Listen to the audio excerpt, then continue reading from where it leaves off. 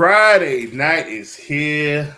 I'm with my peoples, and this week we rocking with the original crew. The original crew is here to set it up. We're gonna have some special guests a little bit later on, but it's good to set it up with the OGs of this thing here. You know what I'm saying, fellas? Introduce yourselves. Hey y'all! Once again, you know who I am, Lucas. Man, fortunately, the wife told me I can only have one cup to freaking drink tonight, so I might be a little bit more confident. Well, hello everybody. I am Ultra Maximus. I am here to attempt to get blocked by people on eBay after offering, what was it, like $1 underneath their asking price, just to get a nice even $20 on a ship book, only to get blocked by this guy. And of course, I know who he is. He holds a grudge because he's the reason I'm here. So shout out to him. But he's a piece of shit. Hell yeah. Oh my god. Brian McClay, make sure you guys go check out the Bogcast, BOGCAST at YouTube. I need a Where's Brian shirt. I need a lot of things for you, McClay. Comic Jesus, the hardest working man. Where's McClay? Again, I don't want to press you, but I would like that intro to be done whenever you get a chance. I got you, brother. I know, dude. Trust me. They say the hardest working man in podcasting for a reason. He is. Yes, you are. So not only is he working on all these other projects, for free, by the way.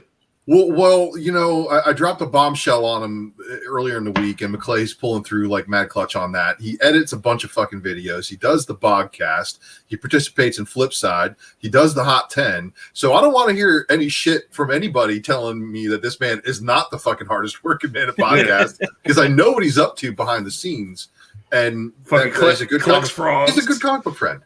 You know, collects frogs. He's a great guy. He looks for comic books with mushrooms on the covers. Yes, I know. There's a lot of things that occupy the life of McClay, but he lives a very full life. Yeah. So if you ever find any mushroom covers, UFO covers, psychedelic covers, let me know. I want to know. Space Riders, #1 for Black Mass. Yes, I want that book. That is a great book.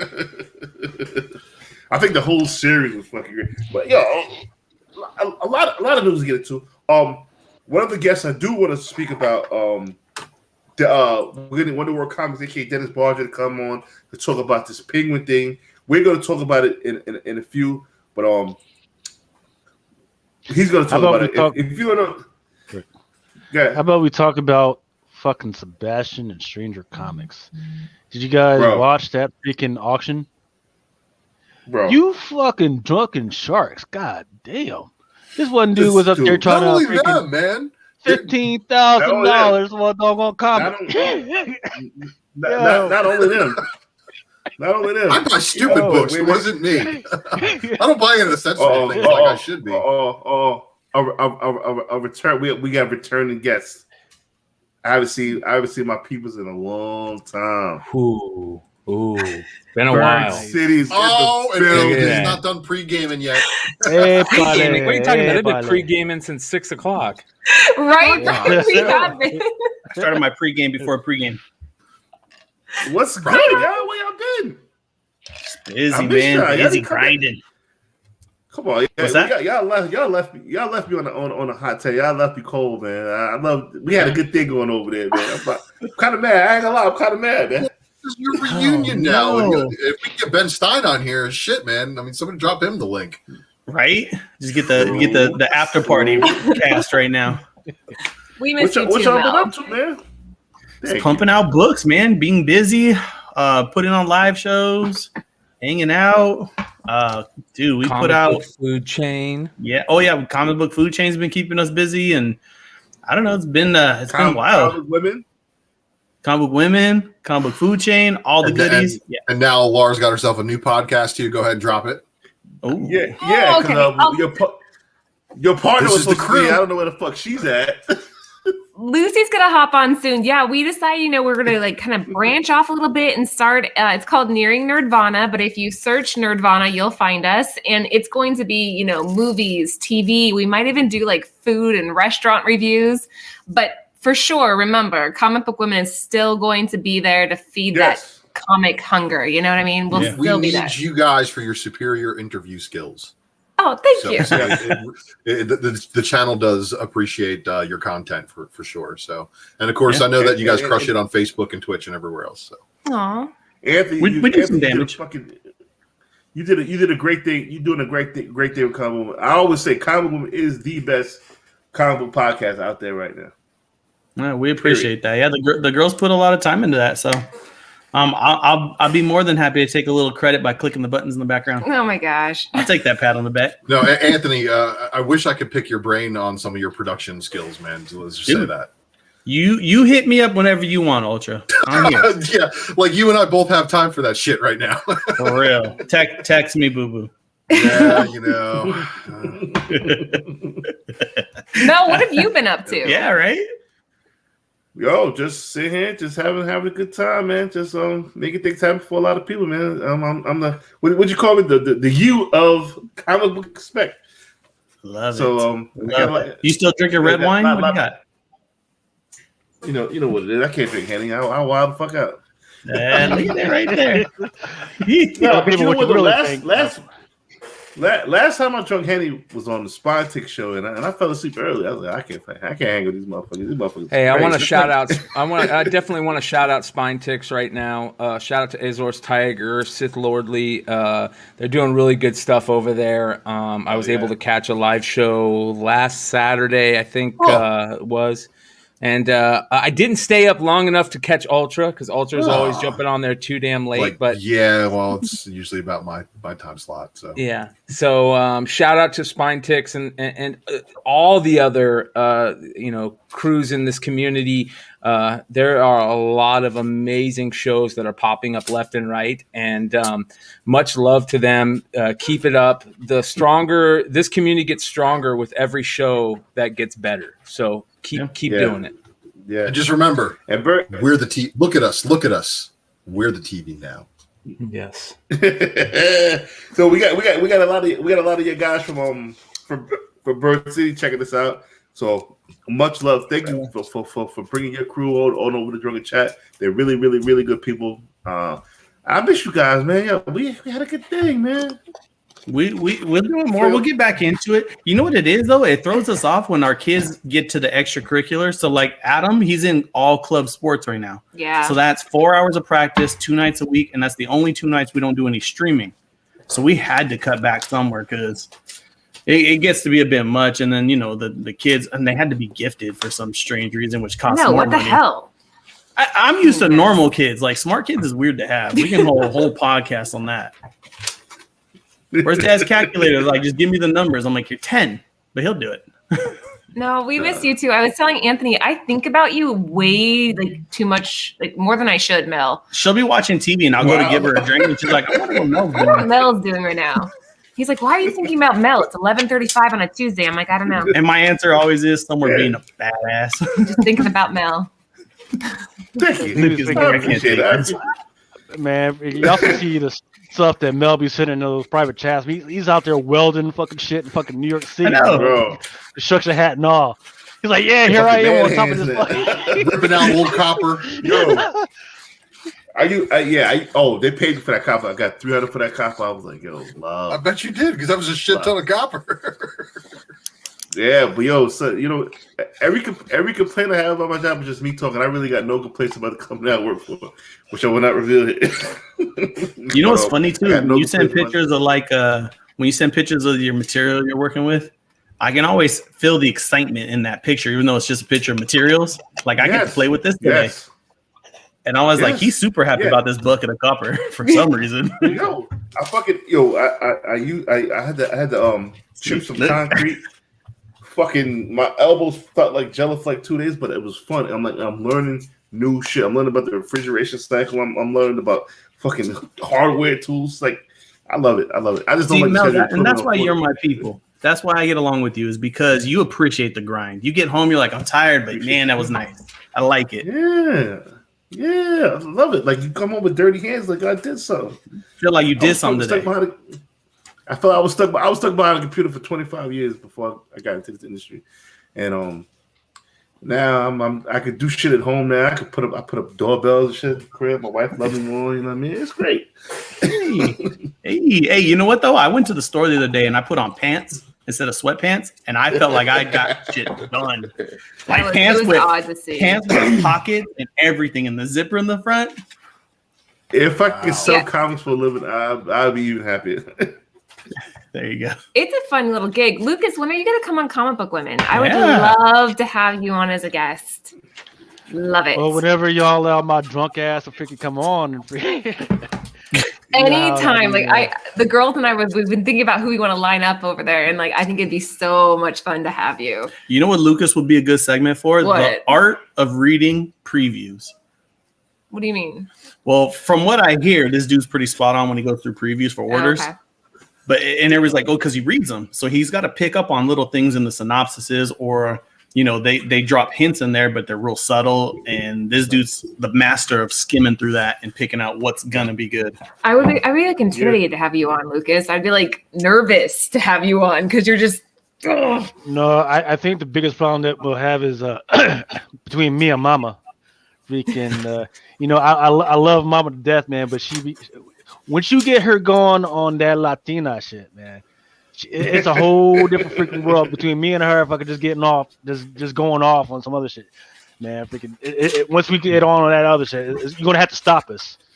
Lucy's, I think, is turned up pretty high. Does she get turned up more when she's drinking? She lets loose a little bit more, man. Maybe. She starts fucking cussing at the kids, right? And that freaking Rami, man. Freaking, I don't know what the hell's going on, man. I was telling my coworker, he was like, "Yo, this was back when WandaVision was a thing." I think, my man Lucas, he broke down this shit crazy. He broke down motherfucking coloring pictures, coloring books and shit in the background. I think Marvel was looking at that shit, was like, "Hey, who is this fucking guy? He better slow the fuck down. We're not doing none of this shit."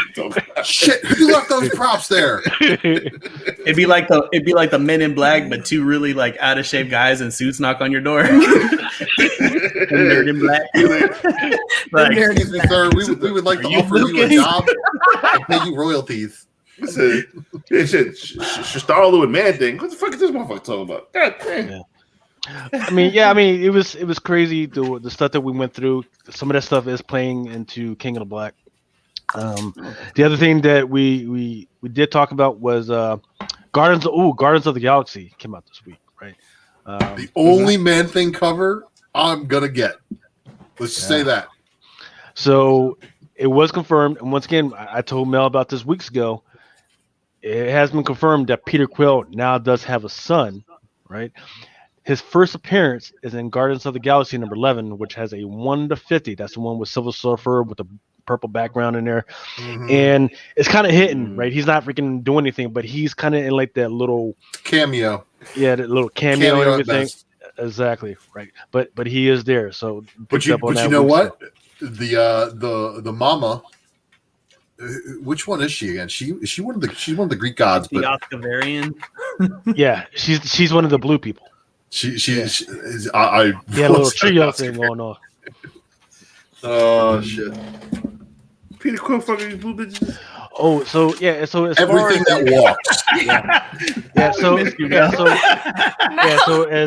As far as the FOC stuff, if you didn't receive an email from me this week with the PDF of the incentives, let me know so that I can put you as part of the poll box.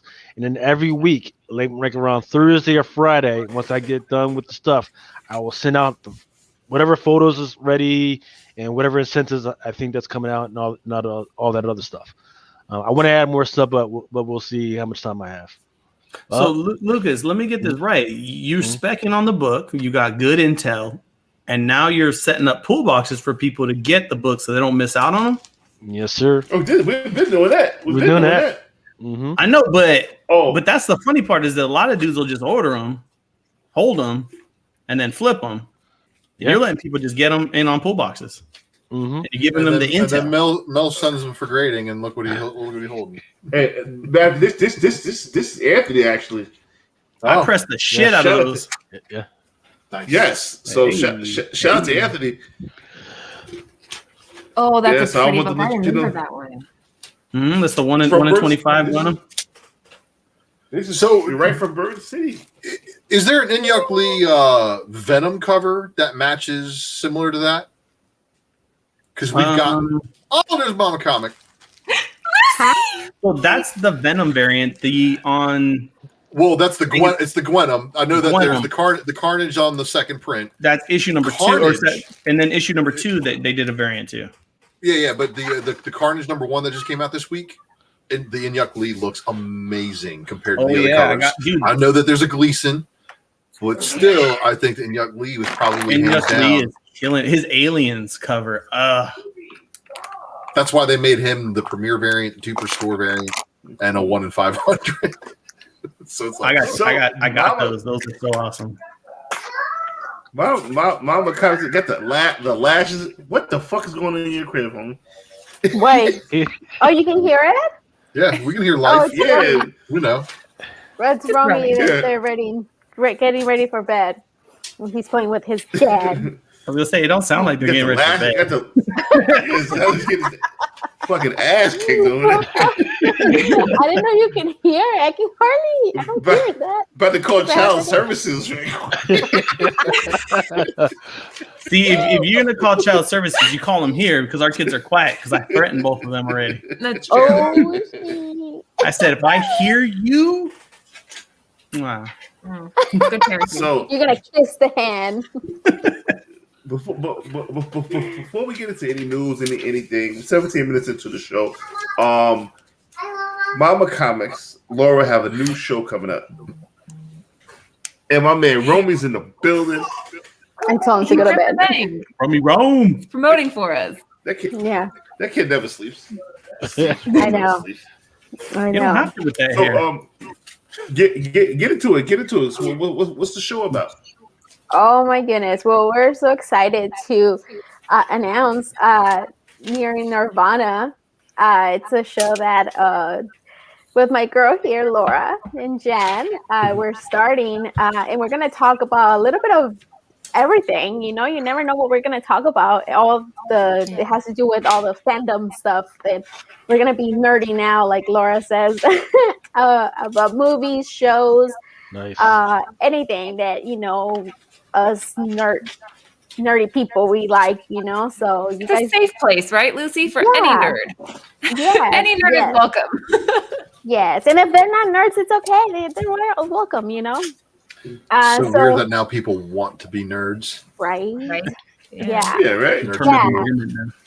And yeah, just make sure to subscribe to our channel. We still haven't put in our first show is going to be April 2nd. So right now, just subscribe and I don't know, we might have giveaways or who knows what's going to happen. So make sure All kinds of crazy shit's gonna happen on that channel. It's gonna be fun. It's gonna be a lot of fun. Yes. So we're excited and please subscribe and we always have fun. I have the pair of tales from Lucy because I got some good shit I want to talk about, but my schedule's just all fucked up. I got a pair of comic women. I don't know when that's gonna happen because I got a new schedule from 4 to 12, and I'm gonna have to appear on the Nirvana show. I'm backed up. I still got a pair of my man Hoodbrand Comics joint. I'm backed up. I am so bad, and I You're too apologize to popular. everybody. I'm Yeah. not popular. I just got a regular job. I hate it. I don't hate it. No, let me not say that. I just love my job, but Lucas, what's in the background of the fish tank? Huh? It's not a He fish said tank. in a background in a what? Is that a fish tank? No, that's a shelf. Oh, I saw the LED lights framing. It's I'm like, a that's a fish fish tank. tank. It's a bunch of Marvel Select figures. I was like, that's a great ass idea for a fish tank. He's running a strip club in there. Hey, I got- $30, I make it got- holler. I got Lucas. Can you put the link to the channel? I in did. the chat? I just added. I Oh, just did- added okay. right now. Let me. I don't Alright, know if you good, good, can good. get it. Put it I don't know. put it in the private chat. Oh, okay. So No post. And then we'll have them copy it into the main chat where you can't post okay. it. Let me see. Oh, you want to do it? Yeah. So you guys, anybody out there watching, make sure you sub to it. If you search Nerdvana, it should come up. We have like this. Mel, have you seen our logo yet? It's like this really cool, like Zen looking. Yeah. Man, it's amazing. I had searched Nirvana with some other jackasses. I was like, this ain't my girls. Jackasses. And I showed Lucy. Okay. I was like, I found it. So yeah, let me see. How do you do this? Sorry, I'm trying Here, to figure Anne's it out. doing it Okay. too. There's gonna be like 10 different links. Oh, okay then. Okay, I'll just wait then. You do it. Go ahead, Anne. Boom. All right, dropped it. There. There it is. So sub. Boom. Boom. There. Can you see? Okay. Yeah. 79 watching live. You know, I mean, you guys are doing great. You guys are doing fantastic with the comic women. Thank you. Thank you. Yeah, we're really excited.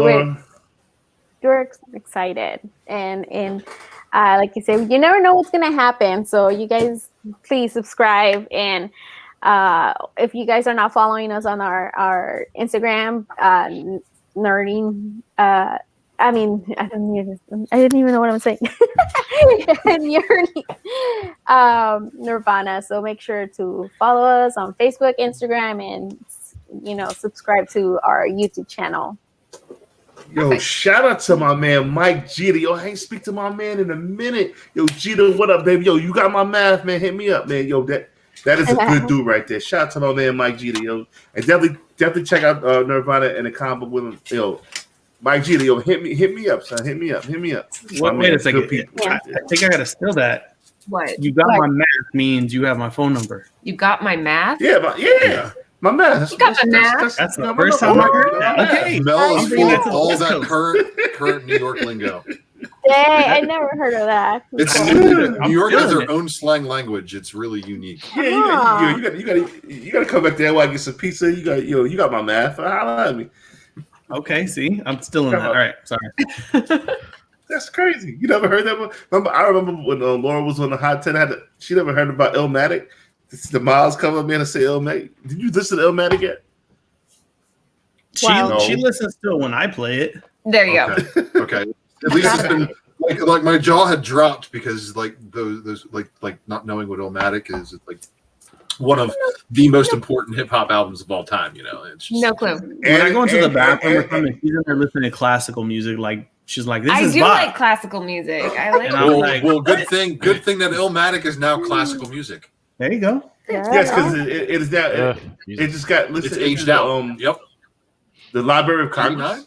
90, 89, 90. Jesus. Right?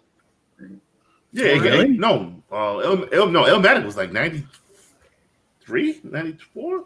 Well, it's got put in the Library of Congress as a classic joint. Nice. Like literally a classic. Well, I know because they play Nirvana on the classic rock station now, so that's how I know I'm old. That's how old I be feeling. Man. I put classic rock on. I'm like him, like Metallica. I'm like, fuck. I'm old. It's true though. Have you seen those guys lately? They're quite gray. Oh, It's yeah. crazy. So all right. So we're 23 minutes in, 82 live listeners. That's enough to get the show started. Like you know how we do. I love the shut the fuck up, Chloe. I love that we get into news. I like this news segment that we're doing. You know what I'm saying? Why is that funny? Why is it funny? No reason. When one of my kids comes out to say goodnight, and I go, "Shut the fuck up!" Fuck up. I'm gonna do that too now. That was Oh, good. I know. No, if I tell Romy, then Romy will probably cuss me out too. Oh Roman's man. a psychopath. I'm pretty sure Roman stabbed you. No, he was in the room and something happened. He doesn't know how to say the F word, so he's like fudge. And I was like, "What did you say?" Nothing. I was like, "What did you say?" A bad word. Oh, I'm like, mine's smart. My kid, you know how smart my kid is? He tells me, he's like, "And Daddy, I'm not supposed to say," and then he says the bad word. I'm not supposed to say that word, right? So he uses that loophole to be able to say it. I'm So he's not in don't trouble." repeat it. Exactly, he's not in trouble. That's how I know he's smart and in so much fucking trouble. Oh, yeah. Romy actually made up the term the muffin wheel, by the way. Yeah. Sure he did. Oh, yeah. Yeah. Because he couldn't say a motherfucking wheel. Yo, he's like the muffin wheel. That's so funny. Cute. That's He's so I great. love that kid. My kids curse like Teamsters. That's a great joke. That's a very good joke. Oh, Ooh, what's this? That is the muffin wheel. That's the muffin wheel. Yeah, so if you haven't already freaking commented, make sure you freaking comment so I can make sure your name gets on there. Oh, does that Also, mean if there's you some giveaways tonight? a you giveaway, know. a giveaway. What you got, Mel? I almost wild out and give away Something's Killing the Children 9.8. Oh, shit. What? Hey, Mel? Nah, I'm not. Didn't you volunteer that for the box last week? You did. Yeah, it's one of them. Whoa, This is baller. tonight. That's today. That's tonight. This is tonight. Hold on, I got. Do I That's want to give insane. away one of these tonight? Or do I want to save it for the box? Hold on. How many books did you just get? My last sub was 17 subs. My next one is going to be 27. I'm wound the fuck out. That's what I do. Tonight, Oh, maybe? shit. I don't know. Damn. So Wow. Mel is officially peaked. Is he, are And you gone drunk, crazy. Mel? Are you He's drunk? peak crazy. Are you drunk already? Yeah, what am I not? Yeah. Yeah. This What ain't are you Nick Hart? Buzz Bro? That's the chat, question. son. This Yeah, is- I'm not. He can Think still Super Chat, formulate son. whole words. He's a lot better off Right, than Harless one time. Yeah, Hollis be wild. Shout out That's to what you happy want. birthday, Nick. Happy birthday, Nick Hart. Yo, what is Chloe Oh, doing? Why are happy you wild the fuck birthday. out, huh? Where is Chloe's wild the he? fuck out over there. Well, if it's How's he Heartless's celebrating his birthday, birthday? hopefully he's out, Drunk celebrating already? somewhere. Or he's already asleep. Yeah, he went to sleep 2 hours ago by now. Oh, When you start early, you finish early. true. All right. So let's stop fucking around. Let us get into the show. Let's Let's do get it. to the guts. All right. So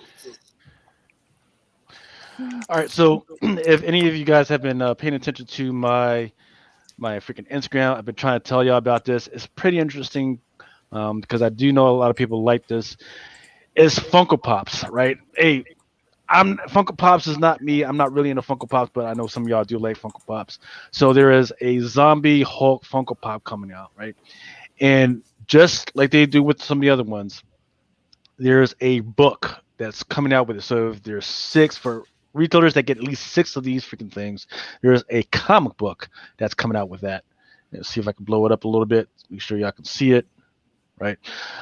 This book comes along with it's like a 1 of 6 for requiring pops. Here's the deal. For every freaking pop that is bought, you get a chance to be entered into a sweepstake for this freaking chase, this Guardians of the Galaxy Funko Pop, which is going to be the rare other ones. I don't know how many of these have been printed or made or whatever, but that's going to be the chase for this thing. So keep an eye out for that. If you would like any of the Funko Pops, once again, let me know. We can get them through the poll box, especially if you want that. If you want this freaking comic, let me know. You just got to get 6 times whatever 1439 is, and then we can make sure that you get that. Once again, merchandising. This is something that's been interesting that I've been seeing regarding freaking sports cards, right? Is that Target and Walmart and all these other freaking things, they've been having their retailer exclusives, and which is kind of interesting. So they got their retailer exclusives, and there's this weird underworld thing going on with retailer exclusives when it comes to DVDs and all this other stuff, because people have been buying Blu-rays and DVDs because they know that yes, all this stuff is available through streamers, right? But there are stuff that doesn't get to the streams because it may be offensive or whatever. So people are making sure that they're getting up these DVDs and Blu-rays. So if you can get it freaking cheap, and you like the freaking cartoon or the movie or whatever, go ahead and grab it. Here's something that might be nearer and dearer to freaking Ultra's heart: is Transformers. Paramount is developing another Transformers movie with Charm City Kings and Angel Manuel Soto. Don't know who Angel Manuel Soto is. What do you think about this, Ultra? Are you up for another Transformers movie? Do you even care about this? Should they be doing this right now? Do I care? Of course, because I love seeing my favorite property get mishandled and mismanaged by studios that have little Charm City to no care. Charm City Kings is a fucking fantastic fucking film. Well, I mean, it may be a good film, but where is his heart in it in the realm of Transformers? See, this is what did Michael Bay in. Michael Bay says, I like Transformers. I like making action movies, but I'm going to make my own version of it. And it's like, okay, yeah, I understand you want to make your vision of the property, but you're talking about a property that, again, established fan bases, established stories, don't fucking deviate too much from the source material, and you will make everybody in the fandom happy, plus gain new fans. If you don't want to listen to me, what I'm saying, do the exact opposite of all that. Piss off the entire fandom, change a whole bunch of shit, make a senseless, stupid fucking storyline. You would then have the Transformers from 2007. So there you go. What do I want to see? I want to see a movie with no humans. I want to see the war on Cybertron 4 million years ago, right, going down because that was the heat of it. That was the best thing about Bumblebee. The best thing about Bumblebee was the first 5 minutes. Sure. You had the original. Yes. You had Transformers look like the original Transformers. Because after the big old gap in movies where, again, we got the Michael Bay designs. They redesigned them in the comic books in 2009 to try to make it look a little bit more like the movies, and it was a flop. They actually hated it. We had an emo Optimus Prime in the early IDW run that eventually redeemed himself. So I mean, there's a lot of things that society has kind of forced changes upon Transformers, but you have a couple of different source materials. You have your Marvel Comics, which nobody fucking knows about the storyline because it has nothing to do with like the cartoon.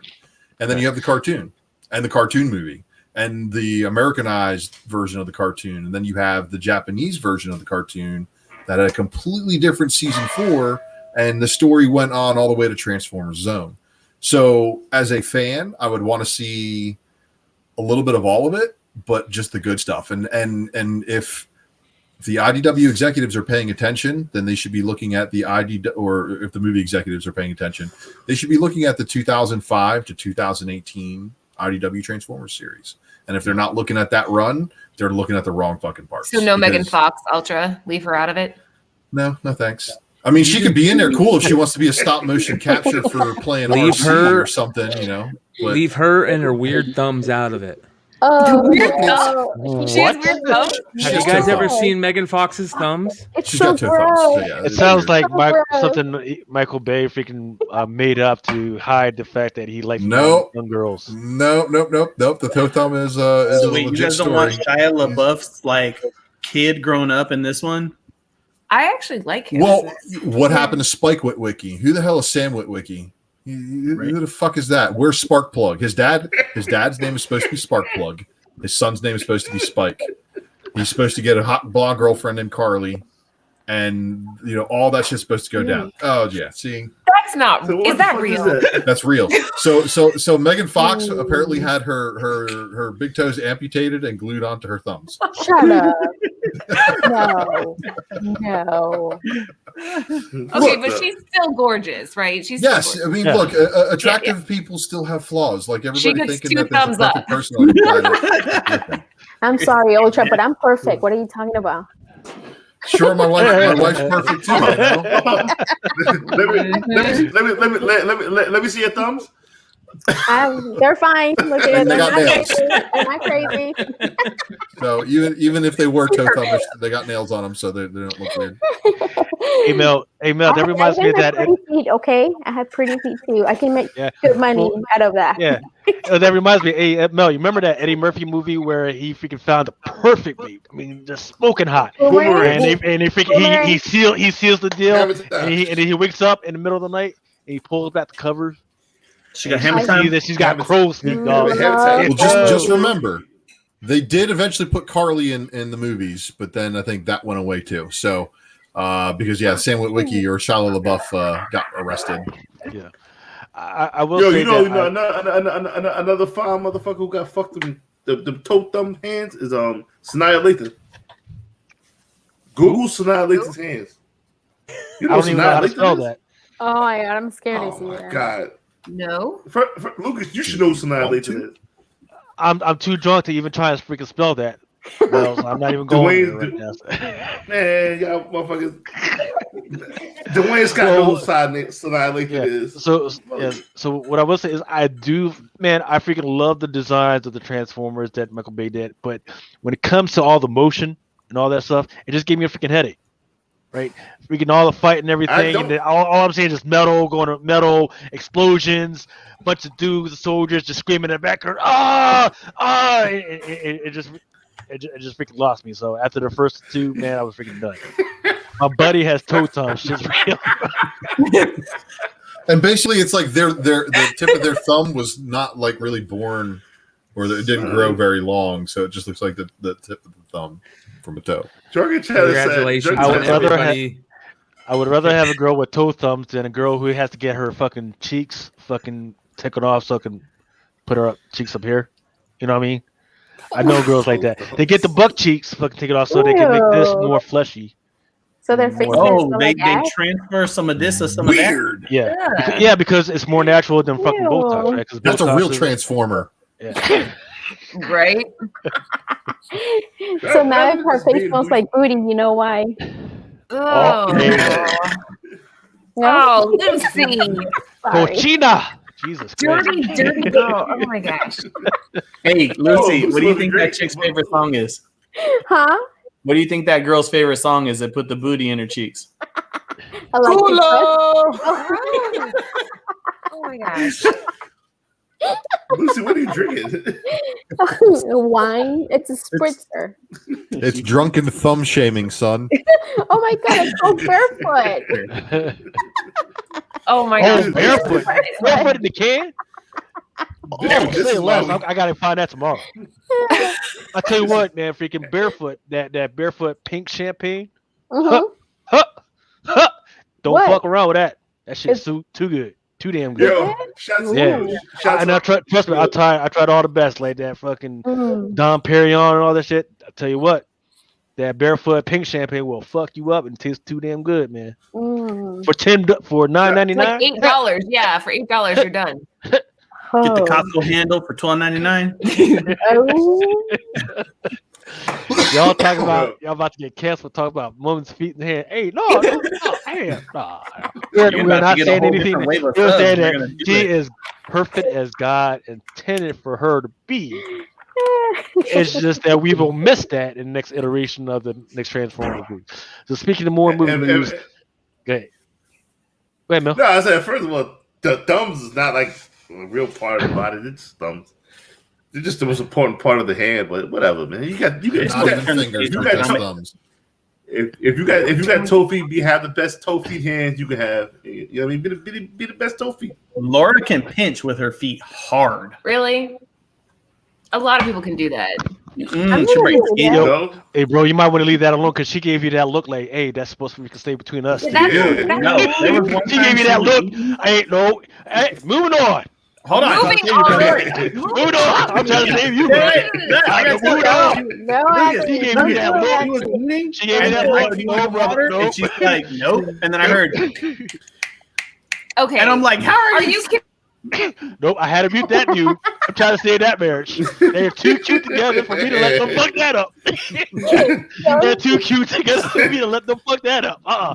Anthony, you know I love you because I'm not letting you fuck that marriage up, man. We can't hear you guys. You're fighting on mute. Oh, Terrible. Let's get back into comedy news. People want to actually want to get comedy news. Let's. All right, so Netflix. I mean, we knew it was going to happen sooner or later, but man, that was really too quick. Freaking Netflix is adapting Keanu Reeves' Berserker, and Berserker only came out like 3 weeks ago or something like that, right? So that's the joint that we've been talking about. Happen? Yeah, it was so quick though. Give me like You have a book. 30 You have Didn't they have an days. option before the book even hit FOC? you. So you Man. have Keanu Reeves to do a book. You're not gonna fucking. You don't think it's gonna get fucking option? Yeah, but it give us some seems time. obvious, right? Like it seems Yeah. obvious. Oh, into yeah. it.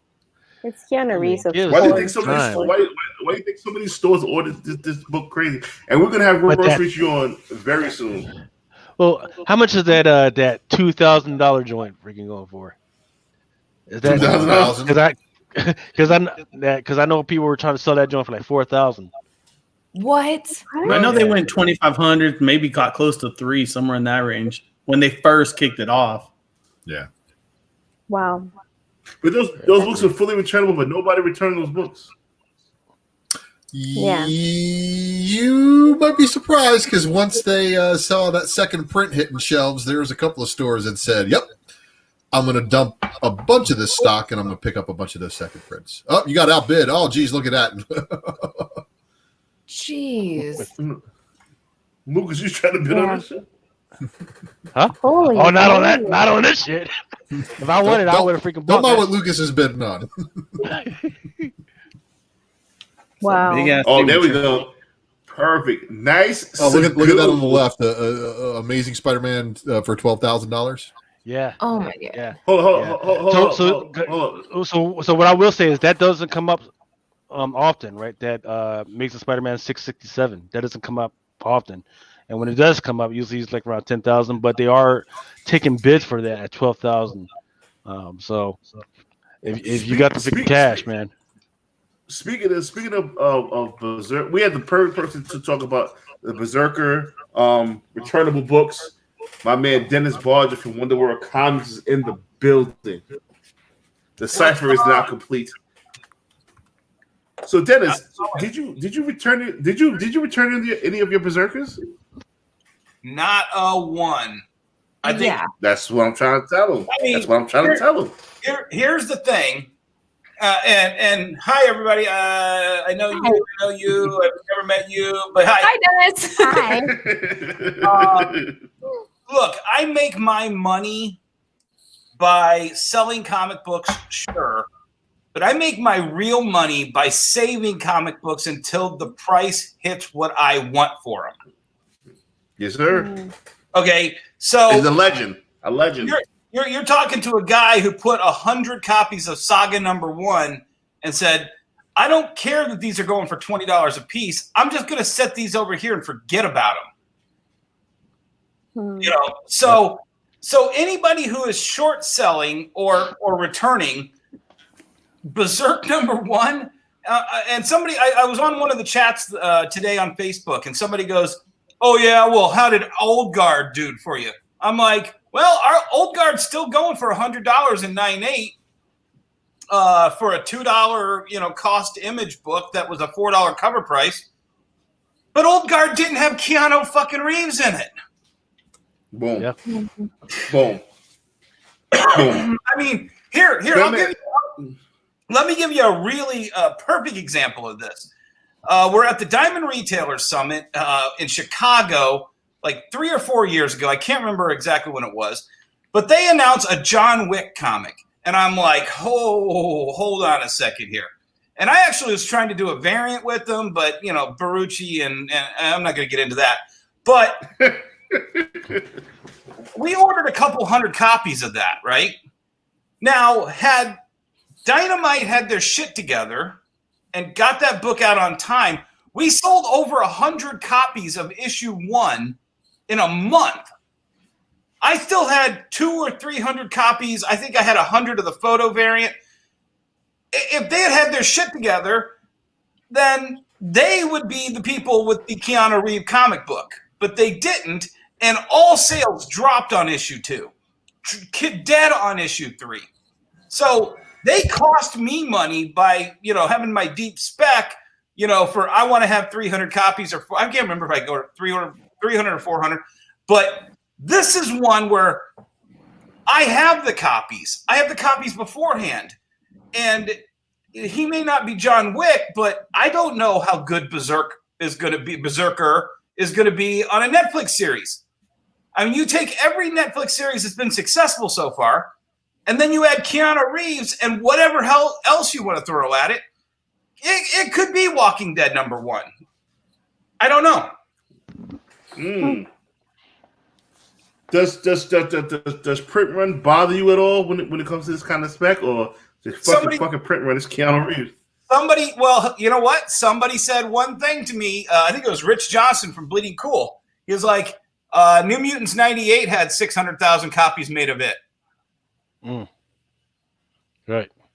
But that's Deadpool versus Berserker, though. I mean, well, I understand that, but you can put Ryan Reynolds up against Keanu Reeves any day of the week, and I still am going to vote on Keanu Reeves. Yeah, but he's the bigger action draw. But Ryan Reynolds in a fucking Deadpool suit is what you're getting. We got Keanu Reeves doing John Wick on steroids.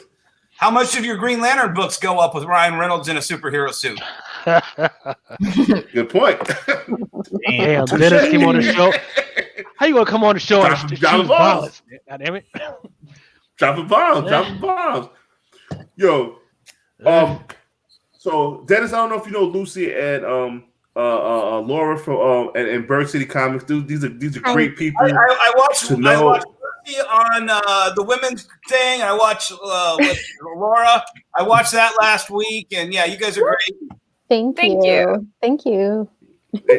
So you know everybody then. Yeah. Yeah, so come on, talk about you don't know everybody. You know everybody, goddammit.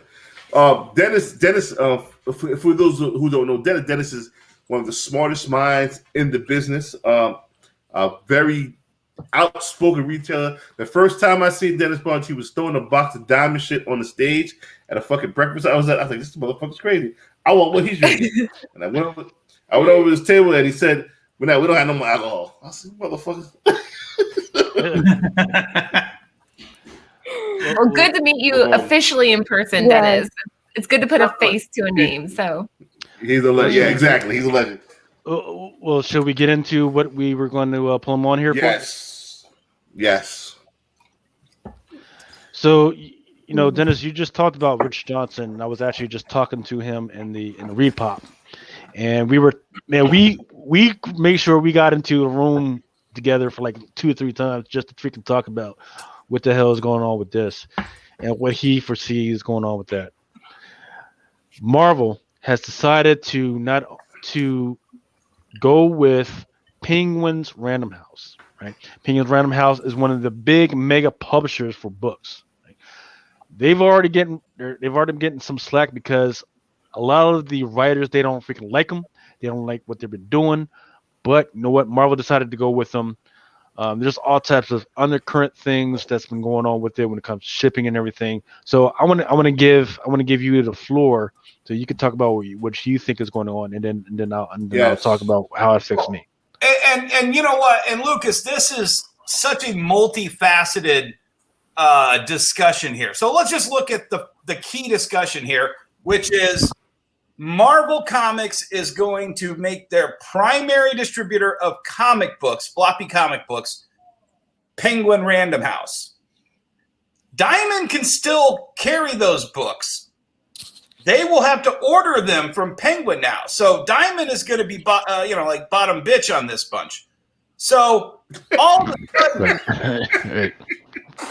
everybody's like, well, Dennis, you hated DC doing the same thing to Diamond. Well, hold on a second. Let me explain why the DC situation is completely different than this. First of all, DC dropped it like this and said, oh, by the way, we're not going to deal with Diamond anymore, and you have to order from these other people if you want to carry DC Comics. Right.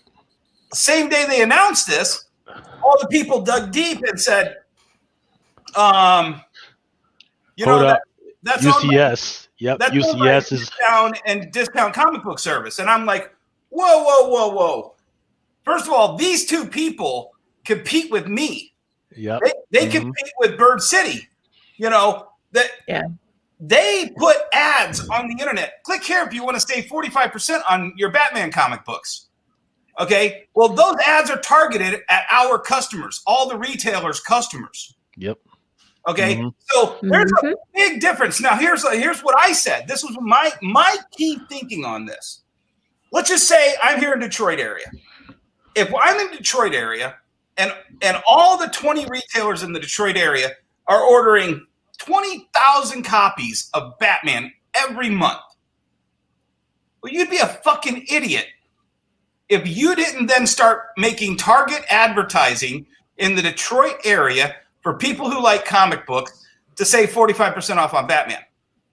You're going to use the information collected by all the retailers forced to order through you to then take some of their customers for you on the other end of your company.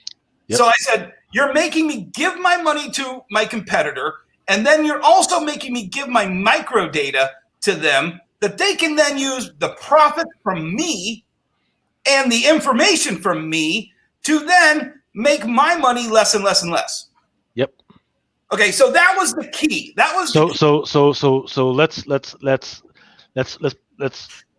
so you're freaking hitting it on the head of the battle that I've been going through with that particular publisher right now. Yeah. So once again, when they were with UCS, didn't really have a problem. In fact, they were pretty good, but apparently other companies had a big problem. Now that they're with this other company, and Lucas, can I just say one thing? Yeah. I'm not 100% sure that somebody didn't get busted for misusing that information, and that's why there's only one sub-distributor now instead of two. Could be. Mm-hmm. Could be. I'm just saying. And and Mel, I know you buy your books from there, so I don't want to can we talk about? I don't understand. I would love to hear more about that. Yeah. Yes. Yeah. So I just want to frame what he just said, right, in a further light. So now that DC is with this other freaking company, this other company has put more restrictions on all the retailers. Once again, this is a company that is in competition with all these other smaller companies, and they are now distributors. We should explain. Discount Comic Book Service started another entity called Lunar. Okay, but they still had all the same phone numbers in common, the same people in common, and DC set their website up for them. Right. Okay. So once again, because a lot of our pool box members were asking me, hey, when are you going to get DC and whatever? Here's what happened. When I made the application, here's what they said to me. First, they said, okay, well, you gotta have a credit account with us. I don't need a credit account. I'm paying straight cash, homie. Why do I need a freaking credit account? Yeah. I'm paying straight cash. Yep. Is it well we assist? Then I went to their actual website, and I freaking CC'd lawyers. And they said, oh, okay. Then they turned around and said, well, you got to be a brick and mortar. I said, well, according to your website, it also says that if you have a website, go ahead. Discount Comic Book Service is no longer a brick and mortar. They only sell online. They used to be a brick and mortar in the same town, Fort Wayne, Indiana, that my buddy Reagan Clem owns a brick and mortar store in. And when they decided to start undercutting all the retailers with Discount Comic Book Service, they closed the brick and mortar. So now they're going to hold a double standard against you that they are surely not holding against themselves, because Discount Comic Book Service is sure as fuck selling DC Comics, right? Right. So, yeah, so according to the thing, it says, oh, you got to have a website. So, oh, you don't have a website. Yes, I do. I even provided it in the application. They said, well, send it to us. So I sent it to them. And they said, well, we can't get into it because we got to have a password. So I made them. I walked them through. I made them an account, made them a password so they could order. And they said, well, that doesn't count. How does it not count? How does it not count? So finally, after, remember, this was 6 months of going back and forth with these guys. They said, well, no, we decided that your website doesn't freaking count. Therefore, we're going to invalidate your stuff. And then boom, that's it. And it's kind of funny that several poll box members had said, hey, we sent an email to DCBS because we didn't like what they were doing to us. So they told them that they were going to my poll box as a new customer because I treated them better than that. And then after that, that's when they said, well, no, that's it. We've made our final decision. Now let me just say something about that, Lucas, and I hope this doesn't sour us right now. But to me, when they announced my pull box, all I heard, and I'm paranoid, so don't take me wrong on this. All I heard was Diamond wants to be a middleman between the store and the customer, so they have a little string attached to that customer, so that if Lucas ever disappears, oh, hey, John Smith at gmail.com. We see that Lucas isn't buying any comic books from us anymore. Hey, how about you go over here and buy some comic books? That's absolutely what could happen. So that is absolutely what could happen. They haven't freaking connected it to where a person can absolutely buy, but they absolutely could, right? Right. And that's why I will never use pull box ever. Nobody gets between me and my customer except for Jeff Bezos because I sell on Amazon. But nobody gets me and my customer. That's funny. That buys from me because they trust me. They trust what I bring to the table. Right. Diamond can't get there. DC can't get there. Lunar can't get there. Okay. So they need to take a back seat. And this is what I've been telling the industry for over 15 years. Okay. You do not get between me and my customer. That is a relationship that I build. So that is the other point that you were bringing up regarding the fact that a lot of my pull box members, they have to go through the Previews World pull box. Therefore, they can see the locations of my pull box members, and they could potentially use that data if we could target those people. Well, in other words, whether it be DCBS, we can. But that's got to be a CPNI violation. I guarantee you somewhere in that who's going to tell? Terms of service that they're making money, who's going to tell?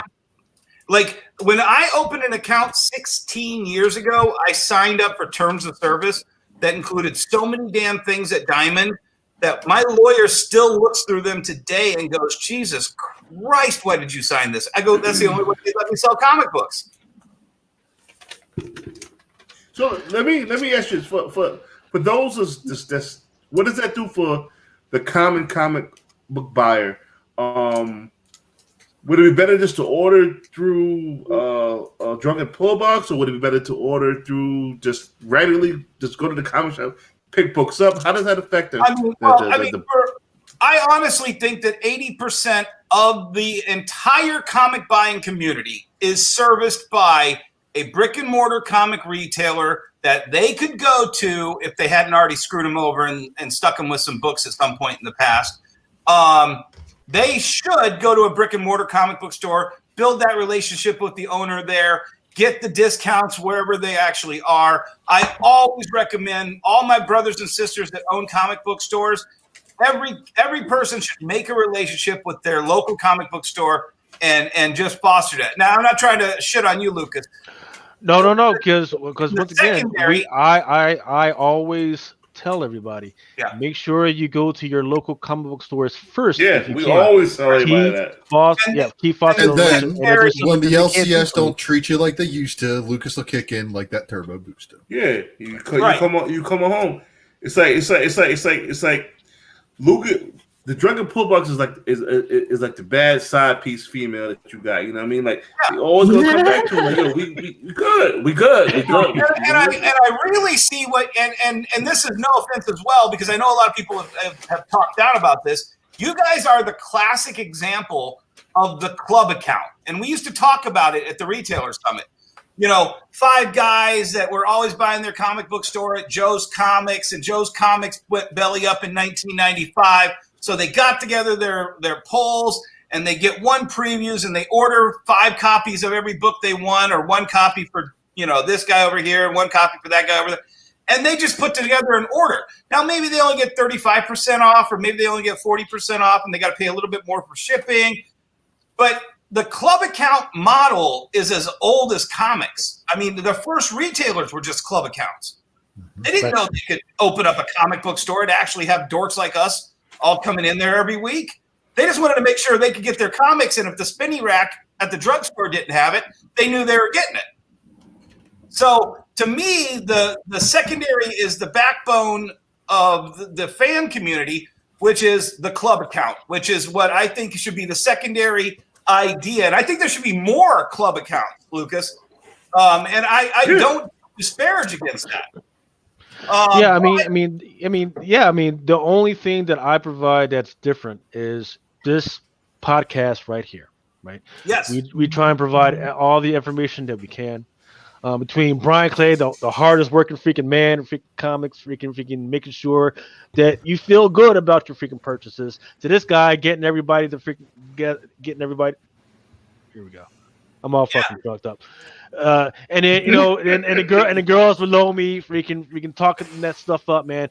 And once again, we do the $30 holler, making sure everybody knows what you're supposed to be buying or what's out there.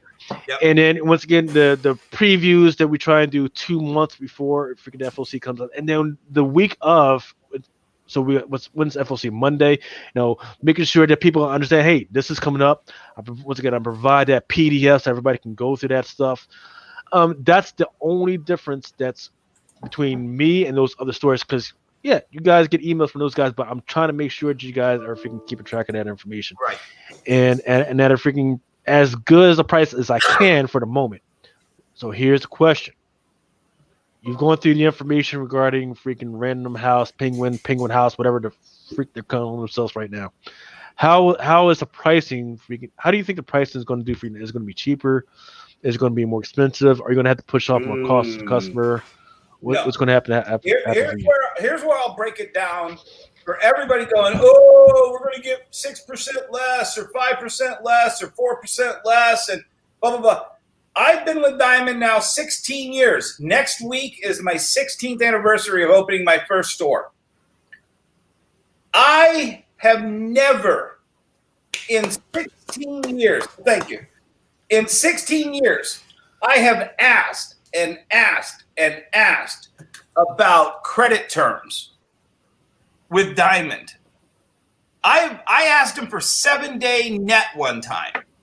And they were this close to giving it to me just to get me to shut up, but then somebody said, no, don't give it to him. Okay? And then they're like, oh, well, I said, why not? Well, your personal credit's not good enough.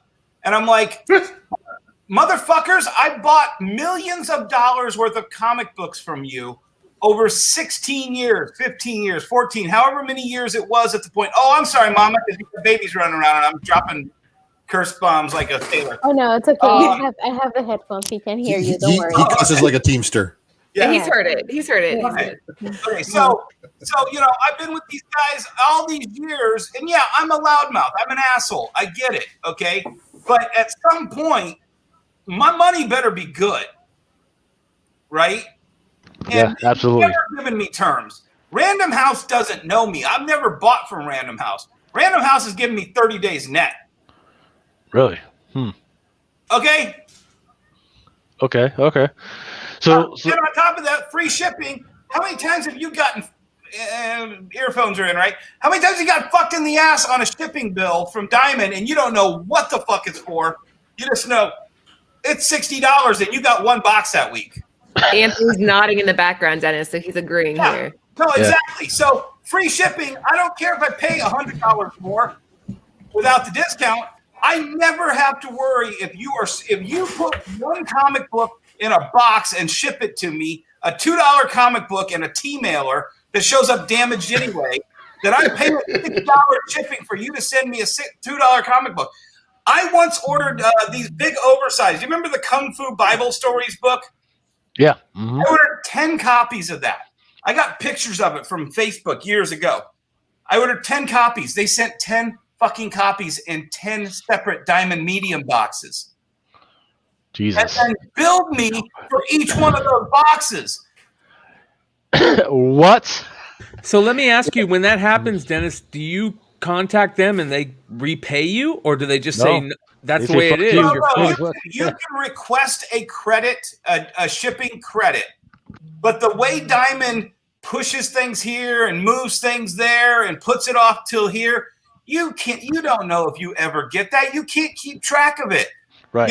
If you receive 3 boxes for your order and 2 boxes for your damage replacements and 1 box for a special shipment, that's 6 boxes. Diamond used to say your shipping's $100. Okay, well, how much did those 3 boxes cost? How much did these 2? And actually, this is one of the few times that Brian Hibbs out in San Francisco and we agreed. We stood up as unified. We never agree on anything.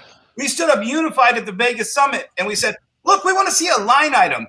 this tracking number, this cost, this tracking. So Yes. even though you half filled a box, we can tell you half filled a box. We paid $20 for it. You owe us $10 back because that was bullshit. So they kind of simplified it that you got. So now the 3 boxes are on one line item, but you don't know what each one of the 3 boxes was. The 2 boxes are on a different line item, and 1 box is, off to the side, or it might be next week, or it might be 2 weeks, or blah, blah, blah. Yep. So if you do request a credit on that one shipment of 10 boxes instead of 1 box, you don't know when you get it. And they'll just take it away, and it will have nothing that says, hey, Dennis, by the way, this is for that one time we fucked you for 9 boxes on that one comic book. So right there's an entire section of my bill every single week that I don't have to worry about anymore. So this is where it gets complicated, right? Because once again, I'm not in it for the money. I'm in it to make sure that people freaking get their books, to get their incentives when they went. If I can make enough money to push it off on freaking charity, that's freaking great.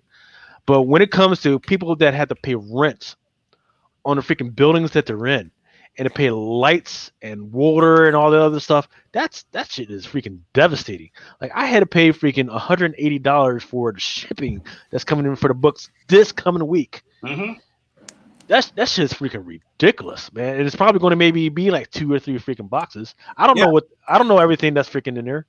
Right. I don't know what. This penguin shit is free shipping. Is what I'm hearing. Yes. However, here's the first thing and this is hallelujah. This is what I said when I read that letter. They said, we're designing a new box to ship specifically this merchandise. That was one of the first things in those 5 bullet points that was in that email. Amazing. And like you said, you're muted, Ultra. You're muted. That's good. Hey, good. And Mel, I shouldn't like be you muted said, anymore. There you go. Mel, like you said, you met me when I threw that box on there. Yeah. What you threw that motherfucking box on the motherfucking stage. What you didn't understand was that was the end of 4 years of constantly bitching about that. They called me into their office and they threatened me that weekend. They put all the comic books that I had to return on a table and said, these are all sellable, Dennis. Our damage percent is 0.05 company-wide, and your damage percent is 5 to 10% per week. Well, see, that's bullshit, because how many books can I freaking return from Marvel? 0. Right, exactly. But here, let me tell you the threat. I can't return shit from Marvel. So what the fuck? They said, Dennis, you are going to have to get your damages in line with our company number, or we're going to have to decide to stop doing business with you. And I said, oh, hell no. So I linked that to Bleeding Cool. I put that VP's name on blast. They ended up transferring him laterally out of that company because I got his ass moved out. Okay, I destroyed him, and then I did that stunt at the summit. Roger Fletcher, the VP at Diamond, the second guy or the third guy, he called me a fucking asshole to my face for pulling that, and we were friends. And I'm like, okay, well, you know what? I've been begging and bitching for 3 to 4 years. Absolutely. You know, and it's like, you know what? And I still give these guys the benefit of the doubt. When the DC thing happened, I said, you know what? Diamond might not be right. I bitch about Diamond all the time, but I bitch because I want them better. It's like an alcoholic spouse, and you're, well, you know, Mel, you know what I'm talking about. It's like a, no, that was a joke, come on. It's like an alcoholic spouse. You love them. They provide a part of your life, but you just want them to be better. It's like timepiece. I've heard that exact same statement from multiple other retailers. The same exact statement. Yeah. I always ask that used to be one of my go-tos whenever I would talk to retailers is, you know, what do you think about Diamond? All I hear about is how Diamond is just so terrible. And yeah, horror stories about Diamond. Like, what can we do better? And they all says, well, I mean, I always would ask, can we find another option? And they would just be like, why can't Diamond just be better? It's a. They don't I care. mean, Because up until the last year, they didn't have to be. Wow. Yeah, that's crazy. It sounds. I'll be honest. When you say that, it really sounds true. Because all you do hear are horror stories from Diamond. I never understood how they had such a stranglehold on the hobby. They was the only game in town.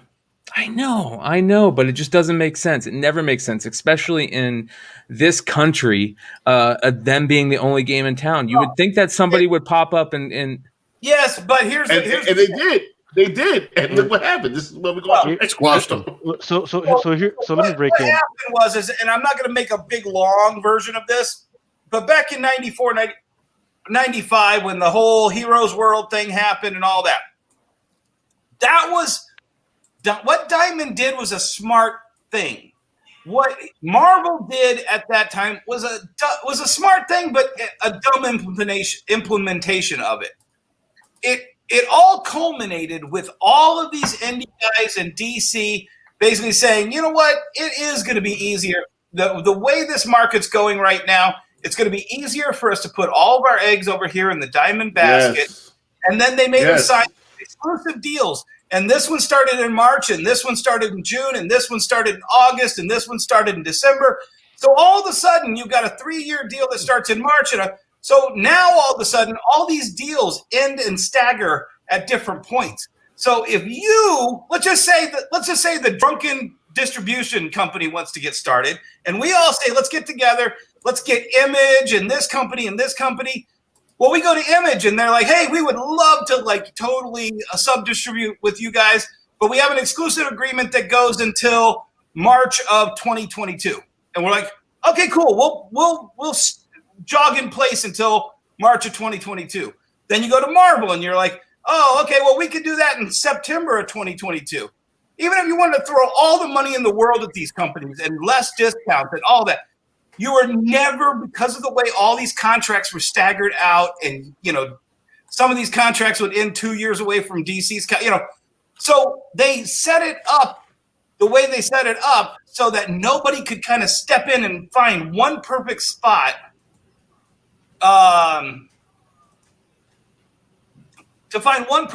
to jump in and try to compete with them until COVID. And that's what gave DC out. That's what gave out. That's what gave all the little micro publishers that were in there. That's what gave them all the out, because then at that point, Diamond violated the contract. And I'll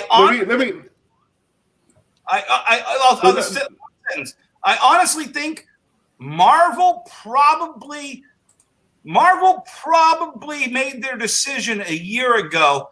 They were just waiting for the contract to run out until they could do it. And then one last thing, DC did it with a week's notice. Marvel's at least giving all of us 7 months notice.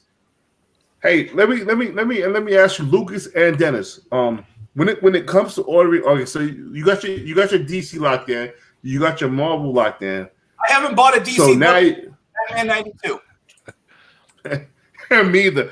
But what are you gonna do for Image, Boom, and those other independents? Do you have to pay separate shipping on those books now? How would that affect the indie part of it? Here's the interesting thing. Lucas, do you have something to say on that? I don't want to monopolize the whole conversation. I mean, if Image is still sticking with Diamond for the moment, then it doesn't really mess around with anything right now, right? So once again, that $180, that freaking includes all the Image, it still includes the freaking Boom, includes Marvel and whatever else I can freaking get, and that's fine.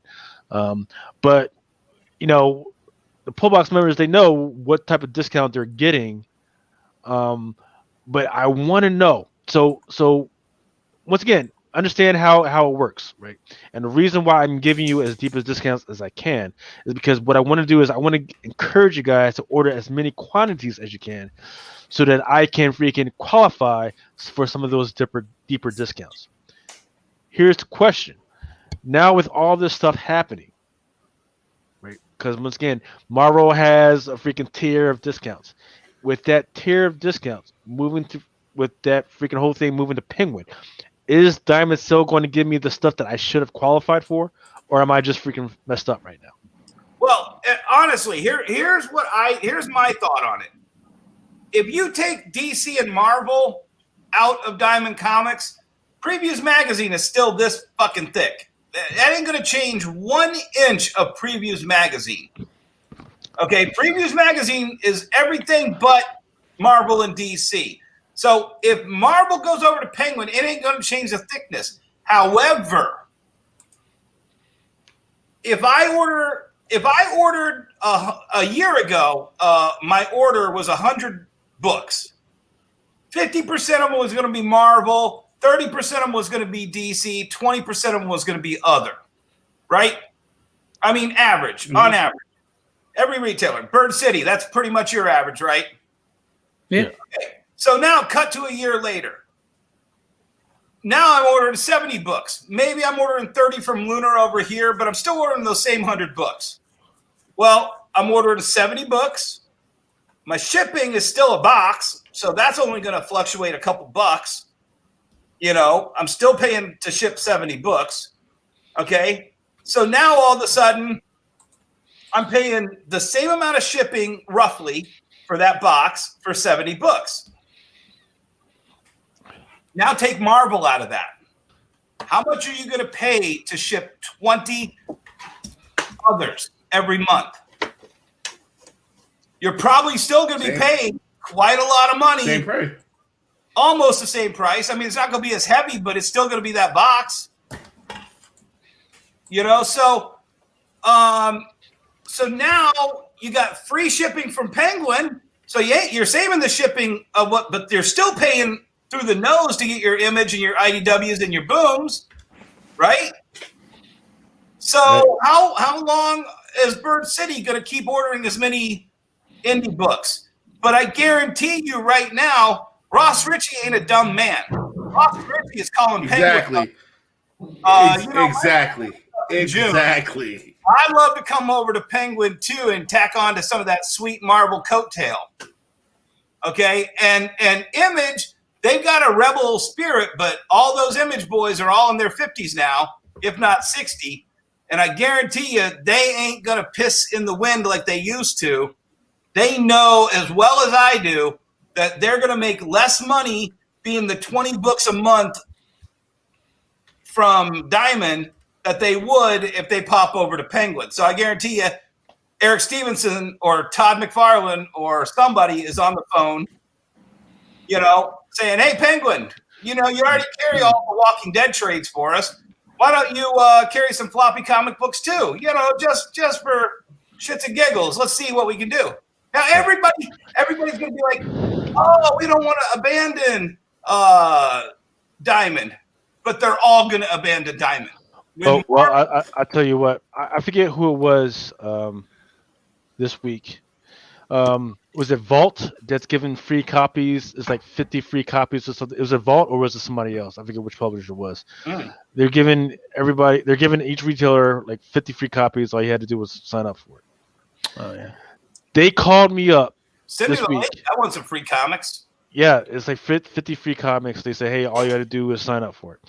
They called me up this week and says, "Hey, we know you said it was going to be 50 free comics, but Diamond just told us that they are going to be charging you for shipping." Think about it. This is supposed to be free. They want to give it to me for free, but Diamond has decided that they want to charge me for shipping. That's outside of what they were already going to be. That's outside of what they were already going to be charging anyway. They want to charge me more for shipping. Let me one last question for me personally. Does this affect when a store does a store variant and they get their incentive variants with that? Does that affect that at all or no? No, they ship it all together because if Diamond's the retailer for your incentive, like Marvel or Image, they all ship it in the same shipment. So they're not shipping them out separate. Lunar was a little different because Actually, no, it's not now. They got it all streamlined. So it's all through the Wasn't it individual the books. LCS people that were doing the weird thing where the variants were getting shipped in from somewhere else and the regular covers were coming from someplace else? Right. So Penguin is claiming that they're going to be doing the incentives from now on. Yeah. So Good. I've already been told by Marvel that that's going through them. Yeah. Well, yeah, because of all the complaints about incentives, which is the bread and butter for a lot of comic shops right now. Because that's the customer who comes in and spends $100+ in your shop religiously every week. To quote David Gabriel, the senior vice president over at Marvel, "We'll stop making variants when you guys stop buying them." And that's a long time ago. We are nowhere near stopping buying them. Yeah. Well, this whole thing is the evolution of the business. Because when I got into this, you look at wall comics, weekly comics. Let's just say I wasn't a fan of comic books and I'm a businessman. I go in and look at numbers. I'm looking at the margin.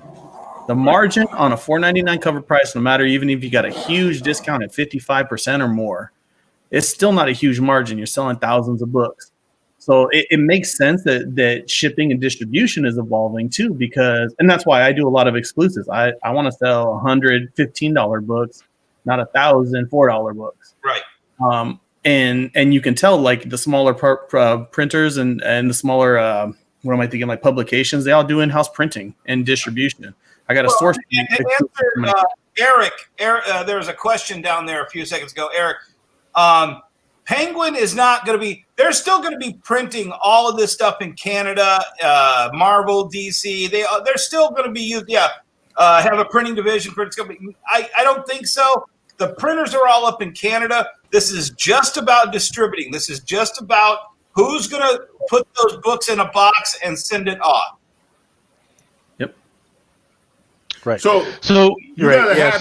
You guys are happy about this Penguin shit. Well, imagine this. Imagine that Diamond is like Amazon, but Amazon had been screwing up and kicking packages and just a lot of just bad shit. So everything was damaged. And then another Amazon comes around and says, we're going to do what you're doing, but do it better and cheaper and provide better customer service and ship books better and make sure that the retail incentives aren't spine broken and just thrown in top of a box so they get folded in half. And then this way, when you call me on the 1 in 100, you ordered 100 fucking copies of a book for, and you're going to eat, 35, maybe 40 of those fucking A covers just to be able to move the incentives. And the incentive is now fucked, and now you're screwed. You now have to eat all those books, and it would piss off stores left and right. And I watched it happen. Working for an LCS gave me an understanding of the comic book market on the retail side to know that I'd never want to do that for a living. I mean, it's a lot of fucking work. It's more work than honestly these guys get paid for it. Just because when you deal with the bullshit, so limited amounts, and that's why you do exclusives, because you don't want to deal with the bullshit. And dude, I give you props for that. Because I get 2 little boxes every week, and they got enough to keep people happy while they buy the expensive shit I put in front of their face. Right, and you get some incentives to go along with it along the way. Well, the exclusive incentives and all that stuff. Yeah. So I mean, it's tight. If you play it smart enough, you're gonna put away 50 copies of Moon Girl and Devil Dinosaur #2 until she shows up, and then the market may or may not make that a $20 book or a $100 book or, God forbid, a $1,000 book that you have $2 into. Yeah. Some people can staple a $100 bill to the wall and say, hey, that might go up in value someday. People like us, we buy 50 copies of a $2 book and put it in a box and hope it turns into 1,000. X-Force #1 20 years ago. Woo! And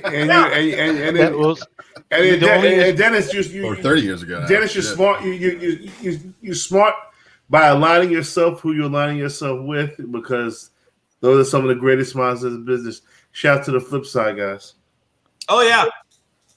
The only issue that I see with that strategy, it's an absolutely fantastic strategy. The only problem that I have with that, and it's only because of what I see, is certain bigger stores who are using that same strategy, right? It's like, oh, we're gonna hold out, and now 6 months now, I can freaking buy that same book, which should be $300, because it's a 1 to 100, 1 to 200. Now I'm buying it for $45. I.e., like Cameo. Midtown has ever since Midtown had got that. I'm not saying the any one dude names from- because I don't want them to shut down.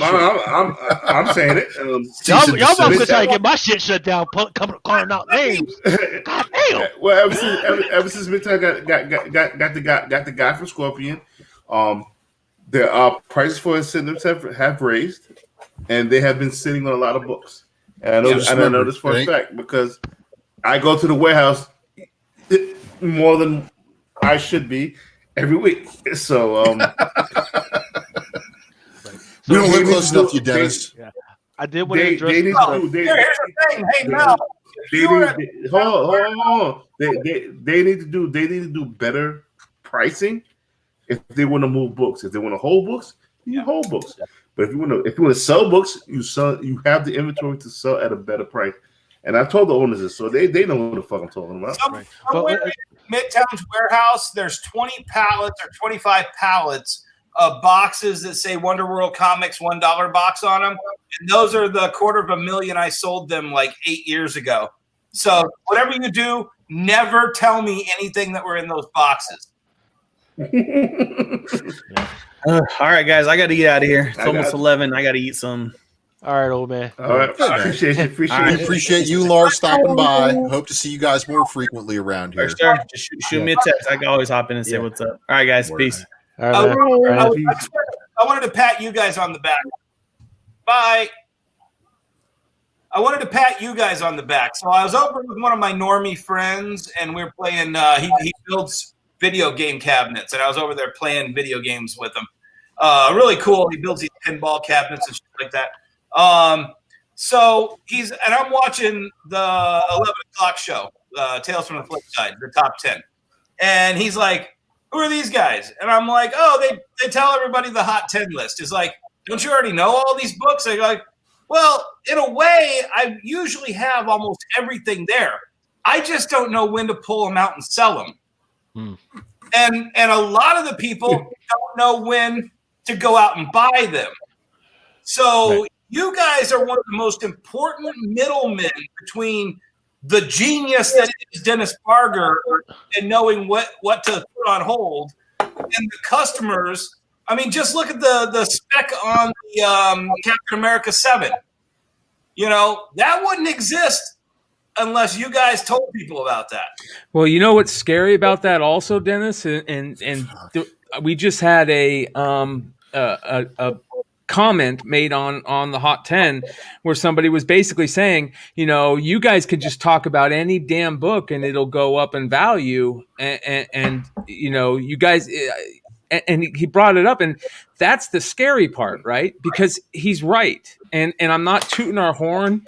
I'm not, you know, all these people on this panel right here are amazing at what they do.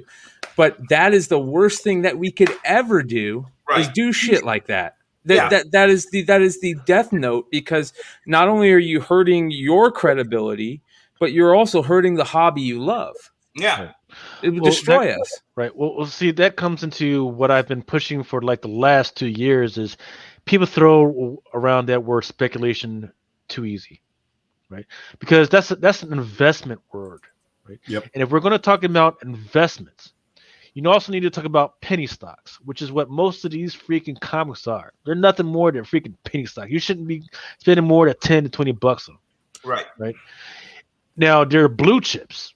Right. Those are the ones that you hold on, like Dennis, you're talking about, hey, hold on for dear life, right? Those are the ones that you know that you're going to be able to sell when you retire and you're going to be freaking done. And I'll tell you what, man, I was playing it the other direction for so long, to the point where anytime I got a 181, I priced it up 20% over whatever the last one sold, and I waited for it to sell at 20% higher, and it'd sell a month or 2 months away.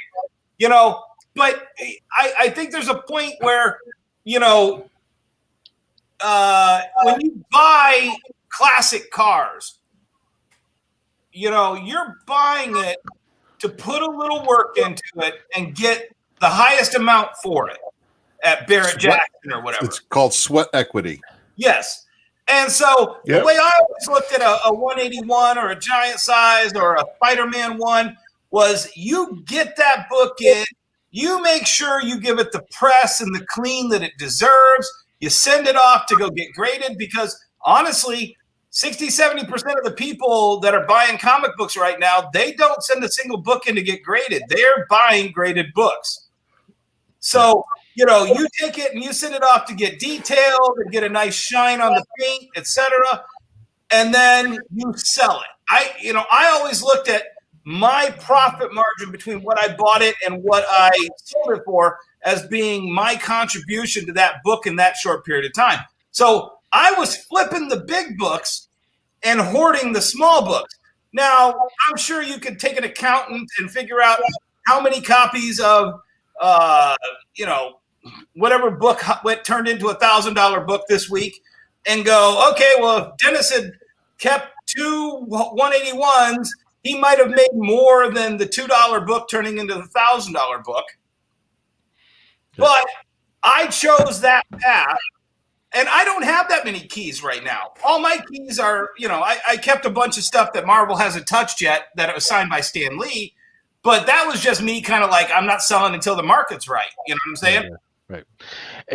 Hey, put that comment back up from Joe's doing. So he's saying that, hey, if you're buying books you see on the top 10, you're doing it wrong. Top 10 is more of a sell now. You got it. So the top 10 is more certainly that list. I'm more of a. I will say this. Well, some of those books you could still find on the racks, right? Some of those books you could still find in long boxes in the back of freaking stores, right? So if you could find it there, then absolutely freaking grab it and freaking flip that book as freaking quick as possible. I kind of, and this is a totally bad analogy, so definitely don't take offense to this, but you're kind of the hunting dog that goes out there and scares up the wild birds, And because here's the thing. There's for every one store that Ultra digs 5 stores and Brian digs 5 stores and Mel digs 5 stores. Guess what? There's still 20 stores in those areas that the 3 of you aren't digging at. Hawaii. So when you put Puerto a Rico. Captain America 7-second print out there and you sit the top 10 list is the dog shooting out there to scare up the game. Everybody, all those 200 people that watch that show and the 2,000 people that are going to watch it over the next week, they're going to go hit the 20 stores that each one of you guys didn't hit, and they're going to find those copies, and they're going to bring that into the market. Right. So what I will say, here's where it's perfect. Why I love the top 10 is because everybody has amnesia like a motherfucker. Mm-hmm. What have you done for me lately? It's the Janet Jackson wave. I always talk about the Janet Jackson wave. What have you done for me lately? I don't give a fuck. I'm going to put this out there. You know what I do? Is I go back 2 to 3 years on the top 10. And I see what the prices are, and I pick those motherfuckers up. I don't know if you've ever seen the show, but there's a guy who does a show where he goes to the top 10 list from 6 months ago and goes through everything. We JP, we had him on about 3 weeks ago. That's my man. I watch that show because he usually every week, and he usually nails it with why it's doing this or what because he's speculating on whether it's going to keep going up or down or it's a trap or whatever.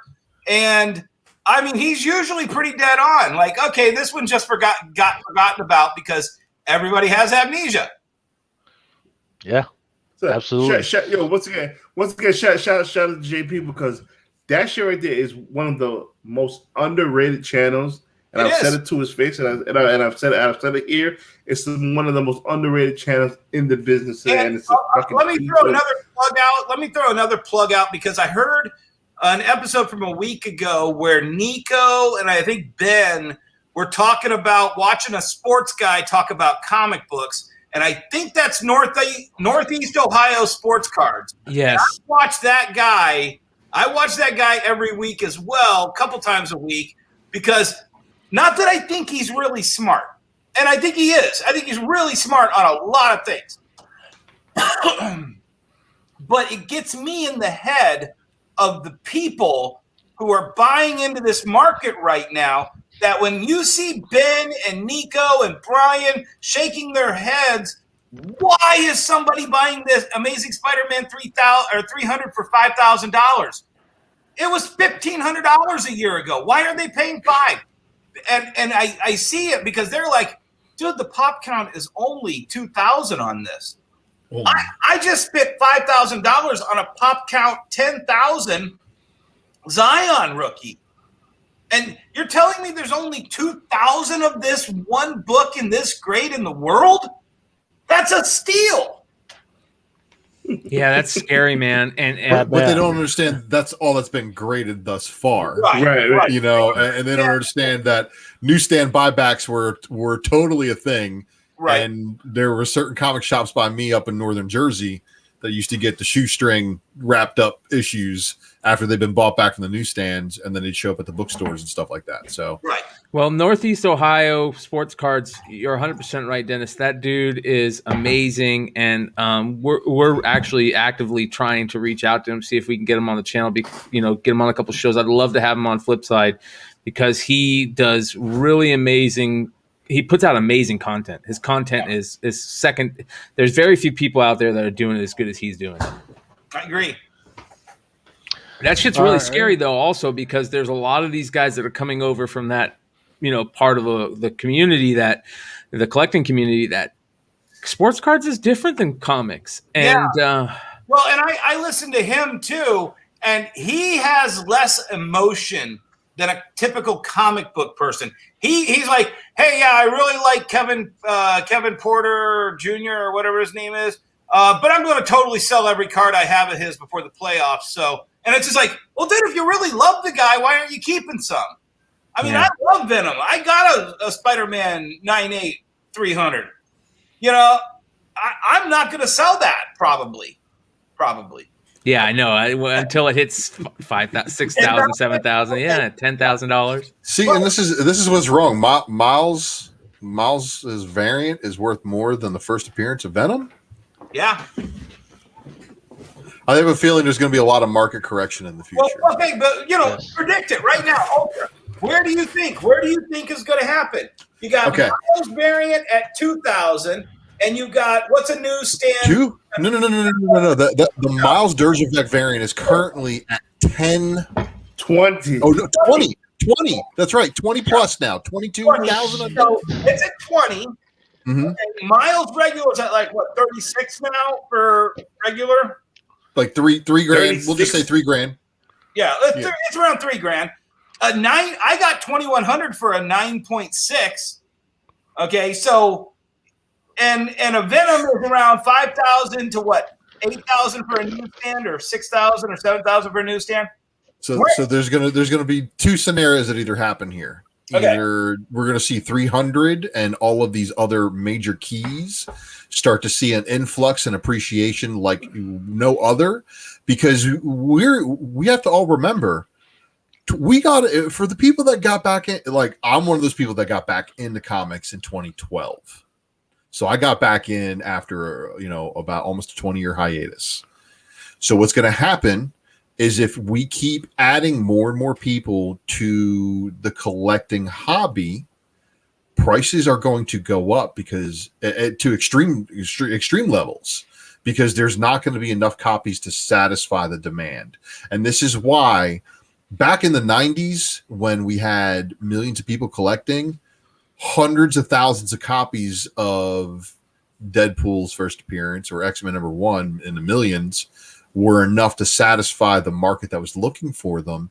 And still, I remember X-Men #1 at fucking conventions still selling for $10. And I'm like scratching my head like, really? There's 6, 7 million, 8 million of these fucking things. Yep. But yeah, and look at us now, 30 years later. Is it because of all the movies and all that stuff? Like, well, I think it's just collectors. You have to remember, we are in a hobby that saw a huge upswing from the 60s to the 90s and then the crash.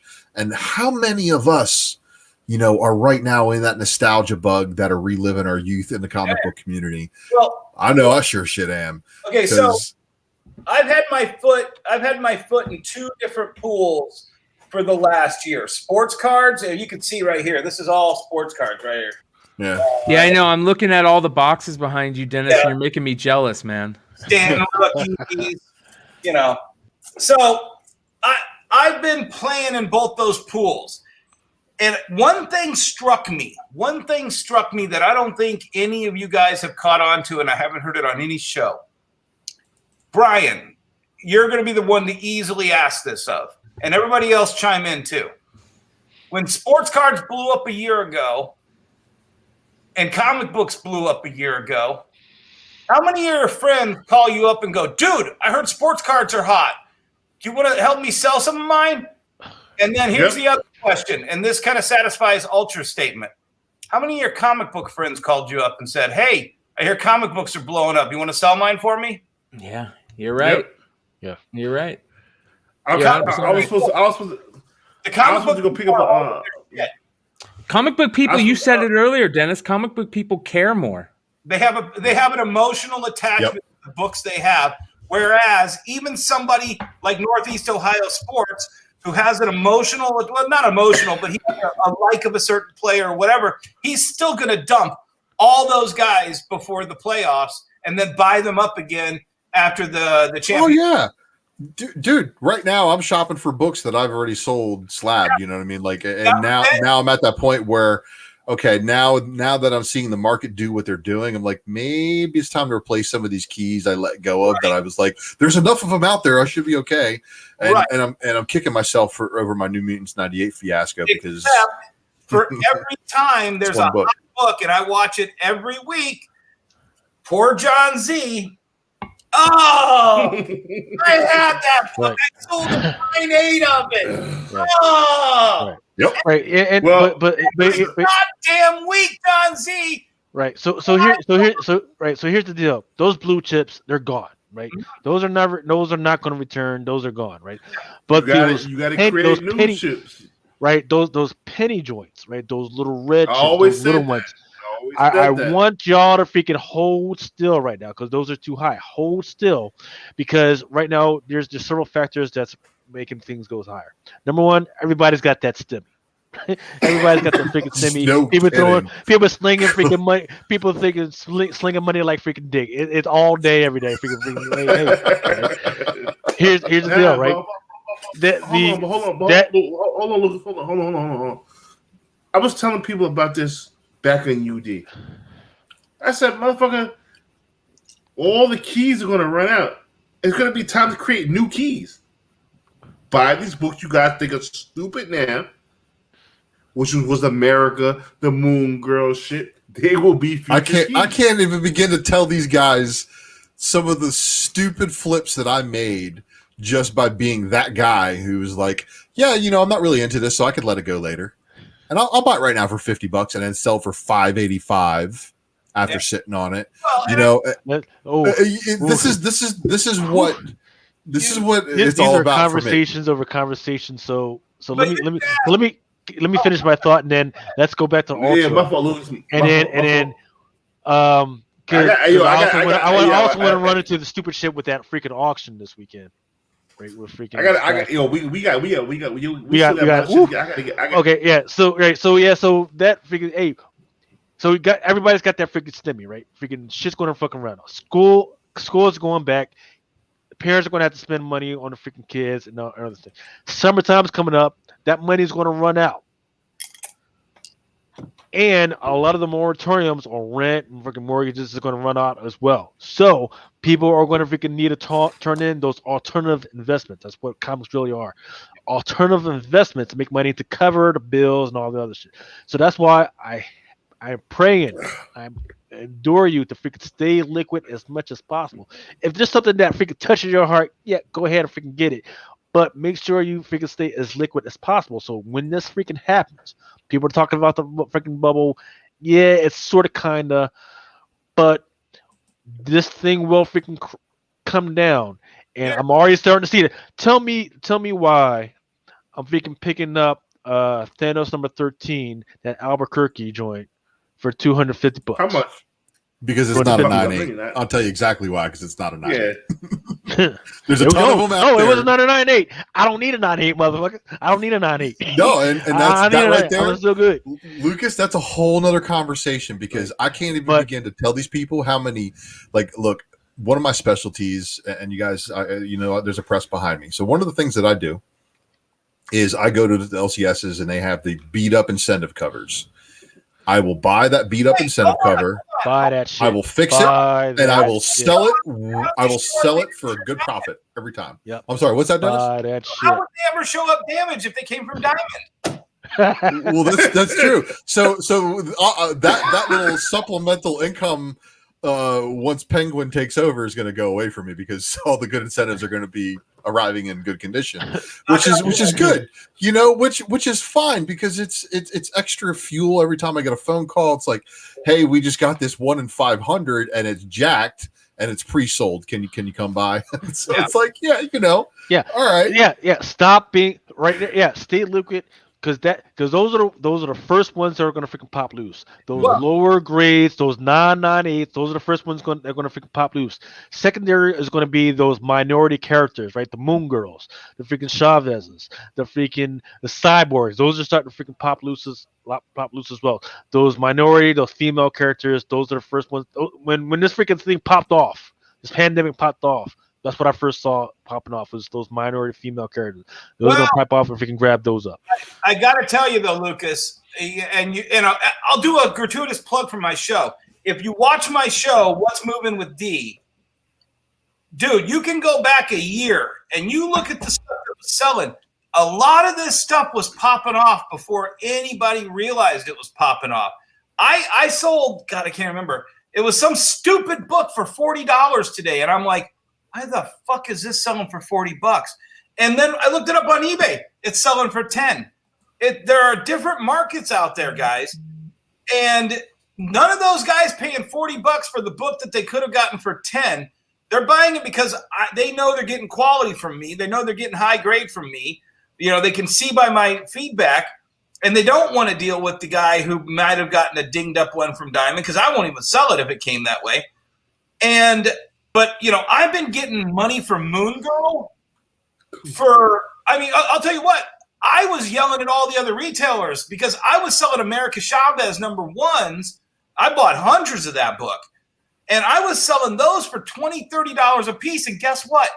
Every single person was a woman with a Latino last name all over the country. And we actually went and put their addresses. And most of them lived within 5 miles to 10 miles of a comic book store. And they were paying $20 from me. Why? Because the retailers weren't ordering those books. So there's all... motherfuckers, they laughed at me when I told them I was fucking pushing Moon Girl. Moon Girl would never be nothing. Yeah. All right. And Mel, I'm the biggest white guy you're ever going to meet.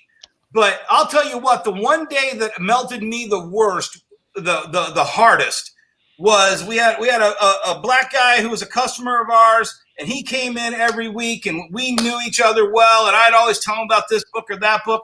And one week he brought his daughter in, and you could tell it was the worst thing in the world for his daughter to be dragged into this comic book store and hang out and talk to this guy and blah blah blah. I was like, hey, you know what? Hey, and I kind of brushed him off to the side, and I went straight for her.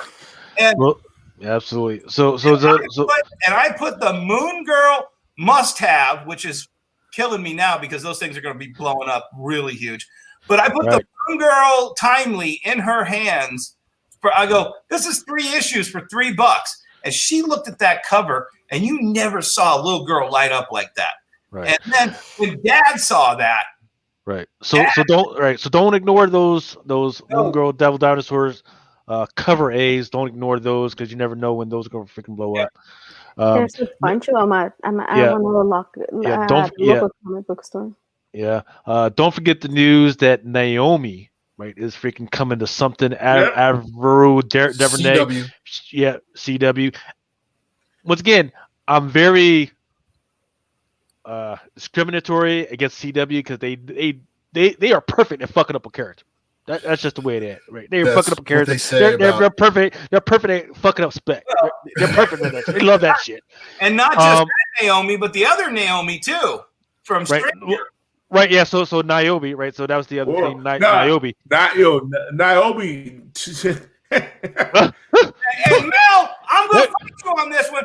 I ordered that out of previews. I had a stack of them like that. I was on that book the same time you were. Ha! No, he wasn't. I was on that book. Mel's on a early version. Yeah. Because remind you, I was on that book in Baltimore before Niobe even came out. I was on the one that was Untamed. I was tagging Ashley in posts before her book came out too, because I was on that. Ashley's in Niobe. She never did Untamed. I was on it when it was Untamed. Untamed for the Prince of Niobe. You can't fuck with me on this one. You can't fuck with me on this one. You can't fuck with me on the New World, kid. I'm gonna look at my Facebook and we're gonna figure out who tagged first. I'm giving a Nairobi off with you.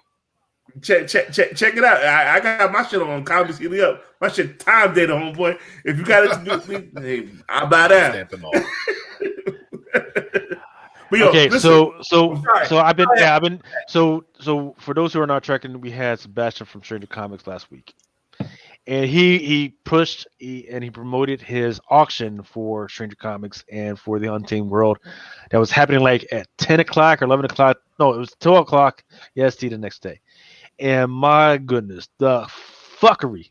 I'm not talking about food fuckery, but the fuckery that was happening in that freaking auction. Holy crap. I freaking turned in late at 1 o'clock and books were going for like $5,000, $6,000. The waterfall cover. My peak was $500. I see. I'm gonna go $500. It's the most I go. That book sold for $2,700. Yep. So I got the number from. variant. Yeah, I got the numbers from Josh Cozine, who sent me an email. It says the Untamed Niobe gold medals went on auction for $3,500, $3,500, $3,500, $2,300, and $2,000, and $1,300 because one of the guys who was after them was traveling and missed out on two of the auction, so it was a pretty good day. And what we don't want to forget is that there was one auction that the guy went off. So I was putting the good nuggets because I was asking what the fuck, because I think it was like a gold medal joint.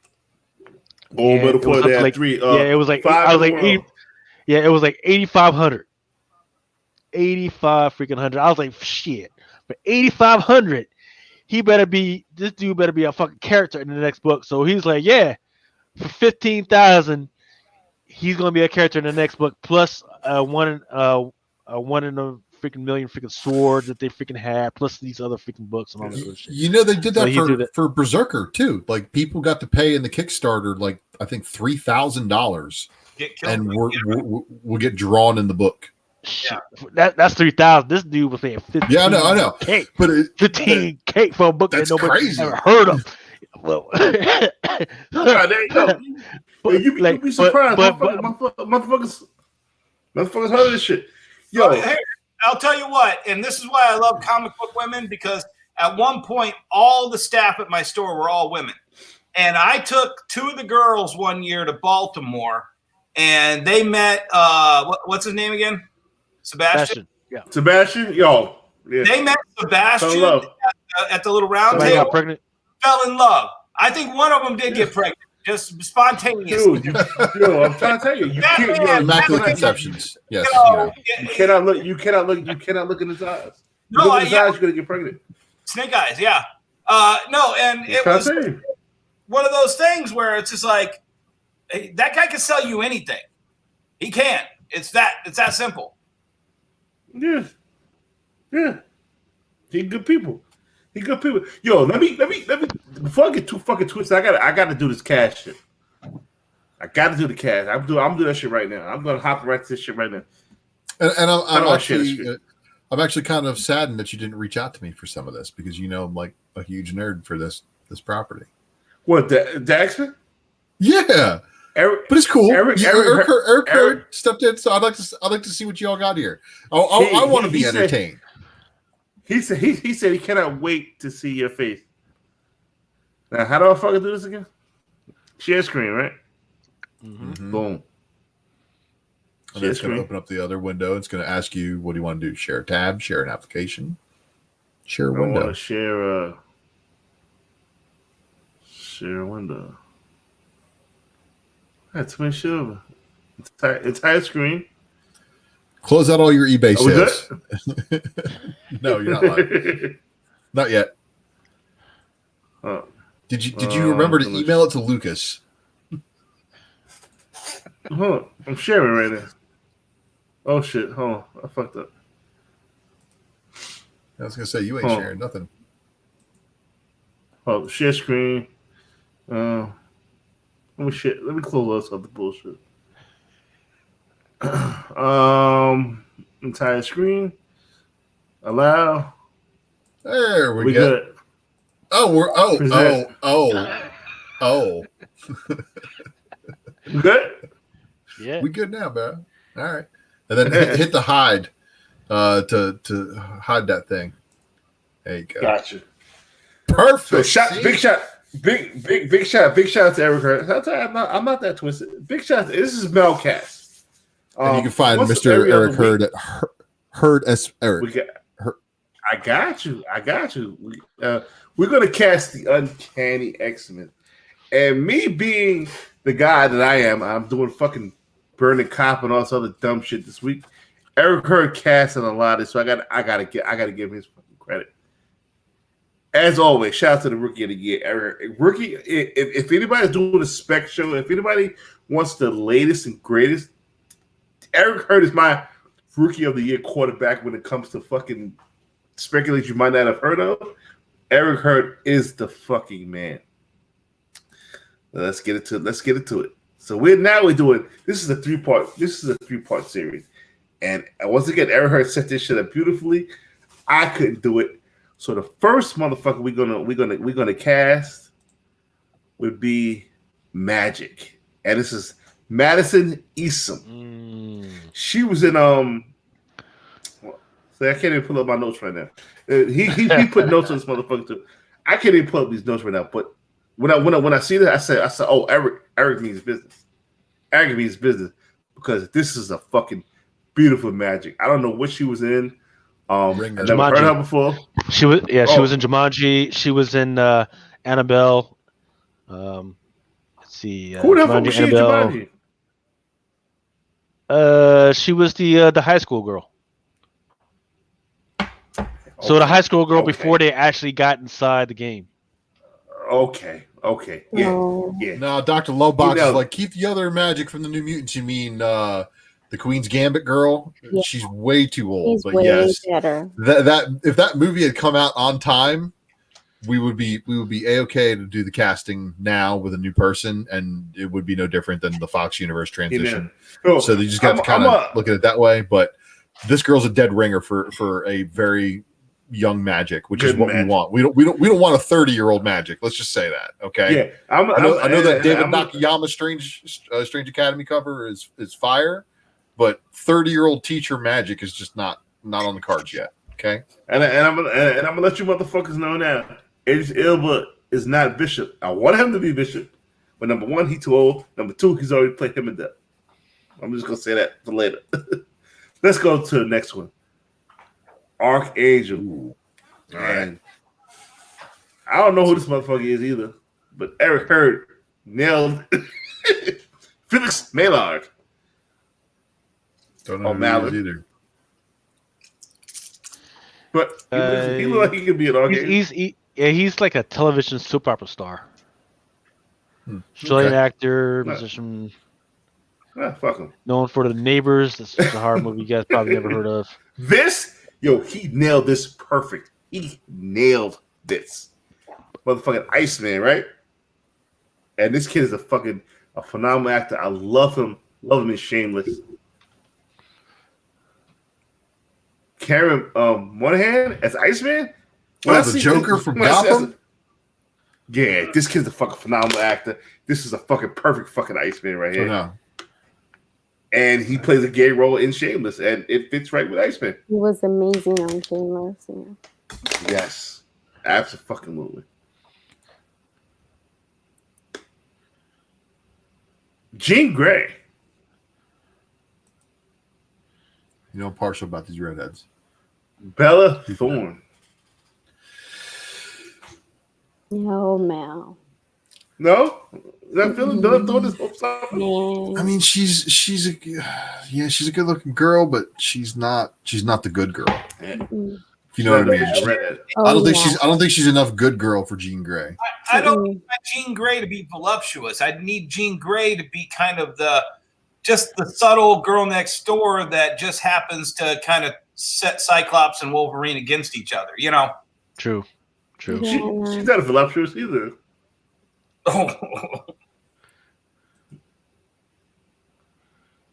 Bishop. This is my Bishop. You know what I'm saying? Of course we want Idris Elba. Of course we want Idris Elba. That would have been a perfect fucking Bishop. Yes. But we can have 45-year-old Bishop running around, and we can't have Himmerdell running around as Bishop. Same universe. However, my man, Brian Therese Henry as Bishop.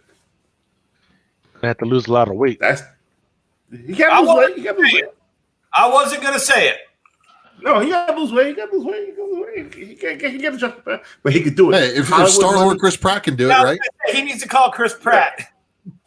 Well, actually, I can tell you exactly what Chris Pratt did. You know what he did? He did chicken and sweet potatoes 6 times a day. No, 6 meals a day of chicken and sweet potatoes, and did that shit for fucking 3 months while working out. Could do. He is Bishop. He's a fucking phenomenal actor, and he can hold a gun, and he can fucking time travel. Motherfucker, he great. Yeah, right we'll here. see how he does. Yeah, he's going to be in Eternal, so we'll see how he does in there. He's going to be in Godzilla vs. Kong. Yep. He was in a Joker. I know he was going to be in Eternal. Yep, he was in a Joker. He was in Child's Play. Yeah, he got a repertoire. Yeah, that's Celine. Ooh, yeah, and this Felicity Jones is also Celine. Perfect. Oh, okay. Perfect. Okay. I think that's Eric now so far. Well, what'd you say? What'd you say, Dennis? I think that's the best pick so far. I think that's 10 out of 10. Yeah. I think that this one and Magic are good. Yeah. Good. Okay. He was Sebastian. I'm not up for this role. Why do you have a picture of me there? Yeah, this. I don't even know which Shaw is, but he kind of looks like Ultra. Like, I think you got to be older to be Sebastian Shaw. He's kind of he's supposed to be at that same level of wherever you cast your Magneto and your Professor X. And Kevin Bacon was a good Shaw, but he wasn't an X-Men Shaw. You know, he was a Singerverse Shaw, which was still really good, but no, man, the Black King is somebody. You know who I would cast as this? I'll tell you exactly who I would cast. Wes Bentley. I would cast Colm Meaney from Deep Space Nine and Con Air. Remember the asshole? Okay. Colm Meaney would be amazing as Sebastian Shaw, and he could do the accent, and that's my pick.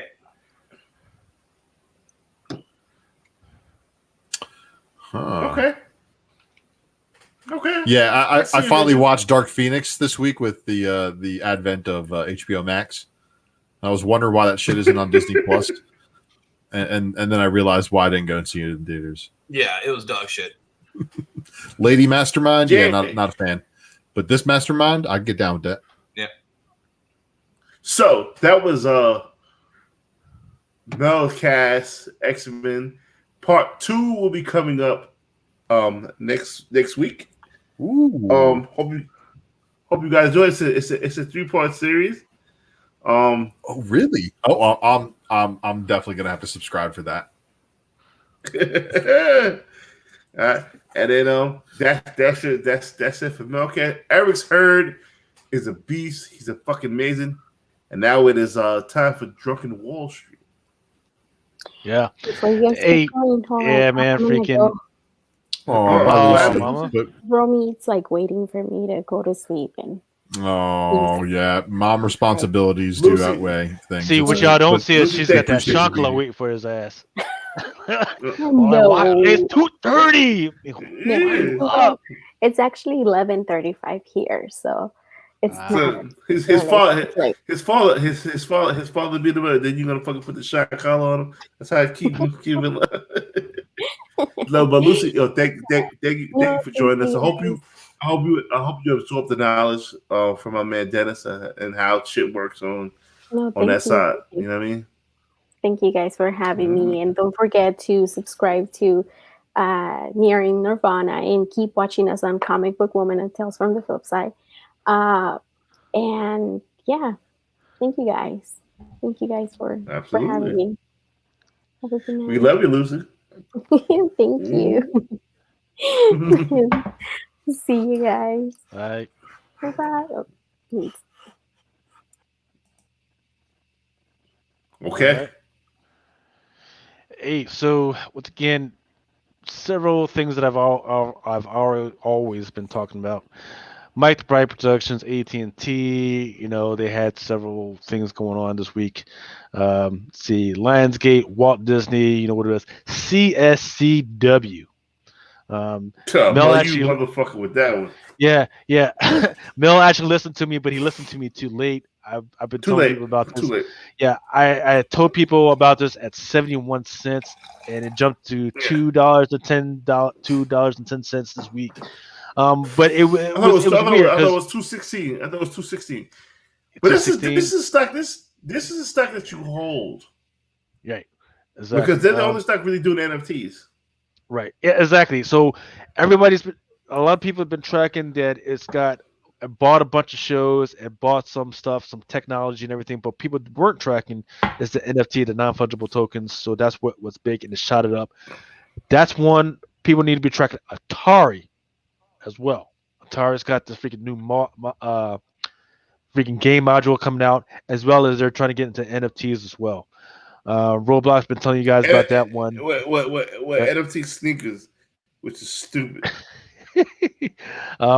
What was interesting is I just did another Read PopCon, which is when a bunch of the people in the industry get together, and I got together with some of the artists, and a lot of the artists saying, hey, they were trying to get into NFTs as well and Bitcoins, and they were accepting payment from some of the publishers and everything from Bitcoin and Ethereum as well. So keep an eye on that stuff.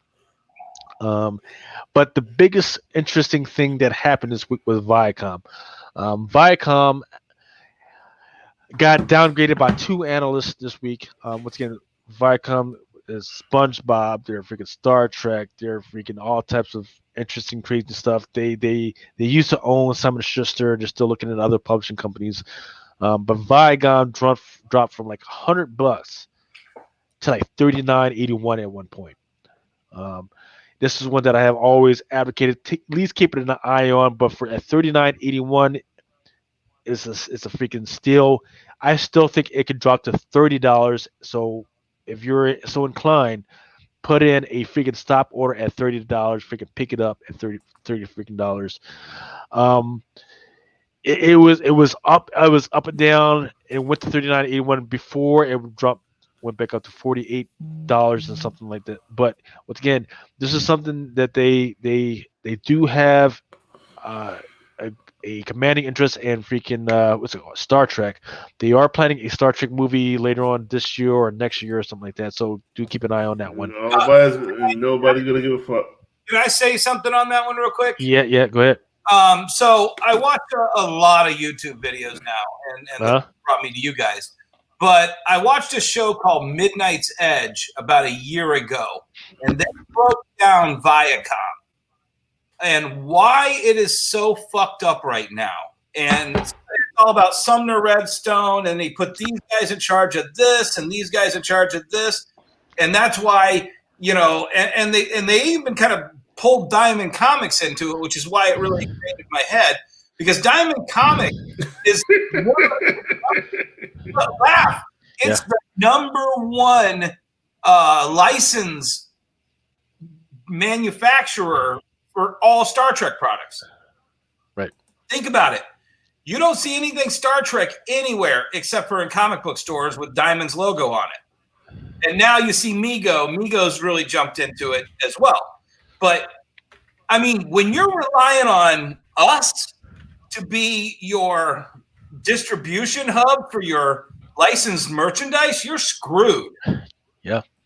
So Right. So I don't think I would even buy Viacom ever, man. I think that's a sinking ship. Well, no, you can't say that because here's the deal. If you can get in at 30, remember the price target is $58. Right. If it goes down to 30, that's $20. That's already under freaking the lowest it'll go is to like 11. That was at the pandemic. Freaking everybody got scared off, freaking shit their freaking pants and everything. But here's the deal. They do pay a dividend. So even if you freaking lose a little bit of money, and if you're waiting for a long hold, they do pay a dividend of at least 24 cents. Okay. And even if they cut it in half, which I expect they may do, at 12 cents, maybe 8 cents and everything, you're still freaking getting some of your freaking money back. Long hold, right? That means 10, 20 years. How often are the dividends? Quarterly. So yeah, so they're not monthly like ORC, which I highly recommend, or SHLX, which I highly recommend, because those are monthly, right? But Viacom, it is monthly. The next earning date is in May 26th, I believe. So that's what you want to freaking pay attention to. It just paid a dividend, or is getting ready to pay a dividend pretty soon. Your ex-dividend is freaking fucked, so you're not going to worry about that. So what you're going to want to do is, and another reason why it dropped so heavily is because today, the 26th, it did have a lot of those option contracts coming in. So that's why people are freaking willing, dealing, and doing as much as they can to fulfill their contracts. So after tomorrow, or excuse me, Monday, you should see the truth of what's going to freaking happen, because I did see some of those option contracts. There's a lot of weird freaking stuff happening, but Monday through Tuesday, that's where you'll see the truth of what's going to freaking happen with that, and then the earnings date is going to be an indicator as well. Once again, I'm not a freaking financial analyst. I'm not licensed to do anything. I'm saying, me, Joe, regular freaking Joe. That's freaking what I'm seeing. For the price you're charging, and the motherfucker get free shit, let's do it. Yeah. What else you got? Because that was it. Freaking let's see what else we got. Yeah, that was it, man. Freaking we went through the news pretty freaking quick. We got some freaking good topics. Is Ultra ready, man? Wait. I know Ultra ain't ready because I ain't ready. And then when I'm ready. Oh, hold on. Let me get my email open. Hold on. I made sure I purchased my spec books that I wanted to. Yeah, I'm ready. You know I'm ready. If I throw that thing up, ready to be put up on the screen. If I'm ready and Ultra's ready, are the sharks ready? Is there blood in the water? About to chum it. Dennis is the real shark. Dennis is the fucking megalodon. What the fuck is that shit called? The megalodon shark? I have to shark the other way. I open up my Amazon inventory and I go, and then I'm like, oh shit, I got that price too low. Oh shit, I got that price too low. The chum is in the water. We also got a retailer in it. This is the first time we have a retailer on Spec Matrix, and I don't have a great rhyme, but I have a great time, and it's a disservice that the number one book is not called The One or The Neo on Spec Matrix. So let's get that changed up. But without further ado, it is why y'all came to fucking see my. Oh, that's nice. That is really nice right there. I love that. Ultra Maximus with the Spec Matrix. What's up, sharks? So, here we go again. Put that back up again. That little shark. Put that little shark shit back up. I like that. Who did that? That was Lucas, or that was Ultra? That's Lucas. I'm not messing around with it. I'm trying to keep my CPU fan speed down to the lowest, so it's prolongs life. That's fire right there. I like that.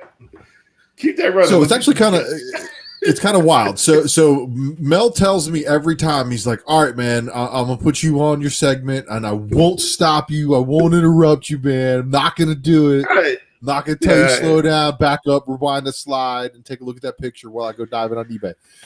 You know why I say that? You know why I say that? Because I don't ask for the fucking slides ahead of time because that's cheating. I don't want to know. And even if I tell you who I'm doing the Spec Matrix on, you still don't find all the things. I'm just waiting for RZA. I'm just waiting for RZA, to be honest with you. All right, well, you're going to have to wait a while because today, everybody, is the final week of Women's History Month. and Lucy's not here. I know. She's Lucy in chat, left before. But, she's got mom responsibility. So, as you guys know, I tried to give you rock solid ladies back to back. You know what I'm saying? So take that picture of Luca because Nat Geo's in the corner. Take that picture. Yeah. We don't want no more fucking bullshit. Lucas isn't even there, I don't think. Wait, what's up? You got to take the Nat Geo logo's in the corner there, so you got to take that off. Nat Geo shit off we don't want to get canned. You guys people up. As if robbing that one, is it? But then of course Mill's trying to get me to cross the streams, trying to get me to I don't even know what to call it. The Wachowski brothers. Wachowski sisters, siblings. The Wachowski siblings. Yeah, that's true. Sorry, the whole we're not crossing those matrices. Just FYI. But anyway, I really want to thank you all for tuning in. Make sure that you have hit that like, and of course that you better be subscribed to this channel. And if you're not subscribed to this channel and somebody shared it to you, who are you? Who shared it with you? We are the gateway drug. How many subs you at right now? I was at 459 last I checked. Oh shit! Hey, everybody! I need 14 just to get even with Ultra Maximus right here. So Wonder World Comics, go sub me. Oh shit! How do I have more subs than you, Dennis? That's nuts. Yeah. There's a lot of people who ask me how the hell I don't have 1,000 subs, and I'm on this tear, so everybody needs to help Dennis get to 1,000 subscribers so he can help break the YouTube algorithm as well. For everybody else in the comic book community who's watching this right now, I am a firm believer in all of us making sure that we have subscribed to all of our friends and make sure that everybody who does a comic book podcast of some sort has hit 1,000 subscribers. I'm doing an Ultra Box, and the Ultra Box is going to be a nuts giveaway that may or may not rival the Drunken Box as far as content. But let me. I will be the one to interrupt you. Okay. Mel, I just packed your box today. Of the 2 books you bought and the 20 books you didn't buy. So enjoy. Wow. Go ahead. Yeah. See, it's wild things like that that happened here on Drunken Chat. So you guys know that we're trying to make sure the tide raises all ships. That's what's up. So if you're not subscribed to everybody on this panel, you need to be, and you need to be watching the content because again, we are the TV now. There's nothing good on television. News is all lies and bullshit. And there's no real good TV programming. You have all your streaming services for all your movie needs. So why the hell do you watch TV? Okay. Well, that's where we come in. TV is for now going to be the real live, interactions, and everybody needs an ultra box. So so we're the TV now. Again, don't forget that. I love that saying, and I want to be the guy from that movie with Tom Hanks where he's like, "I'm the captain now," but. I was going to make a meme, but it didn't work out. But anyway, so again, thank you all in the community because I love doing the research on these things because basically all I ever do is basically remind you guys about books you may have forgotten about, you may have missed, you didn't see, you didn't know existed.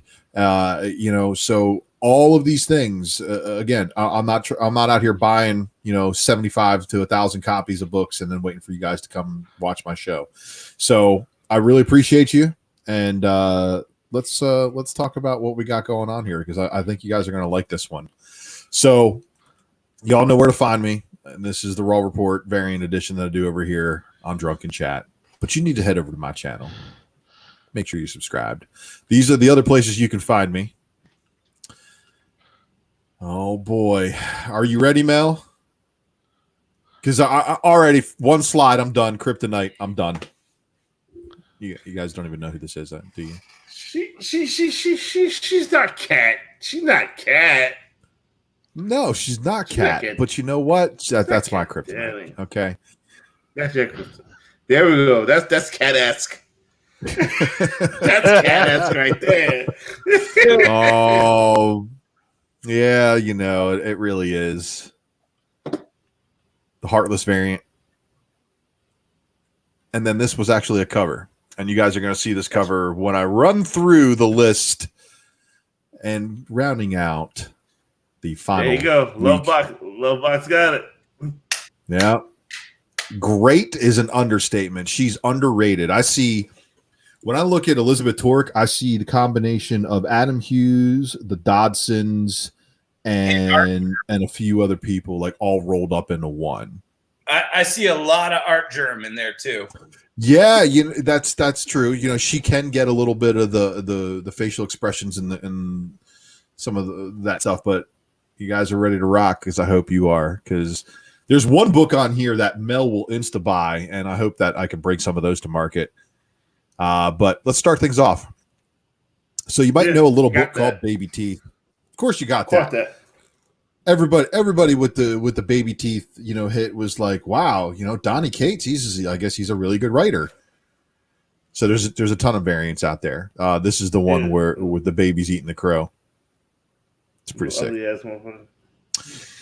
And then there was this Halloween Comic Fest, free book, free giveaway. Yeah, a store did an exclusive on this one. They had a green variant for that one, and then this baby variant for Baby Teeth number 3. This was wild. Whoa. Okay. So it's a New York Comic Con variant. So, yes, Mama Comics says she's got one of them. I don't know if it's that one or not. Right now, I'll tell you right now, I'm the lowest seller on Amazon for Baby Teeth 1, cover B by Torque, FYI. Mm-hmm. And I'm not raising it. I'm leaving it at the $14.99 that I have it at. Right. Well, Aftershock also gave us Eleanor and the Egret. And actually, the Egret is very common down here. So are Sandhill Cranes. I love this cover because of the German Shepherd. The dog? Hell yeah. Me too. Yeah. So, yes. Lord, Can I just say, because you're deep in the weeds already? Yeah. I think Aftershock is way underspec'd in general. They got some good variants. And usually their number ones have that 1 in 15 flavor. Yeah. Lonely Receiver. So that's actually going to do it for Aftershock. Believe me, and you're gonna see some. She got a ton of work, man. She really does. But you're gonna see some books you're like, I've never seen that before. Like, you ever seen Patriotica before? Because there's like there's also a foil variant. There's also some other different things. There's different versions of this book you're going to be able to get. Bolo just be popping about it, don't fucking with. Bolo just be bowling. Aspen, of course. She's from the girl whose Patriotica is from Phoenix area. Nice. So Soulfire fans probably know this one. Know it really well. Hey, Kate, can you go back one Ultra to the one before this? Patriotica? Yeah. That's what's your name? She ran for Senate in your Congress in your town. Yeah, Kirsten Cinema. Girl. I forget. That's the cosplay girl. Okay. Oh yeah, I know who you're talking about. Yeah, I know who you're talking about. Yeah, Word. she always dresses as Power Girl. That's her Yep. big main character. Yep. Well, Soulfire and then Shahrazad. You guys remember when Campbell was doing a bunch of these too? He was doing, I think, the A covers on some of these. But Torque was doing the B covers of issues 2, issue 3, issue 4. I love issue 4. 4 looks good. Just fantastic art. As I rip the cord for my headphones. Good though. And then number 5 was But then there's bangers like this one, Trish Out of Water. And just her color choices really what sell the art. And you can tell there's some of these books that she's inked herself and colored herself, and then there's other ones that other people do, and you can tell when other people touch her work. But yeah, Executive Assistant Iris. This was volume 3, and it was a retail incentive variant. Ultra, can you go back one? That was that Aspen's 10 for 10?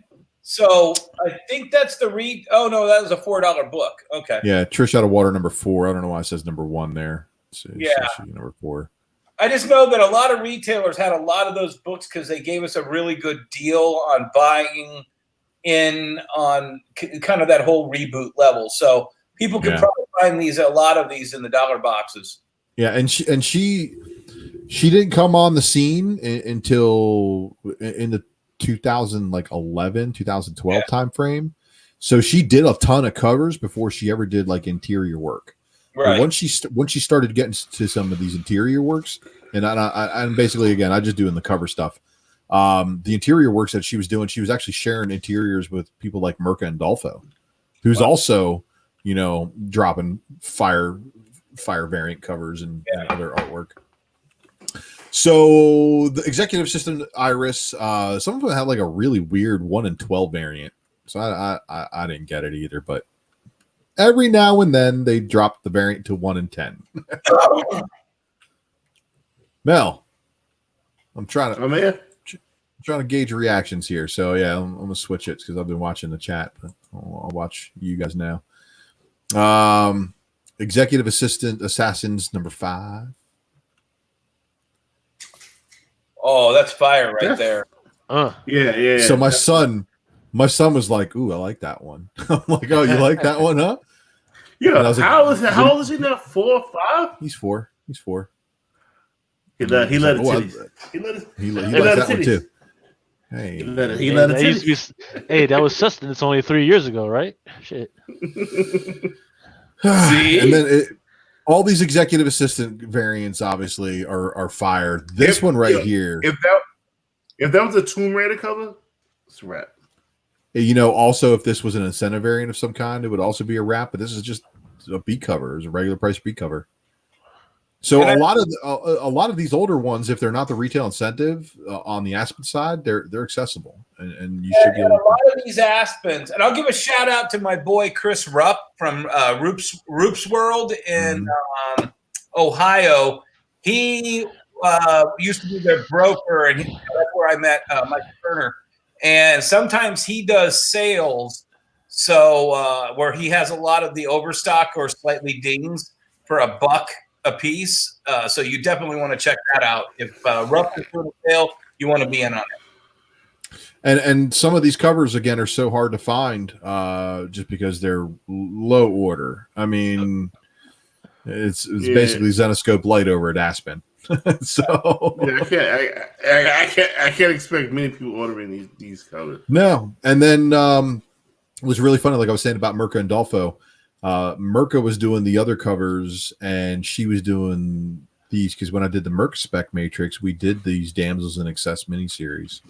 So issues 1 through 4, and again, it's just I think my wife would like this. Because it's very very much Snow White, and then there's your replacement Mara, your Namorita, right? And, okay. I guess it's right. I mean, you're really smart to do this one, Ultra, because with Momoko hitting and this new girl Besh, there's a lot of us that love the stuff, but the market is just expanding with women who are going to look at all this comic book stuff in a different eye than any of us ever did. And some of these girls have an amazing eye, because I mean, even right here, Overtaken, the incentive variant she did right here. Yeah. Different genres, and just being able to be very versatile and flexible with what you're able to illustrate is what moves. It's what moves books, and what's what gets publishers to go, hey, why don't you come over here and do a variant cover for us? And then all of a sudden you got stores like exclusives like Wonder World Comics saying, hey, would you be willing to do a store variant for us? So you never know. Yeah, I don't give a fuck, man, woman. I just want the heat. And what I'm seeing here is just talent. All right. And that's basically what I'm just trying to showcase. Well, and this book, Kaylin Smith is fucking yes, amazing. And the fact that you put those two together, that's chocolate and peanut butter, as far as I'm concerned. That well, then there's also this one, right? Fire. Yes. Mm-hmm. Yes.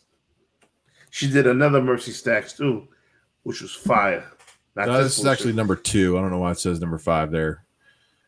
That's number 5. Fire. Yeah, and then she's got more. And this one I like. Oh, yeah. Zombies versus Cheerleaders, number 6. Retail incentive cover. Damn. And I mean, nobody was ordered this many books from, was that Moonstone? Moonstone. Yeah, dude. No, I don't know a single retailer ordered 10 of anything Moonstone. Except for me, I bought a couple books. And then she did a couple of works for IDW.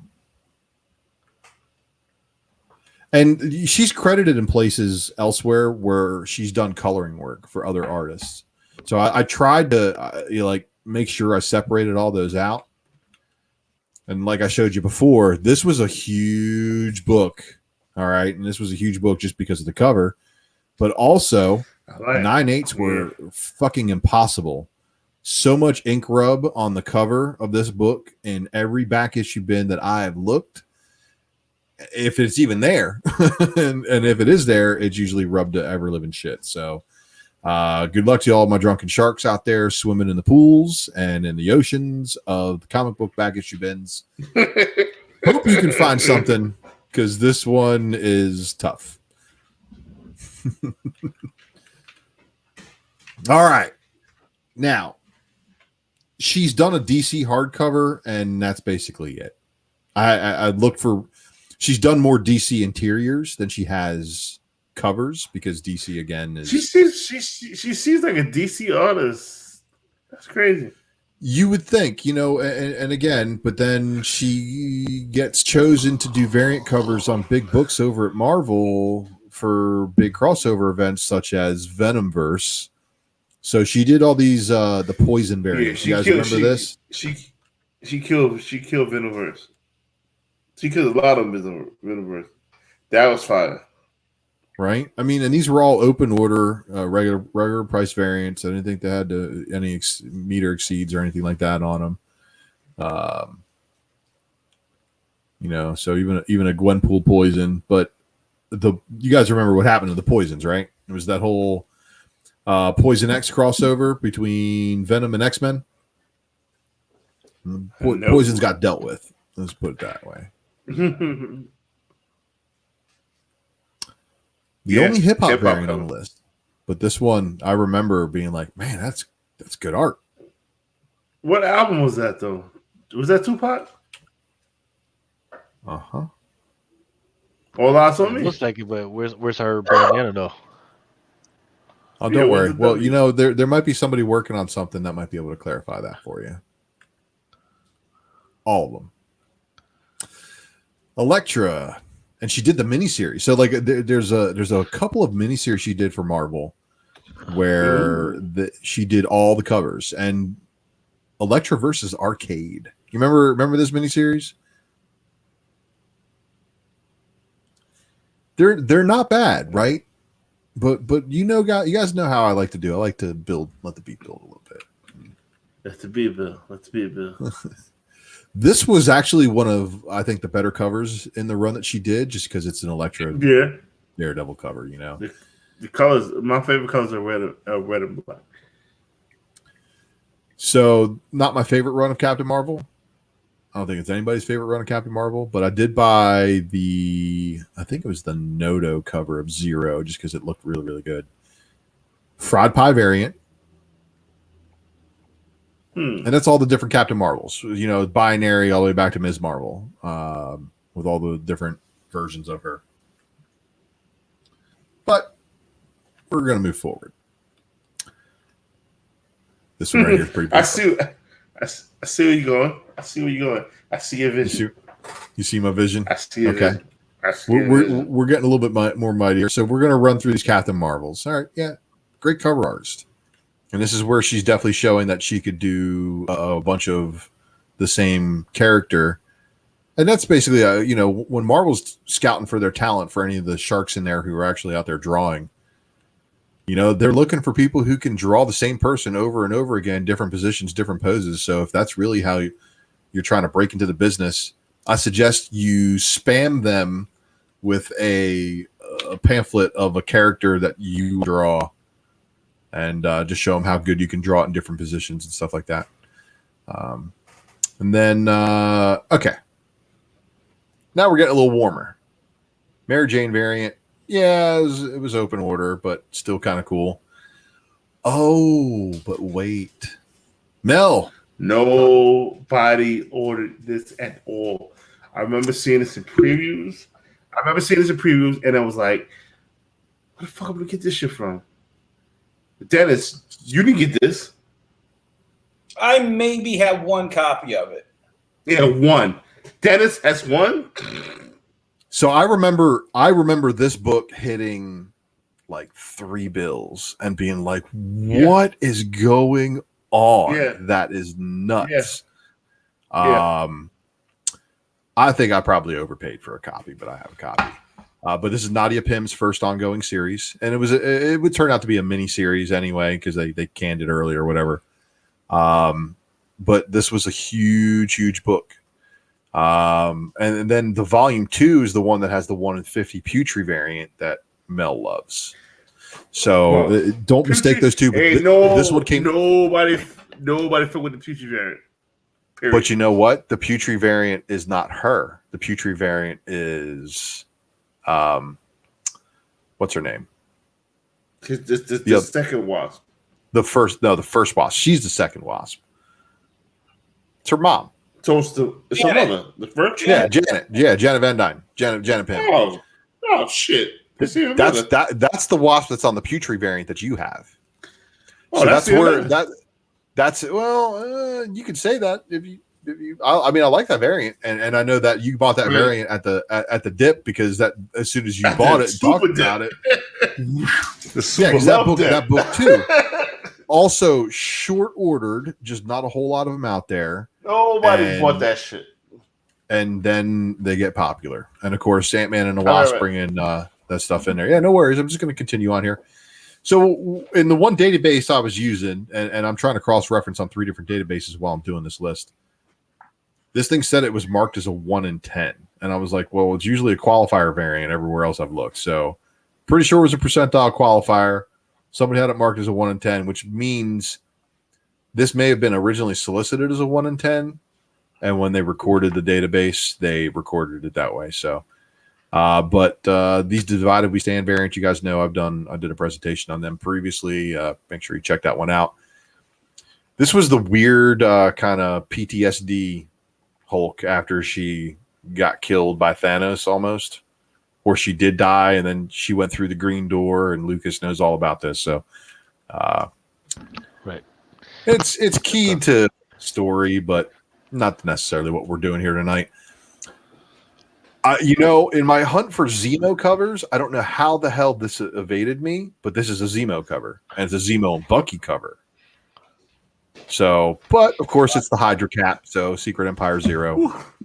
Who's the little girl? I just sold Captain America 2 Bagley variant today out of nowhere, and I think somebody was specking on that one. So I'm wondering if we're not getting some kind of Hydra Cap side plot where we're going with this. Just FYI. Okay. And then the little girl is Kobik, the girl made from the Cosmic Cube. She's the Cosmic Cube come alive. It's the same girl from that Thunderbolts 7. Yep. Was it just Same picked up girl. from Mr. Barger there? Oh, you picked up a Thunderbolt 7? So that book right now is back up after a dip. So that book dipped forever. And guess how many I sold when it dipped? None. 0. 2. Because that book is such fire. I refuse to sell it at the bottom of the dip. I only gave Mel a deal. Super love. Now, I had that on my list for the prospective, and I can talk about it now because it didn't make the 10. That is that book when that book first came out, the Thunderbolt 7. When it first came out, I slept in the bed. I was like, I don't want to get this book. That book shot up to $175, and now that Winter Soldier is back right now, and that Winter Soldier, and now that you said this young lady on this cover is could be something. Kobik. So if you want to know where she ties into the storyline. And you guys know I could give two shits if they ever make the stuff into TV movies or whatever. I just care about what they're going to do with the property later on in the comic book. So I spec on later comics. That's basically how I spec. What are they going to do with the character? Are they going to use the character later on down the road? Are they going to be able to utilize it in a fashion that's going to warrant storylines that's going to get people to buy them? So this is definitely one of those characters that's a little bit odd for me because she's a cosmic cube turned into a girl, and then the whole Avengers standoff scenario is a result of her. That Thunderbolt story that Mel was talking about on issue 7. She's a big part of Steve Rogers becoming Hydra Cap. So if we want to see that, well, that's probably one of the ways they're going to be able to make that happen. Well, and one of the other things is the MCU has already kind of set up an entire kind of mindset that with the ether being able to inhabit Jane Foster and the Mind Stone being what makes Vision who he is. And, so they've got kind of a template where stones equal people and then they equal stones again. And I could totally see them pulling something like that with this character. That's an interesting take. I do like it. Yeah. I do like it. I love this cover. So this is one of those books that also is on a lull. And issue number 2 is the one that out the gate. Yes, man, sir. That book flew. And I bought 2 of them for $4 at a con. You still have them? I sold one of them for like $75 when I got home from the con that night. I need not that stupid. Too. Dude, I used to go to MegaCon would be like, all right, what do I go to MegaCon to buy today that I can go home and sell on eBay tonight to have more money to go back to MegaCon tomorrow with?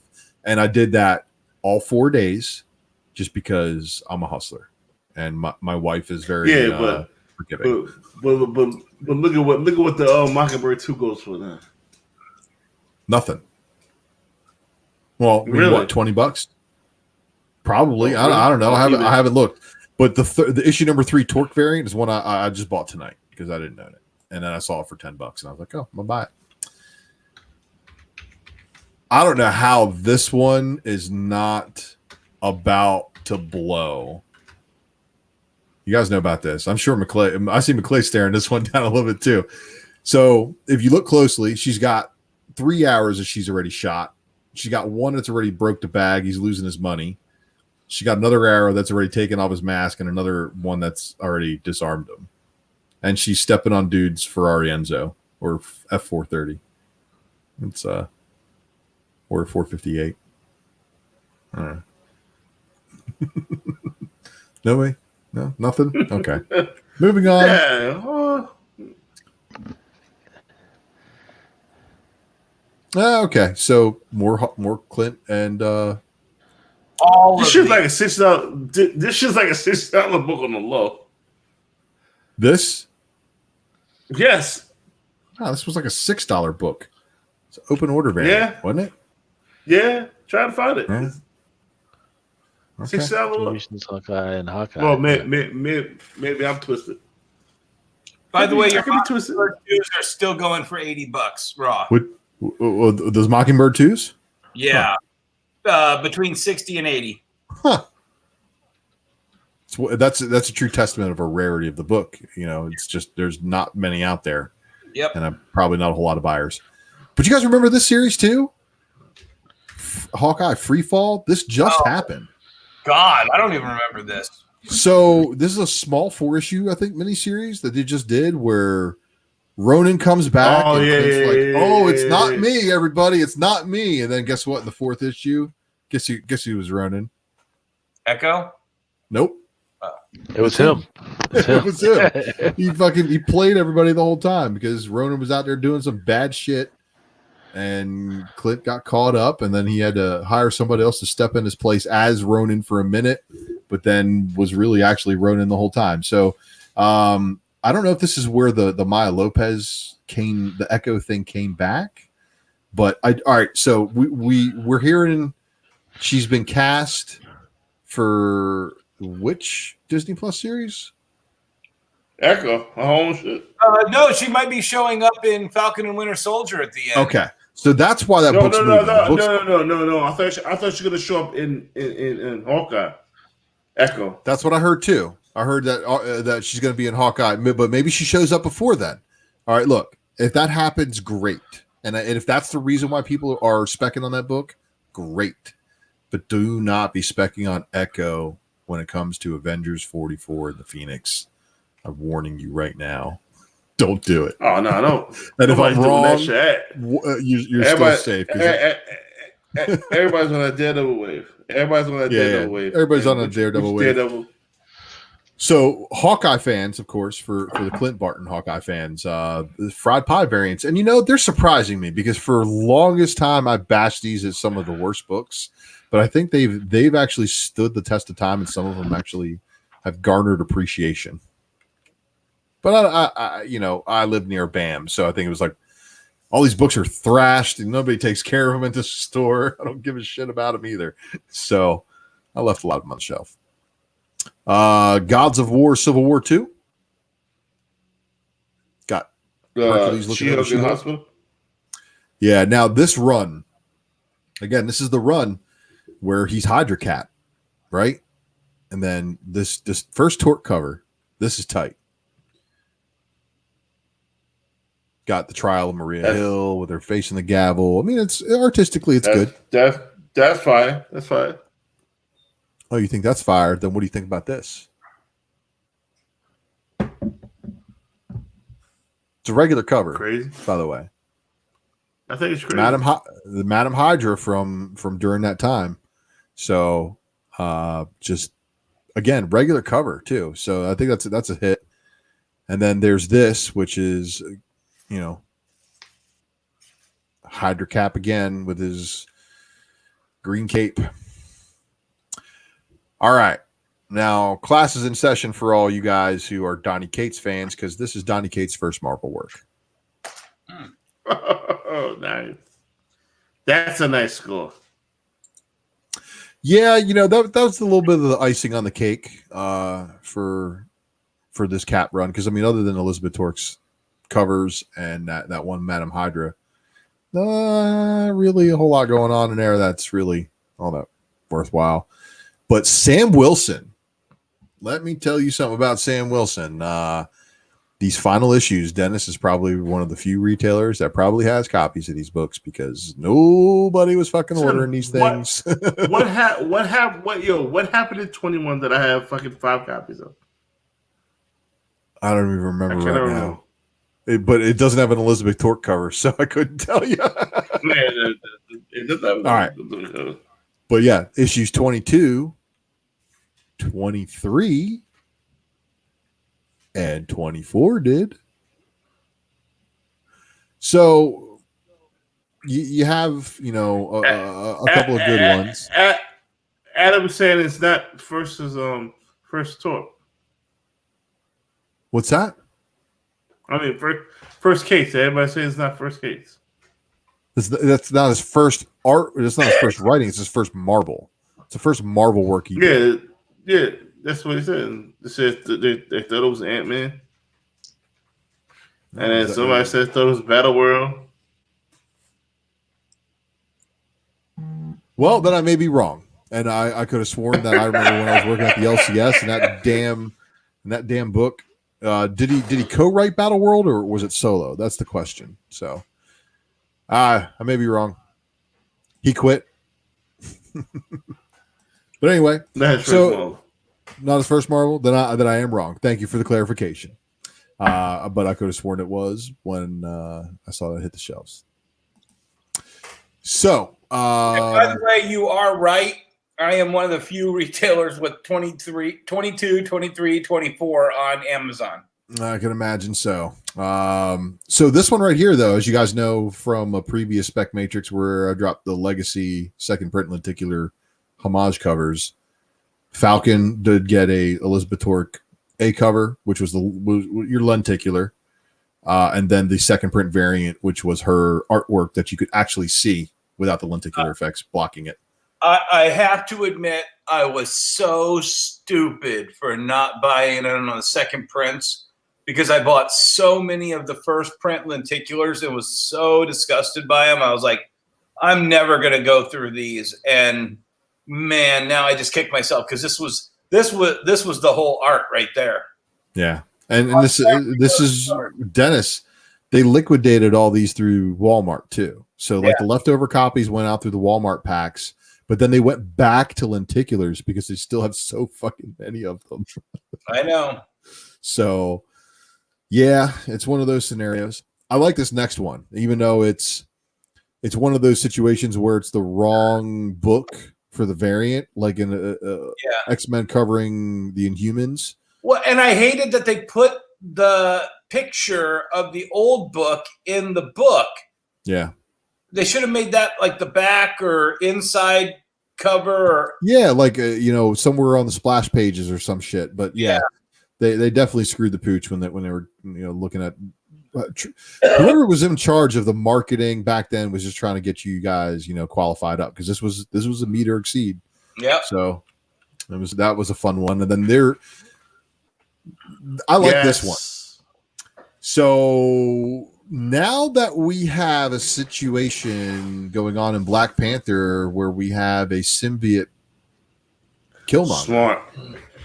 Smart. I don't know if a Venomized Black Panther is something worth picking up, but if you find this one. Yep, Kate's first work is in his mom's refrigerator. That is right. And then this is a recent release. I picked that up and too. Even for a recent release, it's cheap still, and I don't think there's anybody who really cares too much about it, but this was the better of the covers. Right. So that was the first appearance of the family that actually raised her, and there's a new villain in there. Oh, okay. Well, maybe I should have bought a copy before I talked about it, but too late. Yeah, just to let you know, too, that Black Panther 12. Yeah. I'm already up to $19.99 on Amazon for that, and all of the other competitors are below at like $11.90. So when you see a bar that high on just a regular old variant, there's a lot of action in that book from the past. So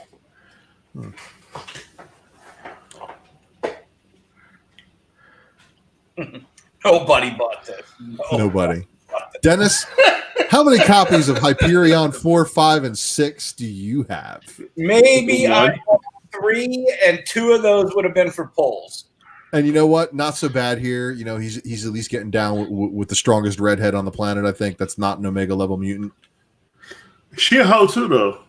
Yeah, Crusher going to come for Milton, but Milton going to be Big Willie style on him, so it's okay. He ain't scared. He's Hyperion, Oh my God! I take it back. I was still buying Hyperion at issue 6. Oh shit! I've got that issue. You can get that from WonderWorldComics.com for $7.99. Hey, stop pitching Woo with a Willie on the job, Willie. All right, and then another one of the This is a great ugly cover. That's a great ugly cover. We're still waiting on that Fisk and I gotta say, freaking cover. Right? I gotta say something, and it's no offense to Elizabeth Torque. I think it's more of an offense to Marvel, and everybody knows I love Marvel. Sometimes they don't give great artists enough time to do great work. Yes. With deadlines, this she should have knocked out of the park. This is great shit. I like it more shit because it's the X-Men homage, which is the homage to the Living Monolith, and then to the Dark Phoenix, and then now this. So, you know, I'm a nostalgia guy. This is a LeBron James bad game. This is LeBron James at 15 points and 6 assists.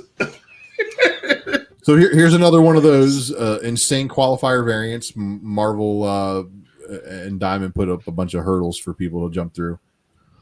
And it's a Defenders variant. Nobody's ordering this.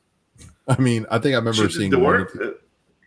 That's good work. Yeah, I don't even know who the character is from the original Defenders to even tell you, man. I'm bad. Like, usually I know stuff. Shooting but... a gun. Well, I think why is something human? Is that? I think that's the secretary from Daredevil. Is it? I think that's supposed to be who she is because she doesn't have power, and she's getting jumped by.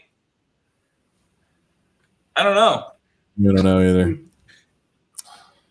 And then here's for all you Gwen fans. You guys remember this when Gwen the Gwensters? This is all the monster Gwens, bro. You don't remember the monster Gwens? I don't even think Longshot has this. Monsters Unlimited. Monsters Unleashed. Unleashed, yeah. This should be called Shit Unleashed because this is probably one of the worst covers. Yeah, I was totally on board with that. Oh my god, dude. This is the one that hurts people's feelings an awful lot, and this is probably the pinnacle of this list. And this was a book. This was a book that whatever. Who the fuck? Nobody knew they wanted it until they couldn't get them. And then when they figured out how hard it was to find, they started going, "Oh shit, I want one!" And then they started paying big money for it. So Dennis has probably 4. How many do you have, Dennis? He's got 0. 0? Wow. The problem is they sold this, because the variant game, and I'm not going to sidetrack you here too long. The variant game is very finite. I think that with a Marvel book and the print runs, there's a certain number that you can ask for, and everything above that. And I can't remember what they sold this for, but it was probably double what most Marvel store variants were. And this was a $59.99 book. Mm-hmm. And it was $59.99. You get it at the store. Yeah, nobody's going to Philly, and nobody's going to pay the shit $59.99. Yeah. And the thing is it was like, oh, hey, I get it, but then again, it's like, why did they only make 1,000 of this and make everybody else buy 3,000? I don't know. It was just one of those things that, nope, I'm out. Mm-hmm. I mean, good for her, dude. She got good press. I've called her several times to try to find this book, and each time I don't get a call back.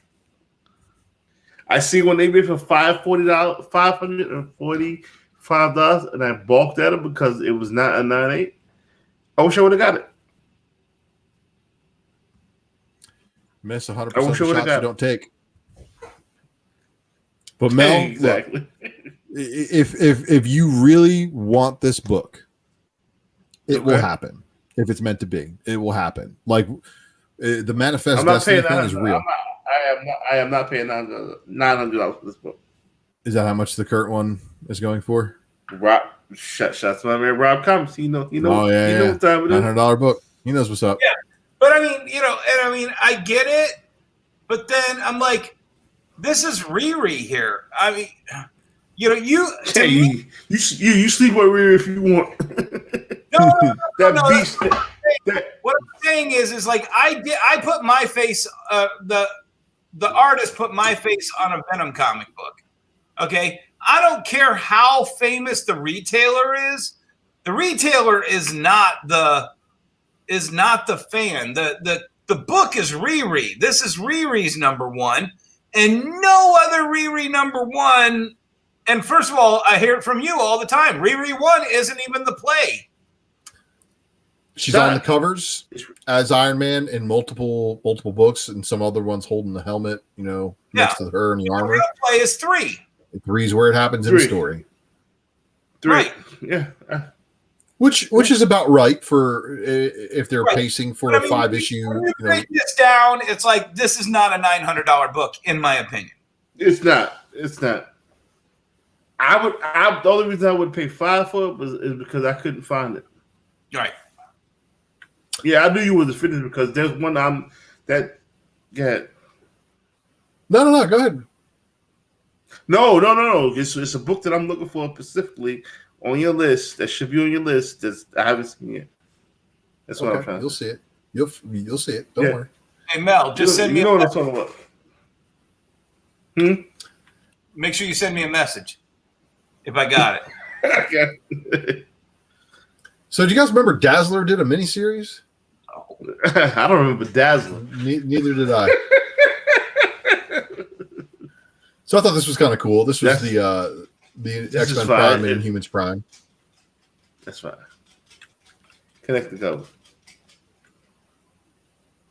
Age of X-Men, everybody. No, it's two. And I hate it. It's two. And Dennis, you posted one of the books I'm thinking about. Yeah, and that book should be fire.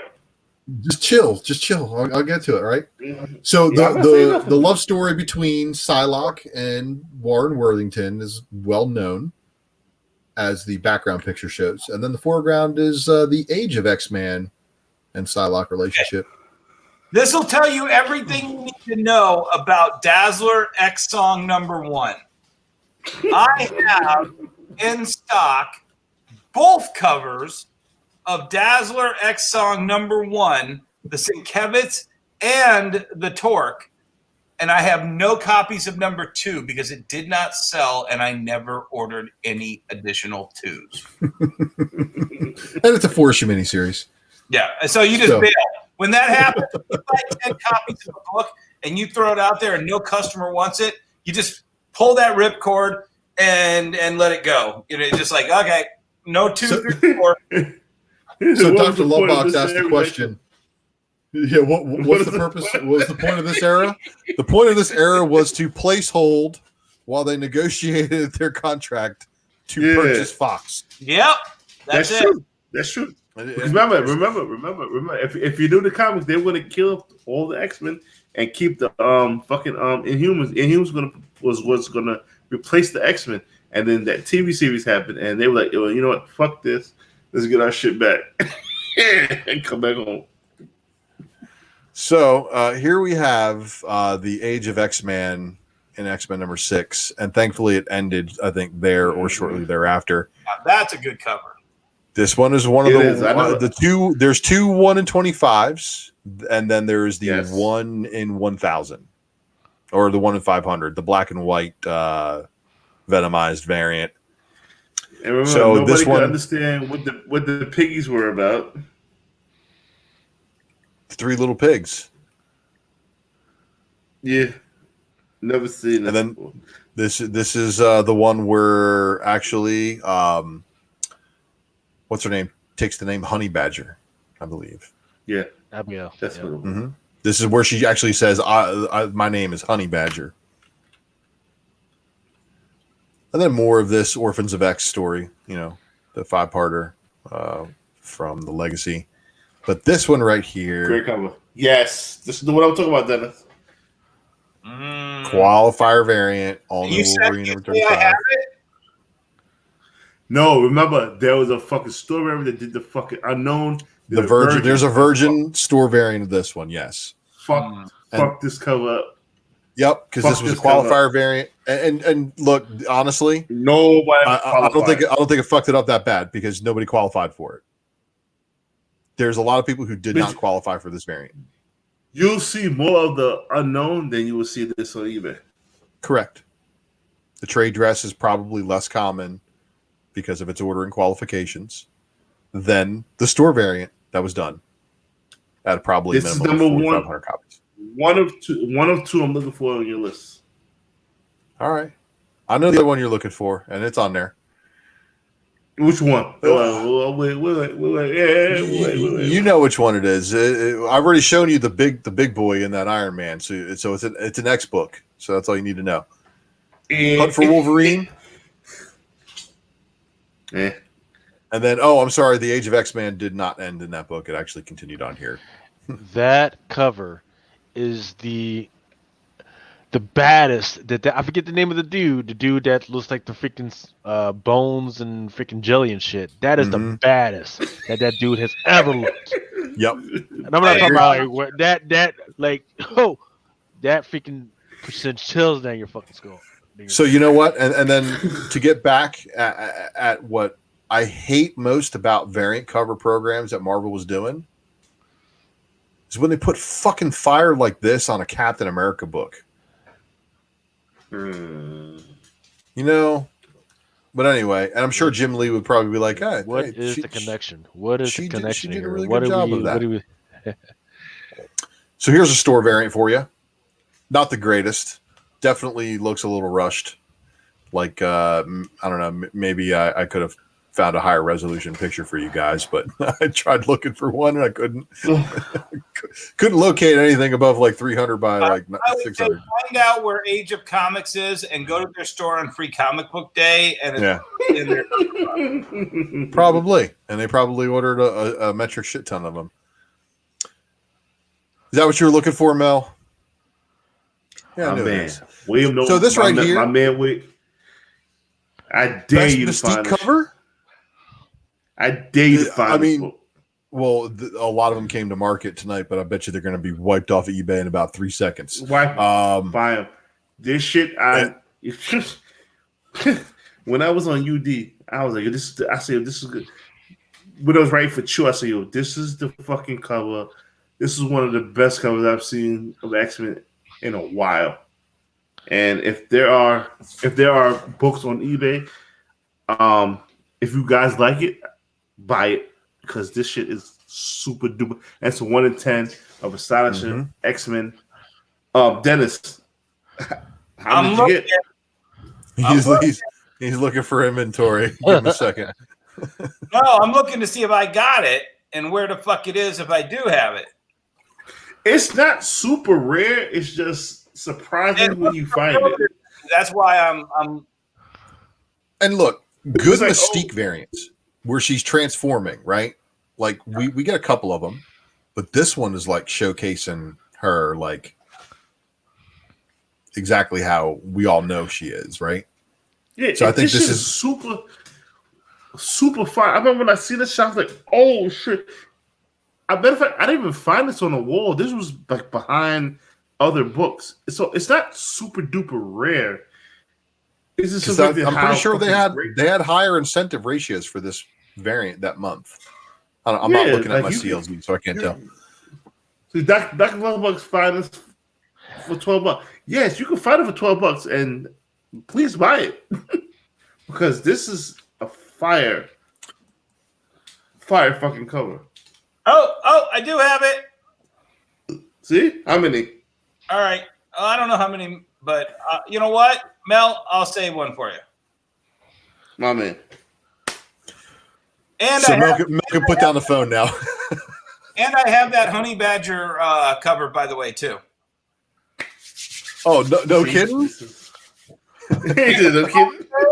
Somebody merged the Wanted Comics trade dress with the image that was originally there. So when you look on Amazon to see whether or not it has the trade dress, it shows the Virgin.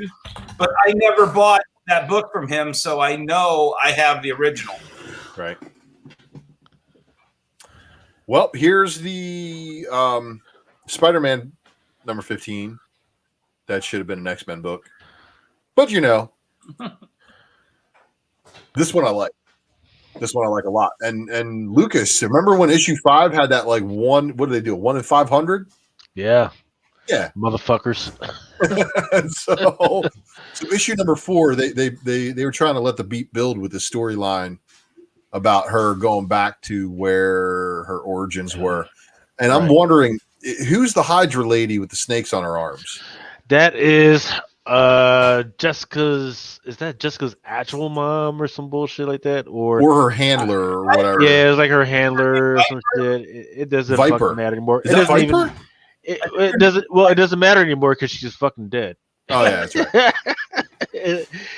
and the crazy thing is, she has a clone that she eventually fucking killed anyway. So it was fucking a whole bunch of hoo-ha for nothing. I don't know why they fucking did that shit. So that's one big fuck you, Diamond, fuck you, Marvel on that one. I just bought this book 2 days ago for $35. Nice. Yeah, that's probably a good price on a 1 in 50. All right. Did y'all ever find one of these? No. No, you know what? You bought one. I watched when Ultra did the Divided We Stand Spec Matrix. I bought one? You bought one that night.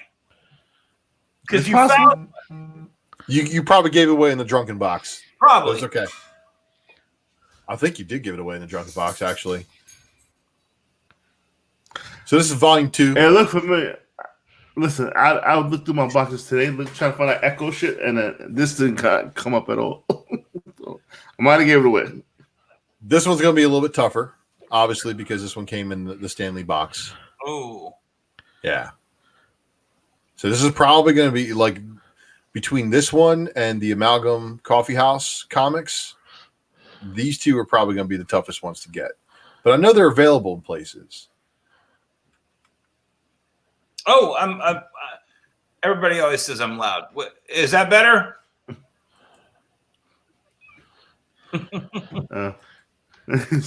Listen, I gotta go to bed, and I waited for the I'm gonna check the rest of the Matrix. I'm almost done, bro. I'm almost done. I got yeah, you can make it through, right? We're gonna stop talking. We're gonna jam through these. So, Amazing Spider-Man number 40. There's your Torque Gwen Stacy variant, and shout out to Rob.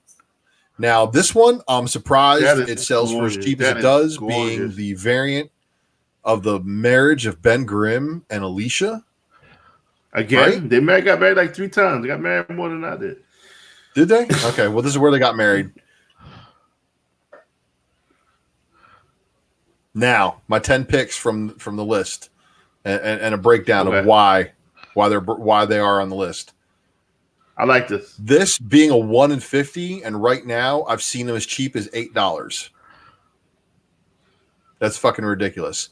Strong black cover on the back cover, so you better be looking for stress marks and rubs. You got this at 9?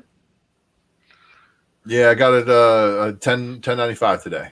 $10.95, and I bought it tonight. Yeah, so hopefully it's not bad. But this is a strong number. I have a couple of those ones. That's my favorite one so far. That X-Men one. Yeah, I think that's probably one of my favorites of her too. But they get really, really good. You know what I'm saying? Like 7. Yo, you gotta put the number on here. 7, 6. Sheer qualifier is the reason why the hip hop variant's on the top 10. This one right here for sheer rarity. 5, this one 4. right here for sheer rarity. This one here also for 3. rarity. Now Mel's gonna be mad at me for this 2. One being number 2. Number 2, all right, motherfucker. You know why? Tell me what. That's her first work. That's her first published professional work. So, Zombies versus Cheerleaders number 6, 1 in 10 incentive by Moonstone, which is a publisher of the tiny side compared to the big Marvel runs that we're all used to. You could find this though. You can find this, but you can't find that coffee joint. It's true, but this is her first work, and this is the reason why this is number 1 on the list, because in honor of her being, doing all the other works, and it's the same with the Rian Gonzalez, it's the same with the Jen Bartel. Look at what's happening again as we educate the community on what can be collectible in the future, and this is where my head's at. Elizabeth Torque, I want her first published artwork, and if it's the fucking cover for Zombies versus Cheerleaders and Titty the Helmet with a fucking spine hanging off of it, I'm down. Okay. So respect it. I just even though that other book is way more rare, I think Riri fans are going to be doing chasing after that. I like that you think outside the box, but Riri fans are about to go. Riri fans are about to go from 10 to 50 in a year. It's true. It's true, because she's going to be involved in 2 very big things on Disney Plus. However, we all know, well, at least the ones who are in the know you sell on the news. You don't wait until the show premieres, because when the show premieres, it's already taken a dip. However, for the rarity of that Riri book, it's a big one, Mel. But let me ask you, where do you think that book stands in place of, like, let's say the issue 7 Women of Power variant, or the issue 9 Age of Apocalypse variant? Do you think it warrants more? It shouldn't go. Wow. It should be her first appearance, issue 7. It should be the 9. The Apocalypse was the Apocalypse variant. It should be 3 or 4. It should be 3 or 4. Okay. And then you motherfuckers didn't even get to realize how dope Anthony Piper is. The issue 2 is going to be a monster. Cause y'all don't even understand how. So look, there's other characters and stuff that are going to carry the Riri books, right? Obviously, if they start developing story around her, we're going to see them try to cast somebody. They're going to see them put them on, Disney Plus eventually. But does that store variant? Yeah, and this is one of the few store variants that we all know that is like definitely just completely knocked it out the park. Not only is the cover fire, the artwork is great, and yeah, you support your black community and your black businesses. No, black people spend money, and people will spend money. That book is a $900 book. I wouldn't spend $900 on that book, but this hyper market we are in is crazy, man. There's no fucking telling what's going to happen. But like I said, I'm digging. I'm watching some things, and I'm watching like some of our favorite artists' first works. Well, and I'm not going to play. I don't want to play the old guy too much here. Mm-hmm. A lot of you guys don't remember the biggest spec in Daredevil was Daredevil 158 for the longest time, because that was first Frank Miller Daredevil. And then first John Byrne X-Men. First, and that was the way the old guys, that when we were coming up, that was the way we all looked at these things. And I think it's right for you to think that, when you look at Weirding Willows, first Art Germ art, and you look at, the first Frizen, Voltron. Mm-hmm. And you look at these books. And I think it's really smart to start speccing on these books, because this is the first art these guys did. Nobody gave a shit. Torque variant anything for this 1 in 10. It was just hot chick with tits and a helmet with a spine. So I mean, I think it's really smart to grab these books. Yeah. Because this listen. is what the old speckers used to do all the time. I really got to bounce, Dennis. I appreciate you coming through. And Mel, thanks for the Bartell, bro. I really appreciate that, man. Oh, no doubt. And that's another one of those books. So McClay, but yeah, McClay, I got your Bartell. I got your Bartell too, and the Bounty Hunters.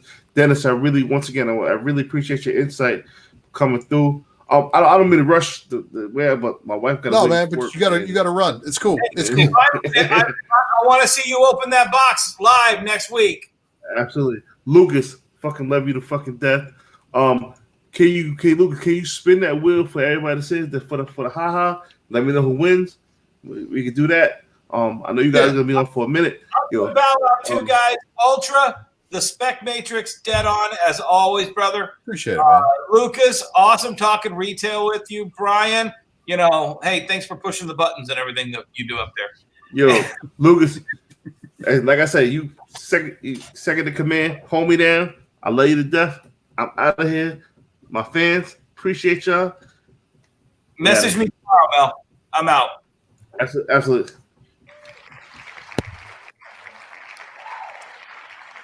All right. So I can close out these tabs. Yeah, I can close this out. It's just titties.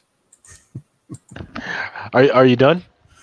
For the most part. I mean, I was going to run through all this other stuff where I tell people to like and share. Don't forget to leave a comment below. Don't forget to subscribe. If you haven't subscribed already, you are missing out because we go live every 12:30 on every Saturday morning like a bunch of idiots, and we follow some really cool shit on some other channels.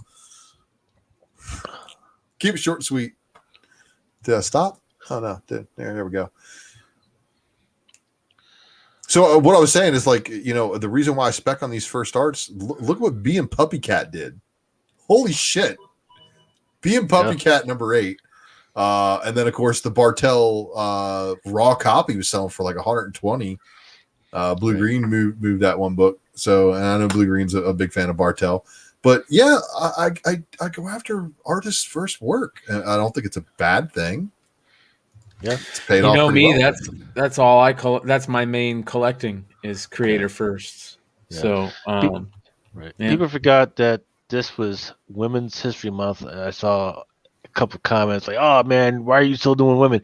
Because it's fucking Women's History Month, and you got to be careful. Because I think I had Harms on here, who was one of the artists for Gray's Helm Castle, and she went into great detail about the bullshit she had to go through as a woman. They wouldn't let her freaking headline a bunch of stuff, and she was allowed to ghost write or ghost art or whatever you freaking call it, and she had to struggle greatly just to become freaking do what she has, and she's a great freaking artist. So shout out to my girl for finally getting her freaking due. So it's always a freaking great, and I've seen some of the comments that they put on your Instagram or whatever, Ultra, because they love when you freaking highlight them and give them a freaking chance to introduce to the world some of the shit that people just don't freaking see, man. And I'm sure some of those people saw the inner Adam Hughes in some of those Torque covers too. Like, God damn, son. Like, some of them really like, you bordering with hanging out with Adam and Tula, huh? Like, some really good stuff though, man. And I've always liked Torque's art. It's just always struck me as that's good. Like, I can look at it on a shelf and be like, what book is that? And look at it a little bit closer. Yep. So let's spin the wheel real quick. This is for that haha. I forget whether it's the haha number 2 or whatever. And then you guys give me like I want to do that $30 holler or at least give me one. It's the book that you guys would like to freaking chase. So give you guys a freaking chance to take it. So in the meantime, I'm going to give you guys, everybody in the audience, at least 60 seconds to freaking make sure you put comments, make sure I get your name on a freaking wheel. Don't forget that Comic Crusaders has a Twitch channel as well. So if you want freaking extra names on there, go over to the twitch.tv Comic Crusaders and put some comments over there, and I will give you an extra name as well. over there. So 60 seconds to freaking get that done.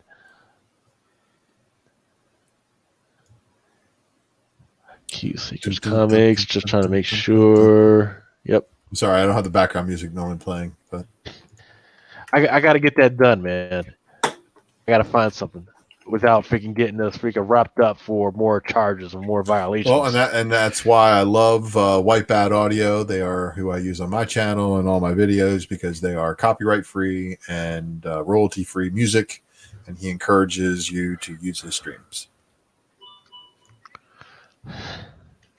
All I know is that a lot of the future right now is all those artists that they just release this stuff on freaking what's it called, freaking TikTok. They don't freaking give a damn. They're more they care more about people enjoying their music and about being famous than they do care about the money right now, and it's freaking paying off for them right now. You guys following the SoundCloud rappers? No. Let's see. I don't listen to much but anything about. I listen to the only new music I search out is hip hop, but everything else, man, it's all old that I grew up with. Like there's one or two non-hip hop albums that I listen to a year that just blow me away. That's new.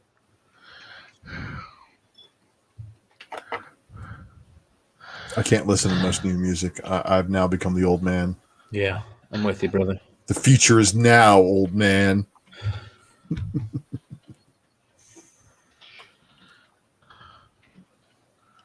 All right.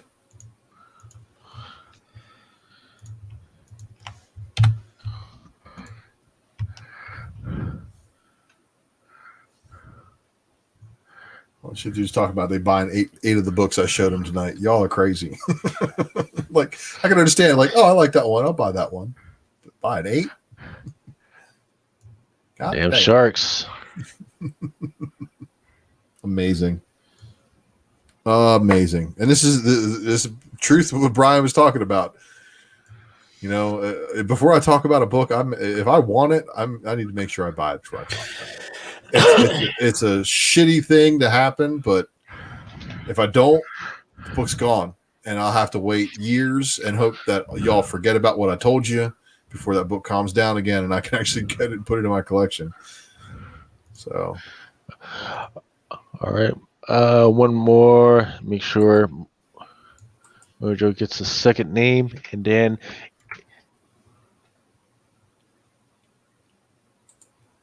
thank you for the subscription for whoever freaking subscribed to the Twitch channel. It's freaking awesome. So the hey, it's closed right now. Let's freaking go ahead and do a great little freaking shuffle. The full screen, and then whenever you guys give me the command, freaking I will freaking roll the wheel.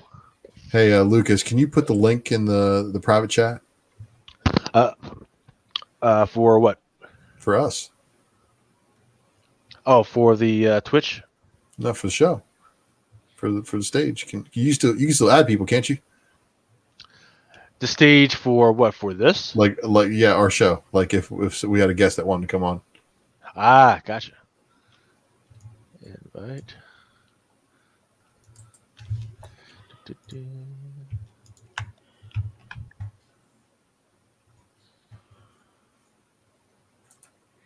You see it?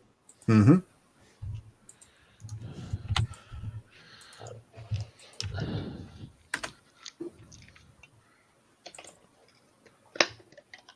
All right, whenever you guys are ready. Whenever you're ready, man, spin that motherfucking wheel. Holy shit. A special guest. Special motherfucking guest. Welcome to the stage. How you guys doing this evening? The sexiest motherfucker. What's up, brother? And all come. Good, man. I've been watching for a little while. You guys have a great show. Mel tapped out. Darth Lopez. To Darth Lopez, who has just won that comic. Make sure you send Mel an email to InstructorChatSon. Is it at gmail.com? Is that what it is? Or at least so. you should be able to find them on the freaking Instagram. Darth Lopez knows how to message Mel on IG. We'll blow him up. You got it.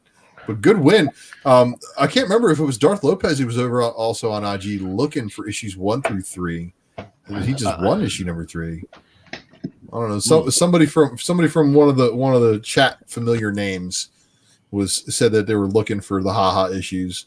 And actually, I just got my package from Wanda Comics tonight. I'm so happy. Like, holy shit. Great covers though. I mean, undeniably great covers. I mean, like that's. I'm more shocked at the internet breaking response that he's gotten to these covers. I mean, after the first one, it was like, shit, the secret's out. Like, everybody knows now. Yeah. And Gallagher's killed them all. Like, undeniably killed all of them. So. And you also heard Drew told us that he broke us the news. He's like, oh, we're doing all 6. Yeah. After what happened? I mean, that guy has great horror draws. Might as well. I mean, we're 3 issues in. You've done 3 bangers. Might as well follow it up with 2 more. And he did say that. Didn't he also say that they were going to get like a lot less kid friendly? I wouldn't call them kid friendly in the first place, but I think before it's not kid friendly. Did you guys announce that tonight? Not yet. Not yet. Tomorrow, next week. Okay. Well, I saw work in progress, and so that's good. So what's going on in Raider Nation, John? We signed Willie Snead today. Like, we don't have a safety or a right tackle, but that's life. I'm in a house divided, living in an Alabama house as a UCLA Bruin. So Alabama plays UCLA in a meaningful game on Sunday somehow. So yeah, I'm in a house divided, but hey, it is what it is. But we're a power couple because I'm UCLA and she's Alabama, so she's got the most football, I got the most basketball. So we're a power couple. We like to look at it that way. So wait, does everybody else run around your house yelling "Roll Tide" and you have to hear that in Raider Nation gear? I do. Well, not during Raider game. Actually, but it's just college games. But like, you know what? They're pretty good at football. All my teams suck. So like, I inherited a good team-in-law, I suppose. but I am a Bruin, and the UCLA does happen to play Alabama on Sunday. So that's kind of random. I did pick Alabama this far, but they're a 2 seed when UCLA was a play-in against Michigan State. So it is what it is. All right. You guys ready to so this week we've got some interesting picks. I think I'm interested more in the art this week than anything. Actually, I've got one thing when it comes to the freaking story. I think what we can do is just go through each publisher. That might be a little bit easier on us, and then as you come through, just freaking tell me what kind of piques your eye. Witcher, I'm telling you what, man, freaking, I don't even give a damn about the freaking TV show or anything like that, but these covers are freaking interesting, man. This freaking, I don't even know who this artist is. Let's see, who is it? Ahmad Mur. It's got some interesting stuff. This one is freaking absolutely freaking awesome. I wish they actually put out some posters for that one.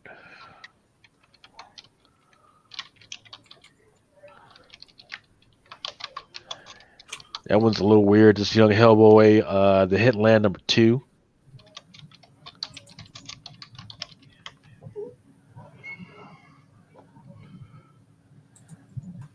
And I think that's it for freaking Dark Horse, if nobody has anything else.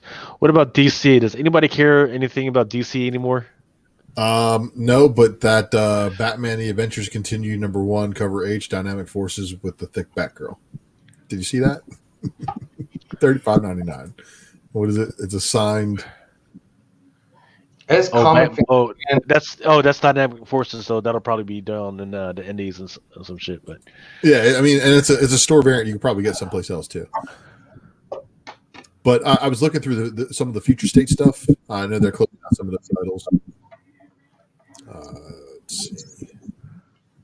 The Empress Lex was recommended to me. Haven't picked it up yet, though. yeah, I mean, I'm fine with. I mean, I think that the Justice League freaking movie has done enough to make me not freaking complain too much about the freaking movie stuff, but it's not enough to freaking make me want to freaking pick up the books again religiously. I freaking just went through some of my titles that came out this week, and I wasn't that pressed at all. What'd you guys think of the Justice League trailer? Or I'm sorry, Suicide Squad trailer. Yeah, I'm sorry. Yeah, there we go. I haven't seen it yet. I haven't seen it yet. Seen it? I've seen more stuff about the posters than I have seen the trailer, so I haven't watched the trailer yet. Yeah, it dropped today.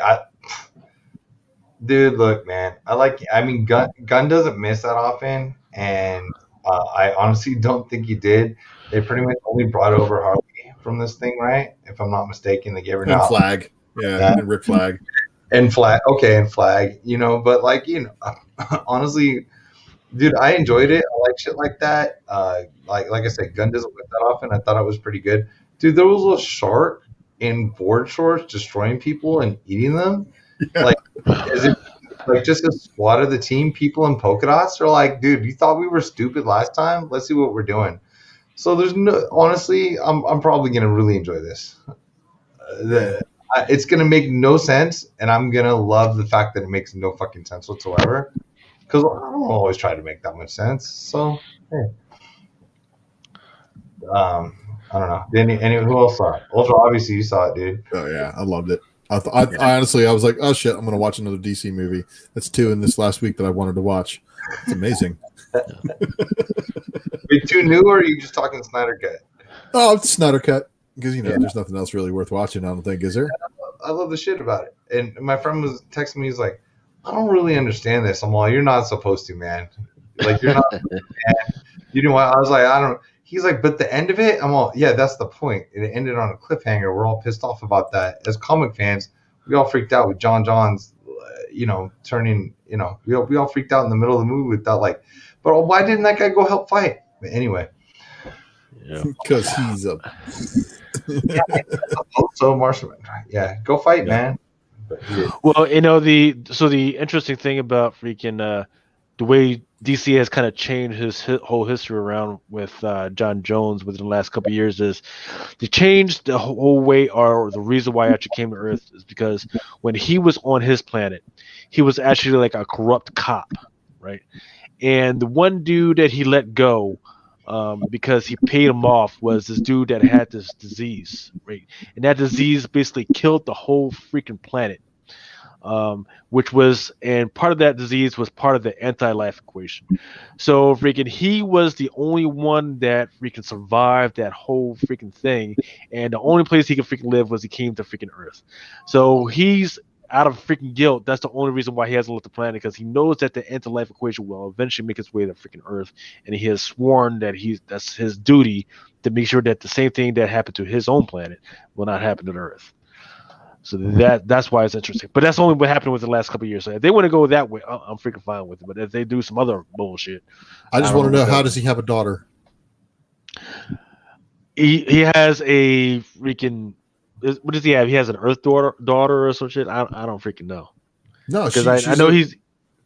What's her? She's the Martian Manhunter also, but she's the girl from Young Justice or whatever. Yeah, I don't know what that is. Dating Connor Kent. Yeah, that is crazy. Like at some point, like there is another Martian or some shit that's like around her, and he's just like Lobo and his daughter. It's not his daughter though. It's not his daughter because his own daughter actually died. Yeah, like he like watched his wife and his freaking daughter die from the freaking the epidemic or whatever. So it was freaking crazy.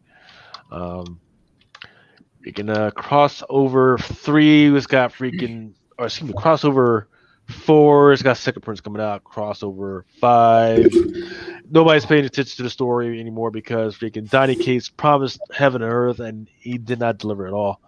Department of Truth. I'm getting orders all the time about that, whether it be the second, third, fourth print. So pay attention to that. If you're one of those guys that likes to trace the third, fourth, fifth, sixth, seventh print. Oh, here's what I will say. So for that whole Berserker freaking situation, right? There's that whole deal where Berserker promised that, hey, if you have that freaking card, you take that to your freaking retailer and they're supposed to give you the Something is Killing the Children number 8 print.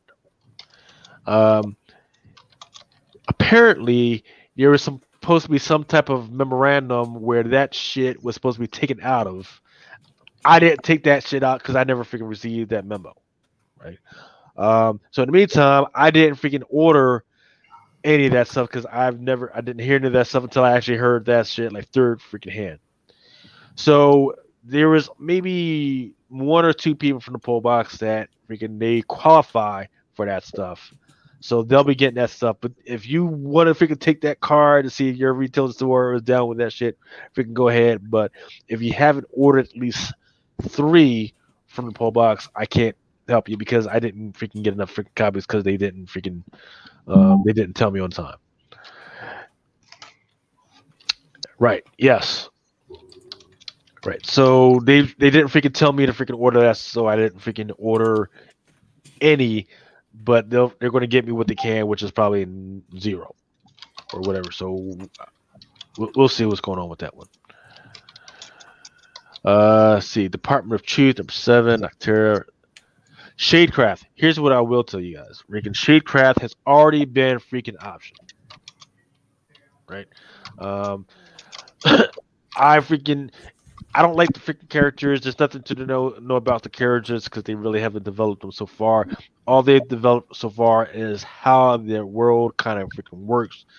And the girl who is like an emo character who we're supposed to follow, that's all they've developed so far. But apparently it's been enough that it's already been optioned. I don't know whether it's been optioned by Netflix or whatever, but there it is.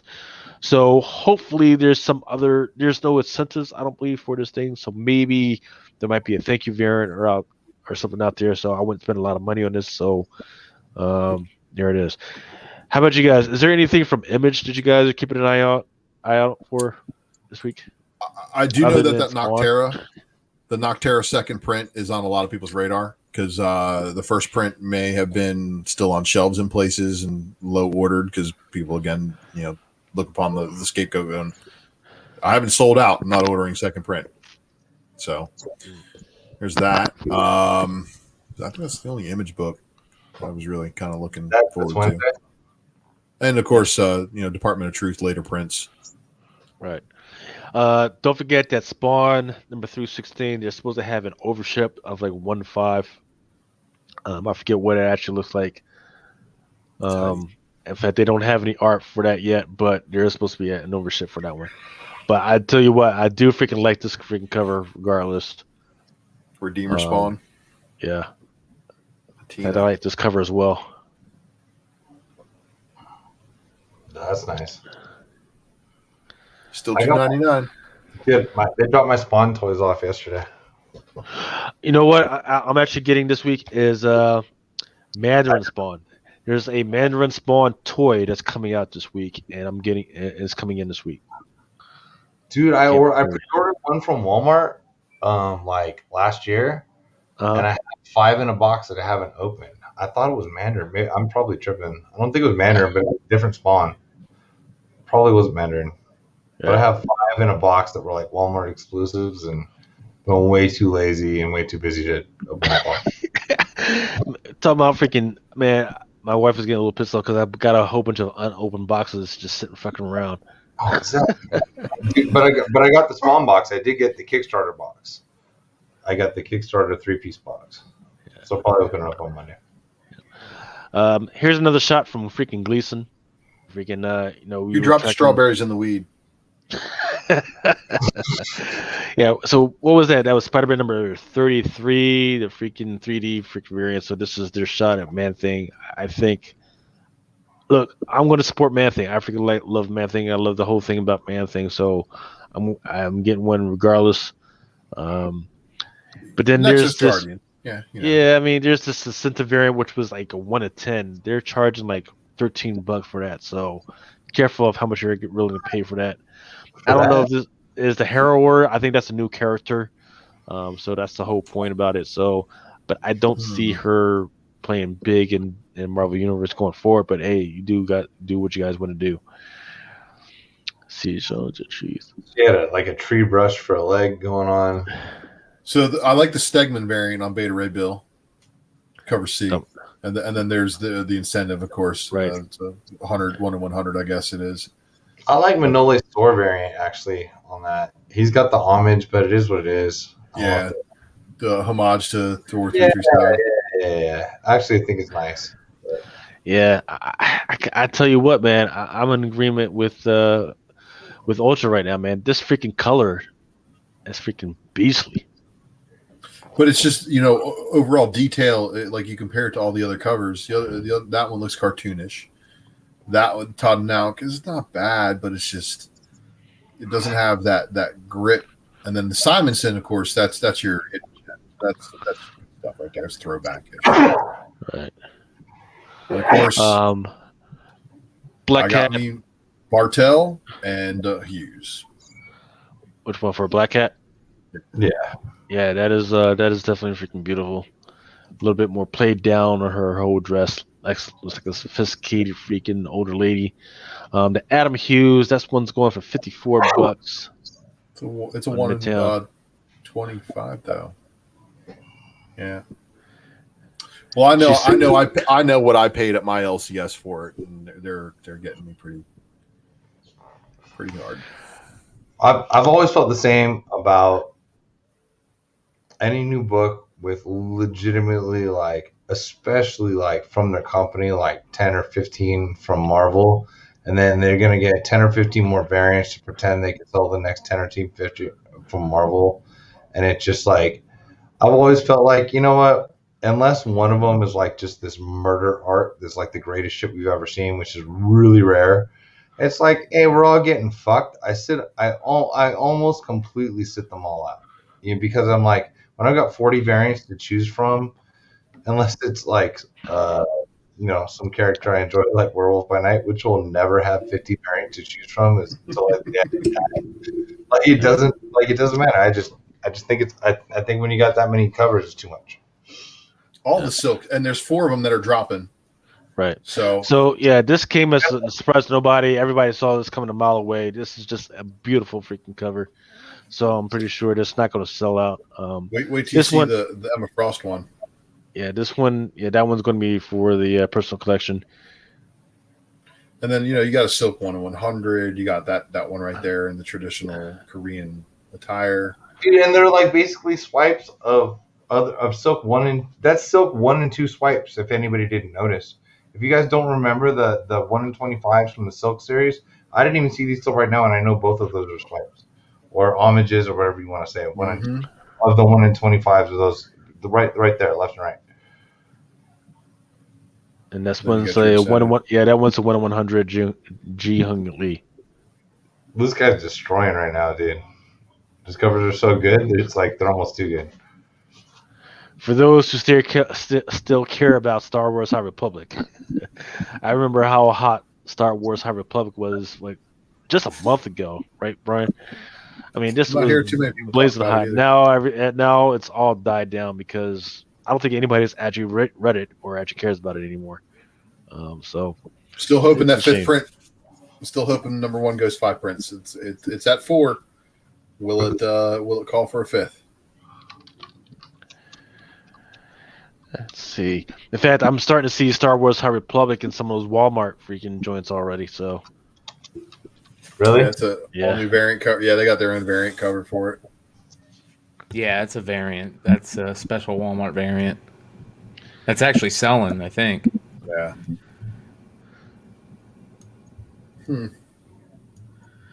Tell you what, man, this freaking David Poza, but go ahead. Is that a 1 in 50 or a 1 in 25? That's the question. Because all right, so I thought I was buying a 1 in 50 really, really good, and I got knocked down at number 4. So you don't know? What are they saying? Lucas is going to check it out. I definitely wouldn't pay 40 for that if it's 1 in 25. No offense. I believe it is. If you fucked up, or I mean, if you made a mistake in the direction that they misled you. It's 1 in 25. Yeah.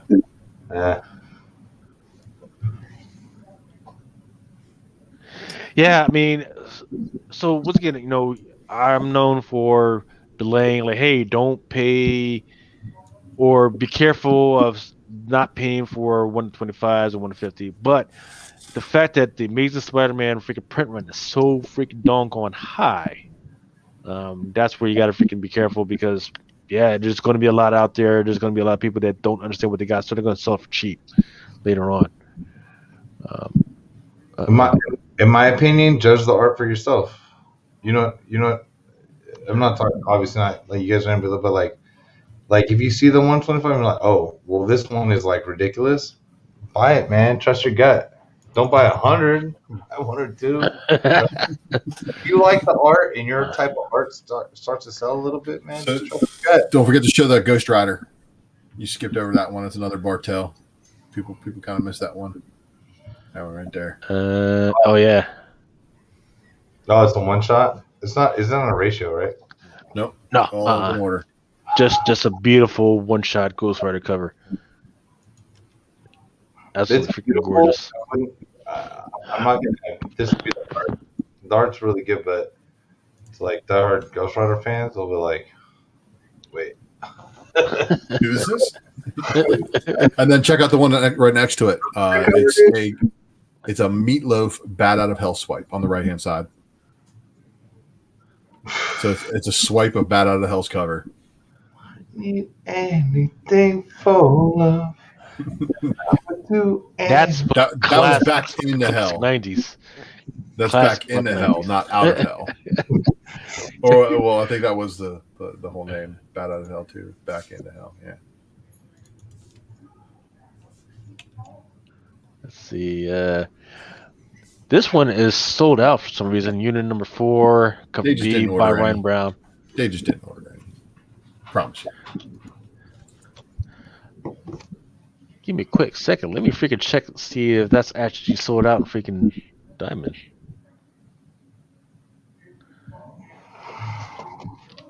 Because, I mean, I like it.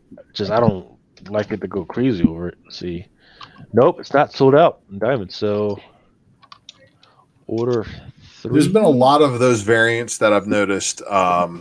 Midtown just completely being like, we're not going to order any. They just don't stock them. Like Savage Avengers 17 variant, that was one of them. And that's why I always suggest that it's not really a good place to gauge spec worthiness of a book just because it says sold out at Midtown. Oh, I know. There's other places where stuff that was sold out earlier is now back in your stock. So because I've seen them restock on people. I mean, because come on, you're telling me that True Believers King Black is freaking sold out? Really? Yeah. Well, 100%. No, they all catch on. Like mycomicshop.com, at least they had a powwow and they decided not to start grading books. I don't completely believe them, by the way, but they said they weren't going to keep grading books and start grading books or like selling 9.8. And I'm like, good, because I trust their grading, so I used to pick up shit from them, so all the time. X-Men Volume 5, number 19, cover B variant, Jen Bartel, Emma Frost. This one's just like, it's okay. I mean, if it was anybody else, it would, but Emma Frost, I don't know, man. I think the little freaking cover frame of her there is a little bit more, way more beautiful than what they actually have on the actual cover. So, I like that all of Jem Bartel's girls pretty much have the same face. There's a lot of artists that do that though. There's a lot of artists just because that's how they draw a face. They get kind of like that face style to them. Copy, paste. And there might be a little bit of that going on too nowadays with the advent of computers. Yeah, pretty decent. And you know what? I mean, dude, I like Bartel's art, but I mean, a lot of her like close-up faces, they're not far from each other, but everyone has a style. You know what I mean? It is what everyone draws characters together. No one thinks J. Scott Campbell draws somebody like they traditionally look in the face because he's not capable of doing else. Well, like a lot of rifles' feet on other people's feet, like they're not the same as they drew them in the first place. Nah, there's nothing really good in the indie section. I checked. Right. Source Point Press. Yeah, I take that back. Excuse me. Yeah, Shannon Mayer's Cult of Dracula. Yeah, not so bad. Source Point Press puts out good books though. Dead End Kids, Suburban Job. Shout out to Frank Gogol. Yeah. I'll tell you what, freaking that volume 1 was pretty damn good. Yeah, he's doing big things over there on Comic Book Food Chain.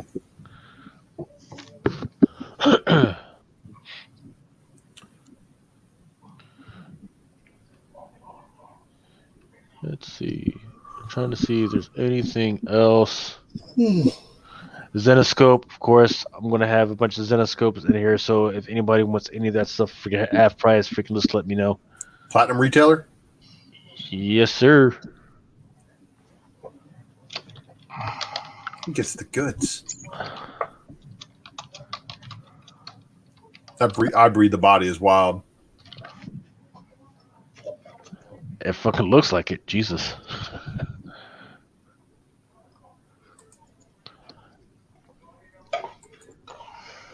Let's see. Power Rangers. Oh, and I can't front. That one's the one that's going to have the Frisian. The 1 in 50 Frisian. Is this the new Gogol one Power Rangers that he's working on? No. No. He's working on something that's, I think, a follow-up to this. Senso Riccardi? No, what the hell is that? No. The one next to it. Frisian. Yeah. SL1-100, I believe. Yeah. Super under-ordered because it was just one of those things. They didn't show the cover art until like a day before FOC or 2 days before FOC. So it's one of those late arrivals, man, where Frisian artist lovers are going to go after it. They probably bought out all the pre-orders, and now you're left to try to fend for yourself. And supposedly this is a new story arc or something. I don't know. It's too much. I'm not a Power Rangers fan deep enough into reading and specking on the books and buying enough of them and selling enough of them, watching the market on enough of them. I don't think anybody is. There's a few people out there that are huge into these books. I know they sell I press their books, and I'm just like, oh, really? You need.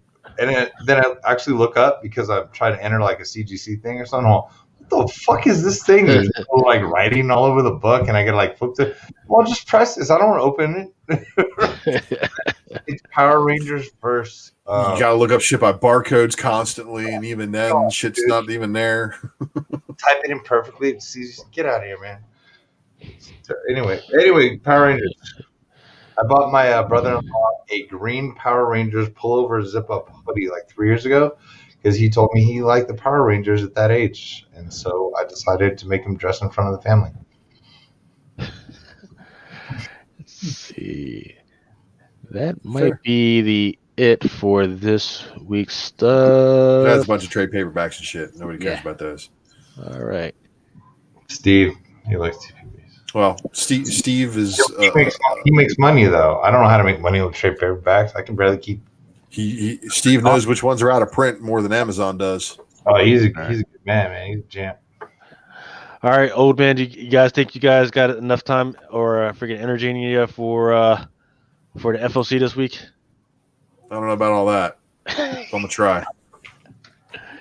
So I'm once again, if you're in a pull box or not in a pull box and you haven't freaking gotten this yet, freaking let me know. I've updated it as much as I can. Once again, what we're going to go is we're going to go straight for the incentives, just so I can let you know what's out there and what you might want to freaking look out for. Alien 2 Pacheco variant, tight. 1 of 25. And once again, I don't have all the art for this stuff. Because they still haven't freaking posted it. So if I miss something, I'm sorry. All I can freaking do is kind of point you in the right direction, just to let you know that there's something out there.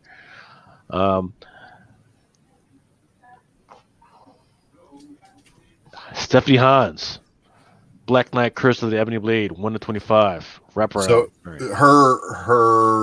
it should be a connecting variant between the other Yes. covers. So Right. the So this left was the hand, one that's already. that's number out, one. and this The middle one, I believe, is going to be the one we're going to get, and then the last issue is going to be the one with Dane on it. Can I throw a spec quip in here? Yeah. Sure. What? Avengers, what is it? 48 first Black Knight. Yeah. You Well, got this goddamn. one. Well, I get it, but I'm just throwing Black Knight. Avengers 48. We got Kit Harington's gonna play the Black Knight, right? Mm-hmm. Zig when other people zag and buy that shit. You don't think Kit Harington's gonna come in there and be a fucking goddamn savage as the Black Knight when he's America's hero as Jon Snow? Dude, if he's half as crazy as Dane Whitman is in the comics, at 3 it's o'clock, gonna be awesome. buy the Black Knight, buy the first appearances of Black Knight, and buy the variants of the series. That's my opinion. So here's the deal. They've got one shot at it, and they better not freaking pull any King Arthur bullshit, because Hollywood and the rest of the world is filled up to here with this King Arthur freaking bullshit. They're fucking done with it, because the last few freaking movies that they tried to done surrounding Robin Hood and King Arthur have been big freaking flops, and they don't care anymore. The only King Arthur I know of is Aquaman. Hell yeah! But dude, you're Lucas. You're completely right. They're saying if they're gonna actually end up with if people believe that the Eternals have life, why would they be investing in the bad guy that we already figured out was gonna lose this morning in the TV show that we all watch? But how would you think that that he would fail like Kit Harington comes back as the Black Knight in a Marvel thing and when no one's paying attention? That's all I'm saying. Right. He's a good investment. So good pick. I think the direction that they have him going on in the comics, where he is a total fuck up, and he realizes he's a fuck up, and he's got this freaking, and he's trying to do is keep that dark side away from him. I think that would be a great thing to kind of reveal and put forth in the MCU, and also let him lose his head and have it reattached, just like they did in this yes, that old myth of the Guinevere. Yes, so that's interesting, because what's the future? They're doing that same thing. They're exploring that whole thing where, yes, there's the freaking 12 freaking nights around the table. Hey, but there's 250 other motherfucking stories out there. Let's explore that freaking shit. So I thought that was kind of interesting that they decided to do that with Black Knight. Let's see. Also, Captain Marvel lit up to a lot of their movies by replaying a lot of their back characters. So your spec is probably perfect. Right. Captain Marvel Ortega variant number 125. It's getting In wild. fact, I think the cover A was actually a little bit better than this one. So Stephanie Hounds has an Eternals number 4 variant coming out. Thanos back where he's supposed to be, or back where he belongs, was the tagline. And he's in the throne. Firefly. That was great. Freaking 20 years ago, right? Well, that's the new verse, isn't it? That's what they're calling it, the new verse, where Mal is old and yeah. Greatest one season show ever. Other than Star Trek? Star Trek was a 1 season show, I believe, right? Yeah, they had multiple seasons. Well, they've had multiple iterations. I think there was 1 season, but they had multiple iterations of some crazy shit. Oh, didn't Enterprise get canceled? Enterprise is the only one that got canceled, like the original Star Trek, I thought. Indy from Aftershock number Girls of Dimension number 13, number 1. This one is a 1 of 15. Yeah. Jumping on the hype of monsters with Godzilla, Monsters, and Protectors, the twins. This one's a 1 of 10. Gung Ho Sexy Beast. This is one that I've been promising myself I'm going to freaking read, but I just haven't gotten around to it yet. This one's a 1 of 10 Kyle Nagu version.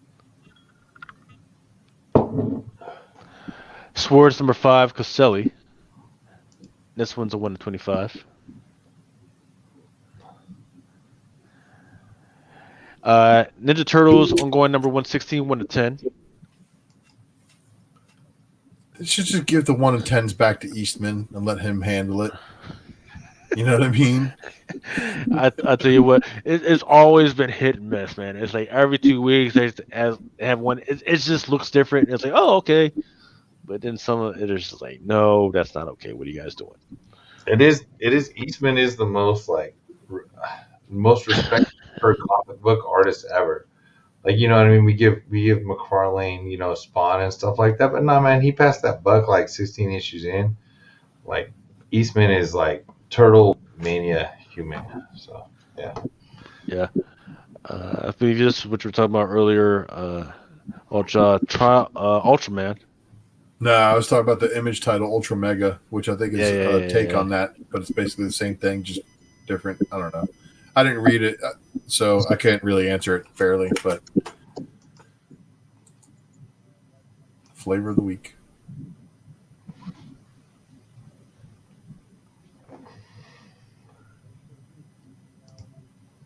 You're muted again, Lucas.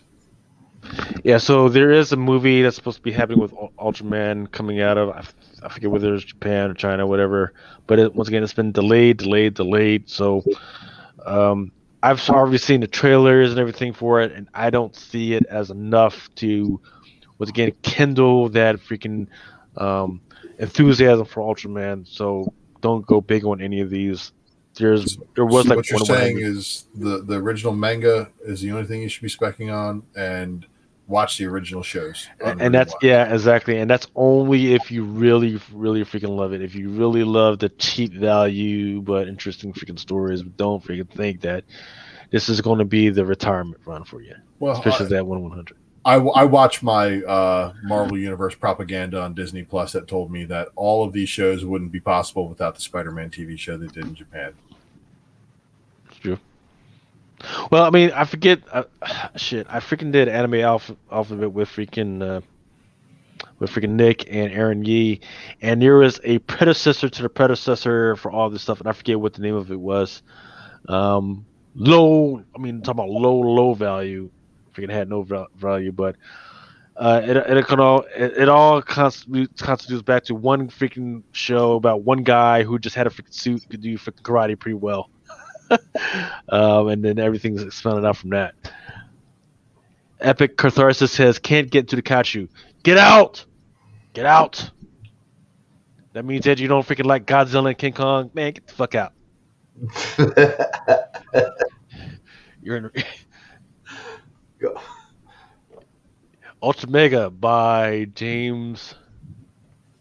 Oh, there it is. All right, where the fuck is it? Here we go. I don't even know what that's supposed to be. What the fuck? That was somebody's arm getting eaten by something. There goes. This one is Ultra Mega by James Harren, number 2.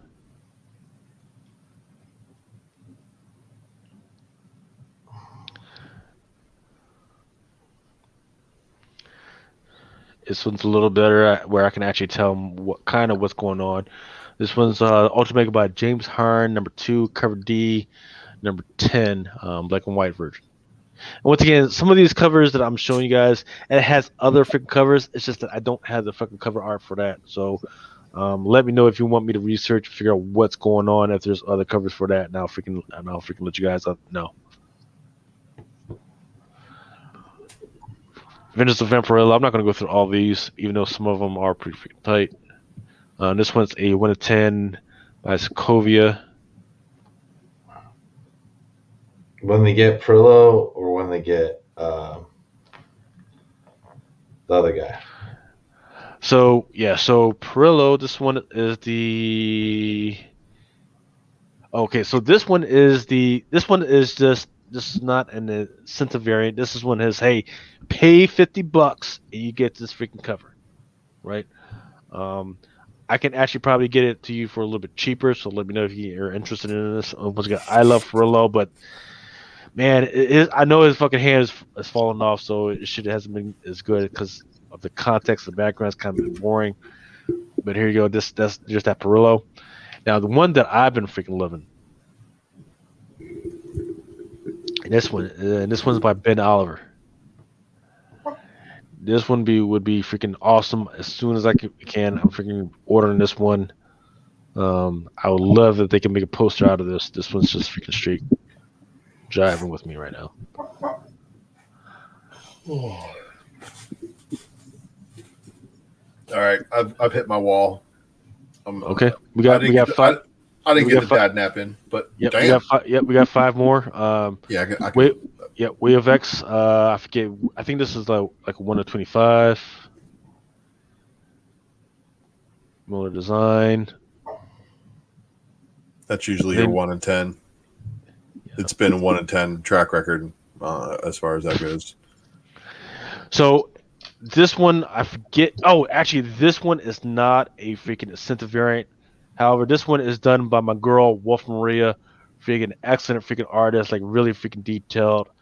I freaking absolutely freaking love her shit. Freaking, this is her premier freaking cover for the shit, and there it is, man. This is one of the ladies that freaking other freaking publishers stamped her fucking down to the fucking ground, and she finally got her shot, and this is what she freaking pulled off. That's Harms? No, this Wolf Maria, another one. Oh shit, sorry. Because I heard you talking about Harms that way earlier too. I was like, wait, what? Yeah. I've got quite a few ladies that freaking have been freaking telling me the freaking sob story from Harms, Wolf Maria, Rachta Lin out of freaking Korea, Sakimi-chan. They're just not freaking getting their freaking due. And this one was an interesting one. This one is not not in the Sentinel variant. However, this was Star Wars Insider number 202. This you know what that art is? From the serial. Yep. Yeah. You spotted it too, didn't you? Yeah, because I had that. Oh, son of a bitch! I just realized because I had the cereal, and now I'm wondering where the fuck the box is.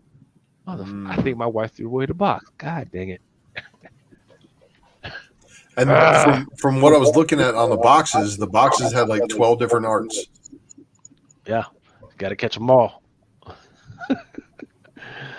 But yep, that is everything that we freaking had to run through. I once again want to thank freaking Mel for freaking putting this all together. Freaking Brian, I think this is the first time Brian and freaking Ultra has stayed with us this freaking long. I want to thank you guys. Wow, yeah. Thanks for freaking dropping by, man. Freaking, it's always a pleasure to freaking have you on, man. Fucking.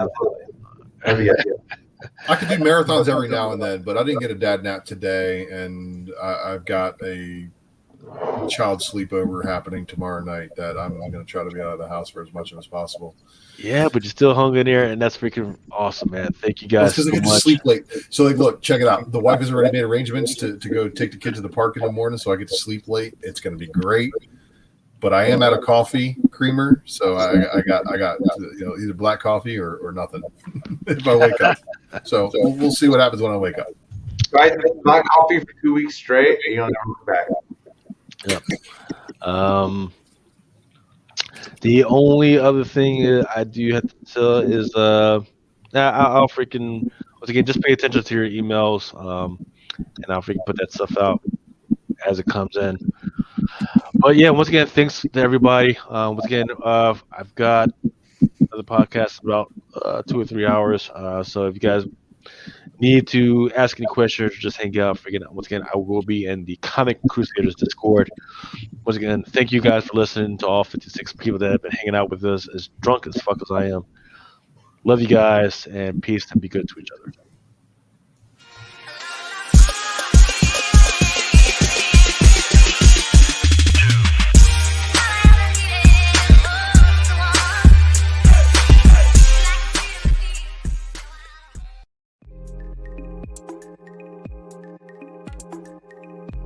Thank you. We hope you've enjoyed this Comic Crusaders production. For real-time news on all things pop culture, please feel free to follow us on social media. For articles, original content, merchandise, and more, please go to www.comiccrusaders.com. Also follow along with all of the websites of the Comic Crusaders family.